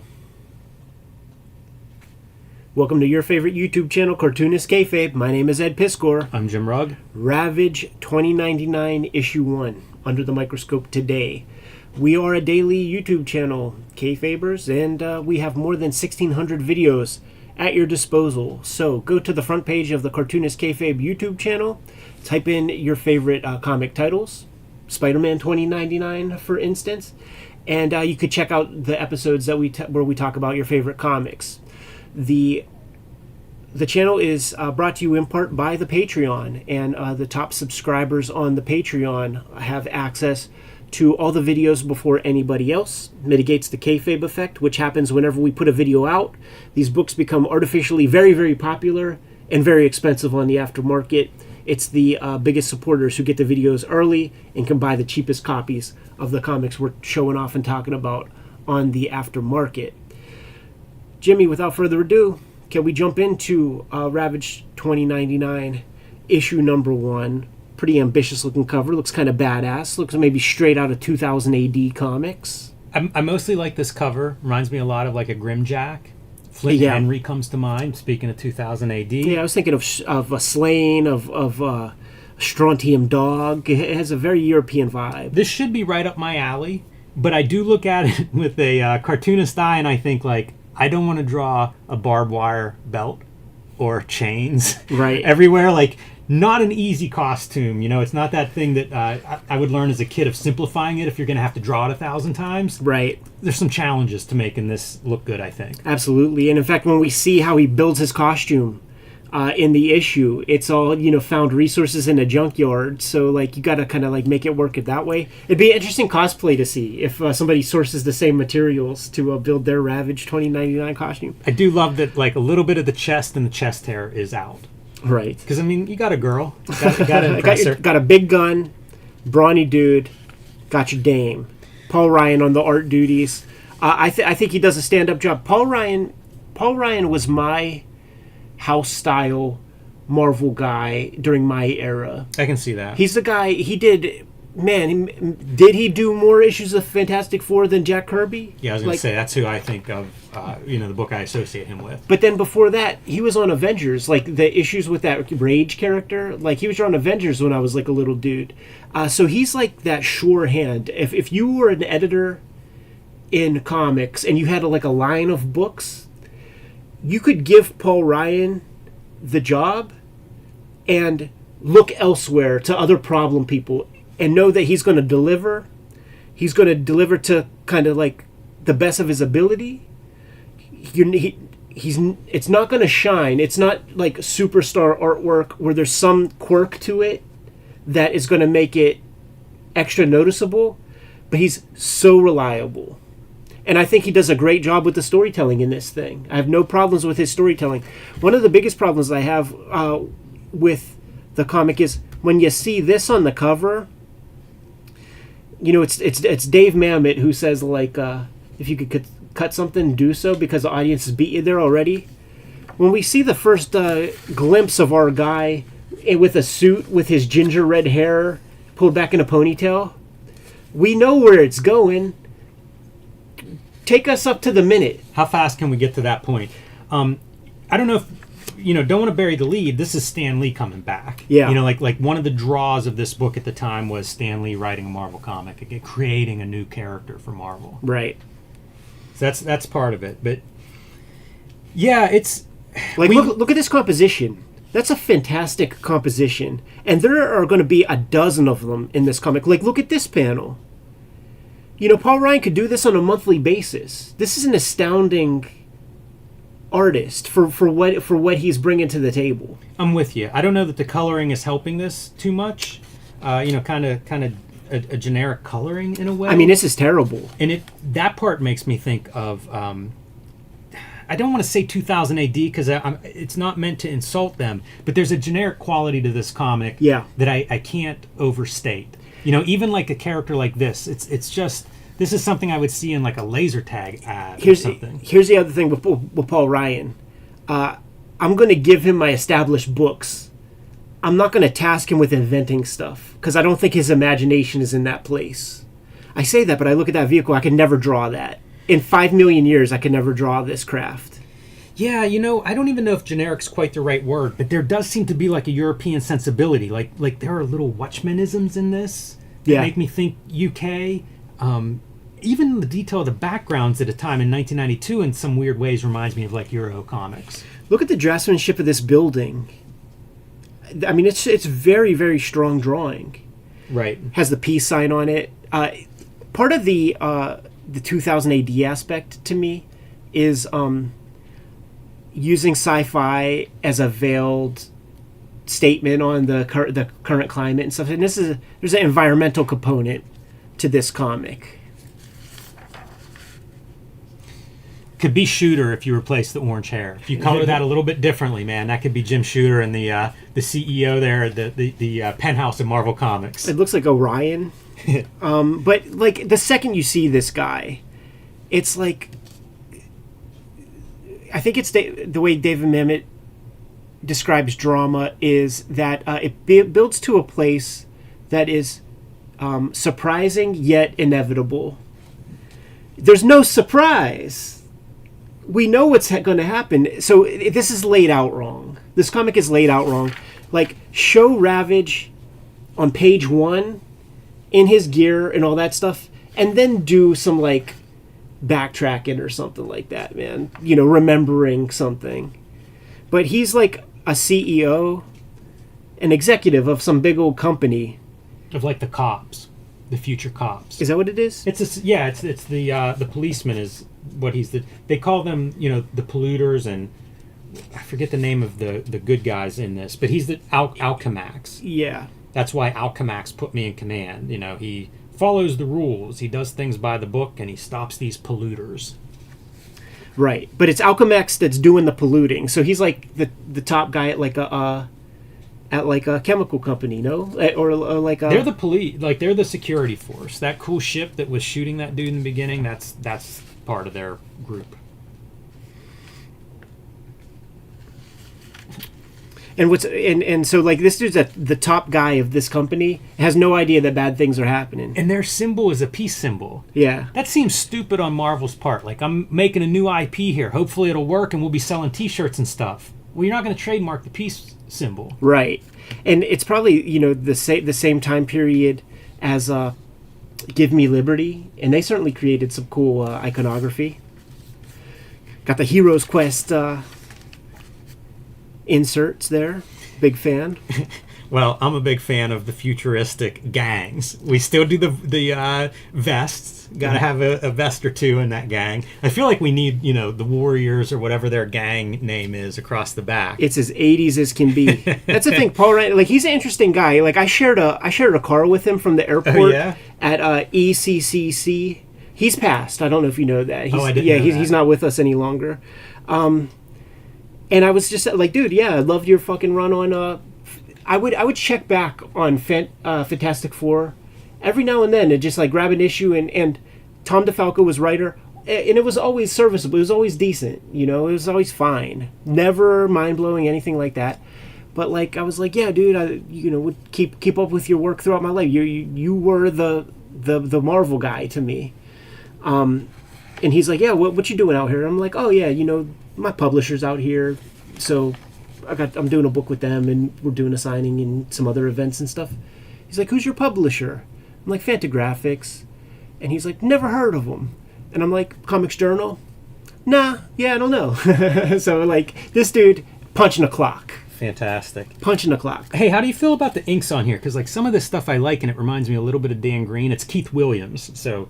but I kind of like it. It's a little bit rougher, I think, than maybe some of the stuff on Fantastic Four, for example. Yeah, maybe. It still has those like Jim Lee-isms that I'm just not crazy about at all, because this guy is just he's too good for that. You know, like the stuff he's pulling from is divorced from that, so it's kind of like a weird tension, a weird push-pull.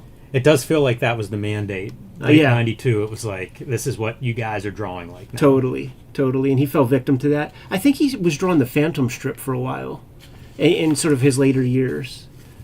He didn't get to live to be very old, by the way. You see these crazy pinks, man? I think the color separators are... Somebody fucked up with the color. Boy, the ponytail big in 92. We have our AI porn chicks and stuff. By the way, this is 100%, this dude is going to go bang one of these AI things. Because he's like, I can't decide which of these holographic beauties to select for my virtual reality session. Yeah. Why are you telling this guy? Yeah, dude. Is he going to watch? The bros, man. He's handing him the fleshlight that he's going to like put on his jammy to kind of go in sync with her hip motions.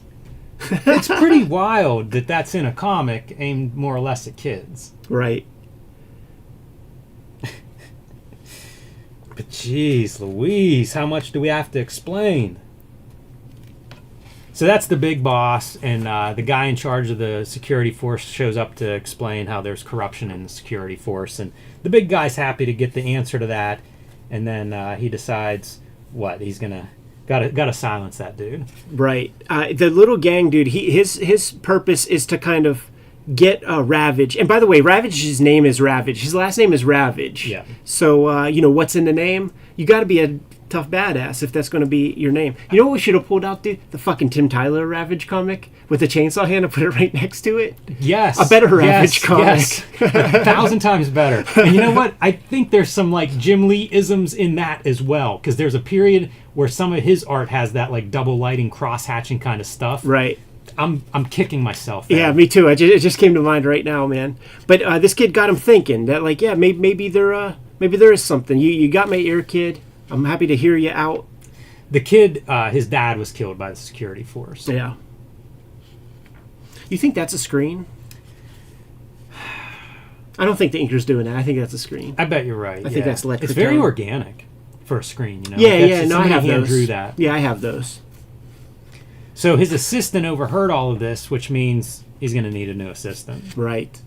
Blast that guy out. I was looking at the glass breaking, and it felt real plausible, like the way some of that glass is still kind of like oriented the way it was when it was in the window and stuff. I think that's a smart move.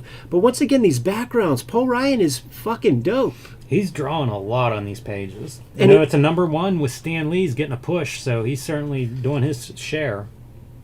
Yeah, I wonder super what cool. kind of story he had to work with, because the story is interminable. Oh, it's awful. Like, yeah. did Stan give a detailed script? Did somebody else write this in detail for Paul Ryan? Like, what are you dealing with? Because it's not very fun to read. No, not at all. The colorist, like ebbs and flows with the coloring, because whenever they play with the windows, sometimes the colorist is smart enough to use a lighter color when you see the stuff behind the window. Yeah. You know what I'm saying? And it's this sort of an opportunity to do that. But this guy's just, paint by numbers, going through the motions. We see our girl from the cover. She's like the secretary for the big boss. And you know what? This is actually like a quaint and charming kind of piece, because you imagine Stan Lee with like Flo Steinberg and people. He's like, this is 2099, and he's telling his secretary to like hook him up with a direct line to so and so, and don't listen in. Right. Make sure you don't listen in. And she's like, yeah, okay. By the way, when Candyman came out, it's the only. My parents always put on those horror. Like, we could watch any horror movies, whatever, no problem. That's the one that gave me nightmares. That one effed me up. I do think that Paul Ryan foretold the 2022-2023 chick LA mullets that the girls were like. Think Miley Cyrus in the past couple of years that girls were doing. So that was good foresight on his part. And of course, the girl is immediately listening in on what's going on, and realizes that guess what? The big boss guy, he's the bad dude. This page looks very joyless to me. Mm-hmm. Yeah, it all feels joyless, and I associate that, frankly, with Paul Ryan's work also, where he's so strong at what he does, but it's punching a clock. Like, I imagine that he works from 9 to 5, he like puts the pencil down and goes and enjoys like a nice kind of suburban life, watches Roseanne, and like doesn't think about it anymore until it's time to punch the clock the next day. This is bizarre. So they're bringing this thing called a Mutroid in, and cool submarine. Again, that submarine could be out of Watchmen. Straight up. And this is our Mutroid, like, coming in on a raft in front of it. I can't totally understand some of the reasoning, how that works out. Is the submarine pushing the raft onto shore? And if so, is it then going to be beached, next to it? But nevertheless, this is could be Doomsday. Great almost, build. Walking up. And it's all Paul Ryan. It's all Paul Ryan's work, the camera angles that he's choosing. And we cut back and forth, right? So we got Ravage still kicking it with this kid, to the point where the kid's like, why you keep walking around with me? Which, that feels ham-fisted. Yeah, the kid is like, I'm probably dead now, right, because you've exposed me to this. And Ravage has no clue. Yeah, he's a big boob. Yeah. It takes a lot for him to get convinced. And it really is, it's going to be this gimp is going to do the trick. Once again, smart drawing here, because, like, this could have been an easy tangent to create. If you just move him over a little bit, you got a messed up drawing. Also, I feel like Tiana might be a secretary for both Ravage and the leader of this company. Yeah. She goes back and forth between the offices. What?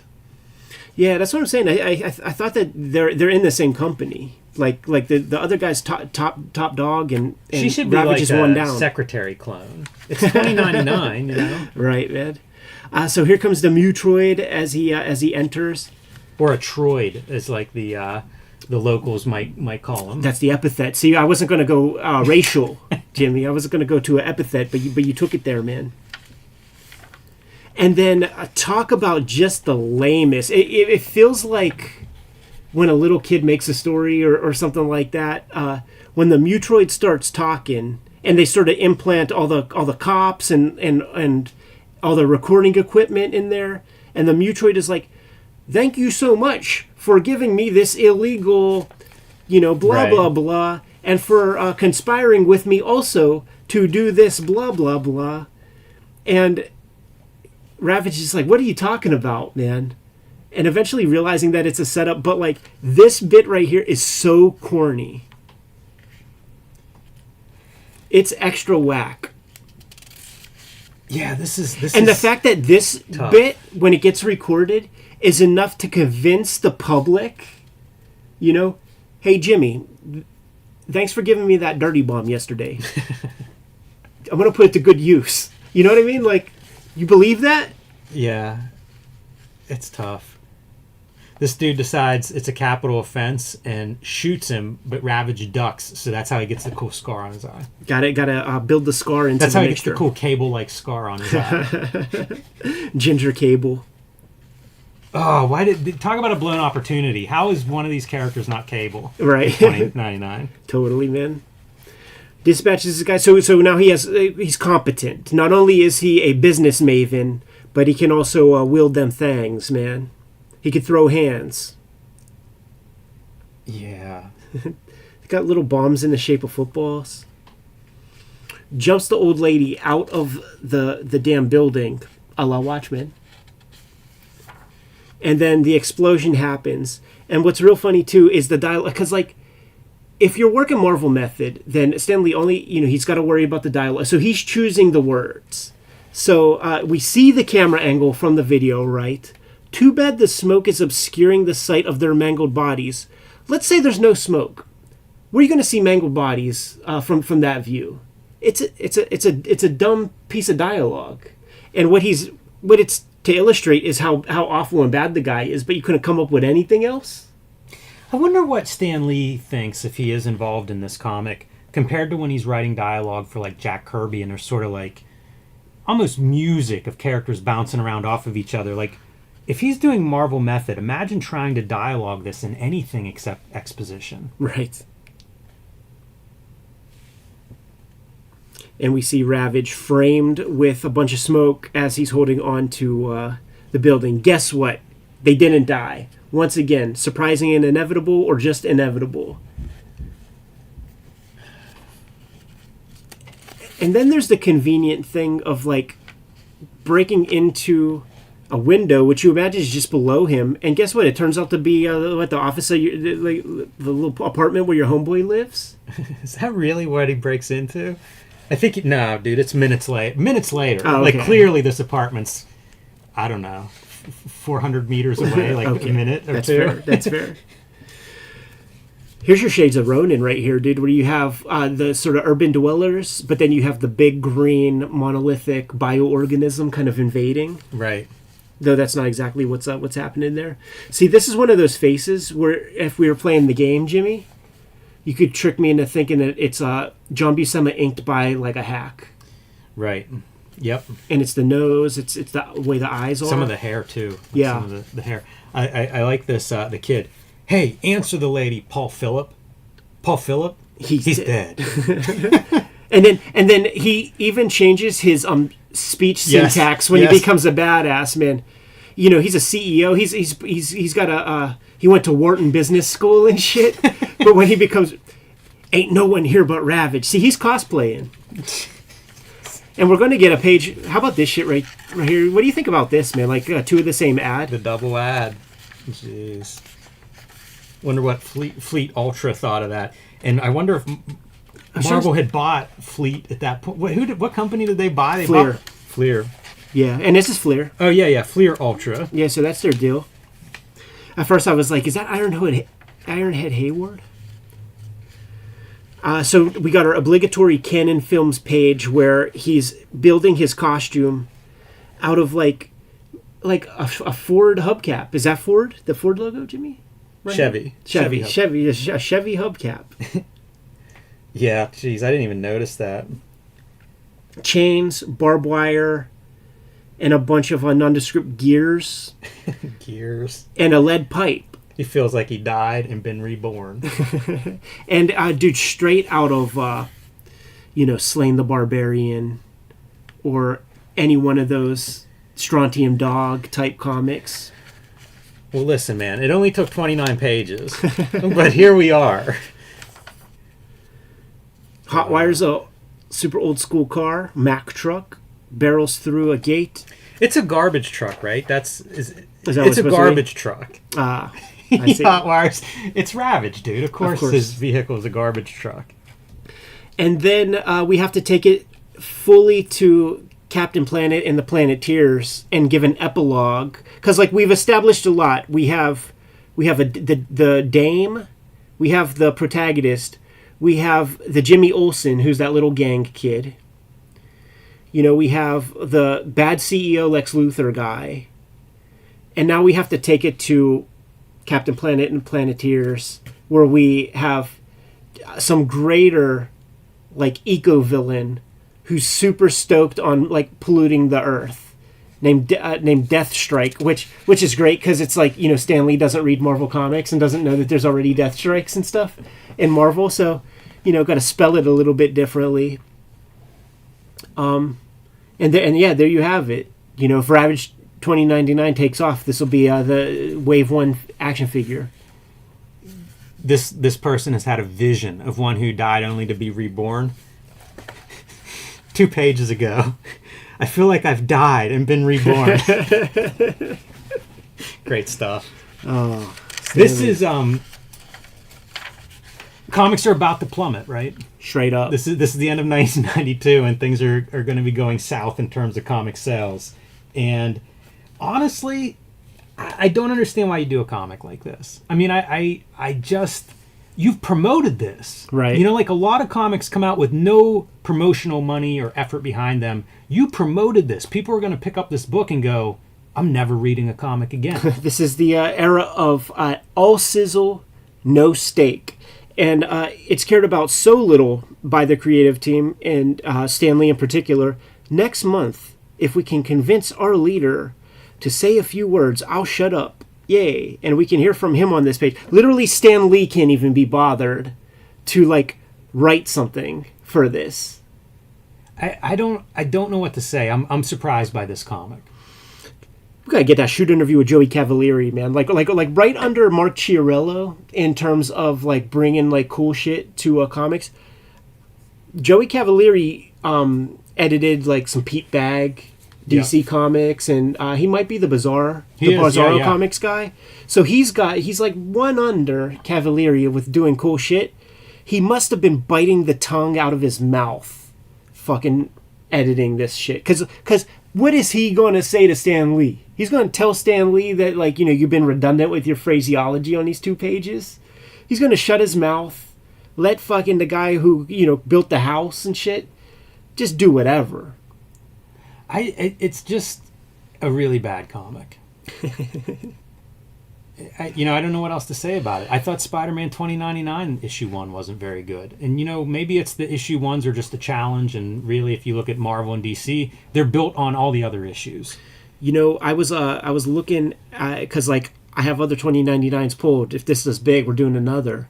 The Punisher 2099, with all the stuff we've been talking about, British this, British that, 2000 AD, it's written by Pat Mills. Have you read it? I haven't.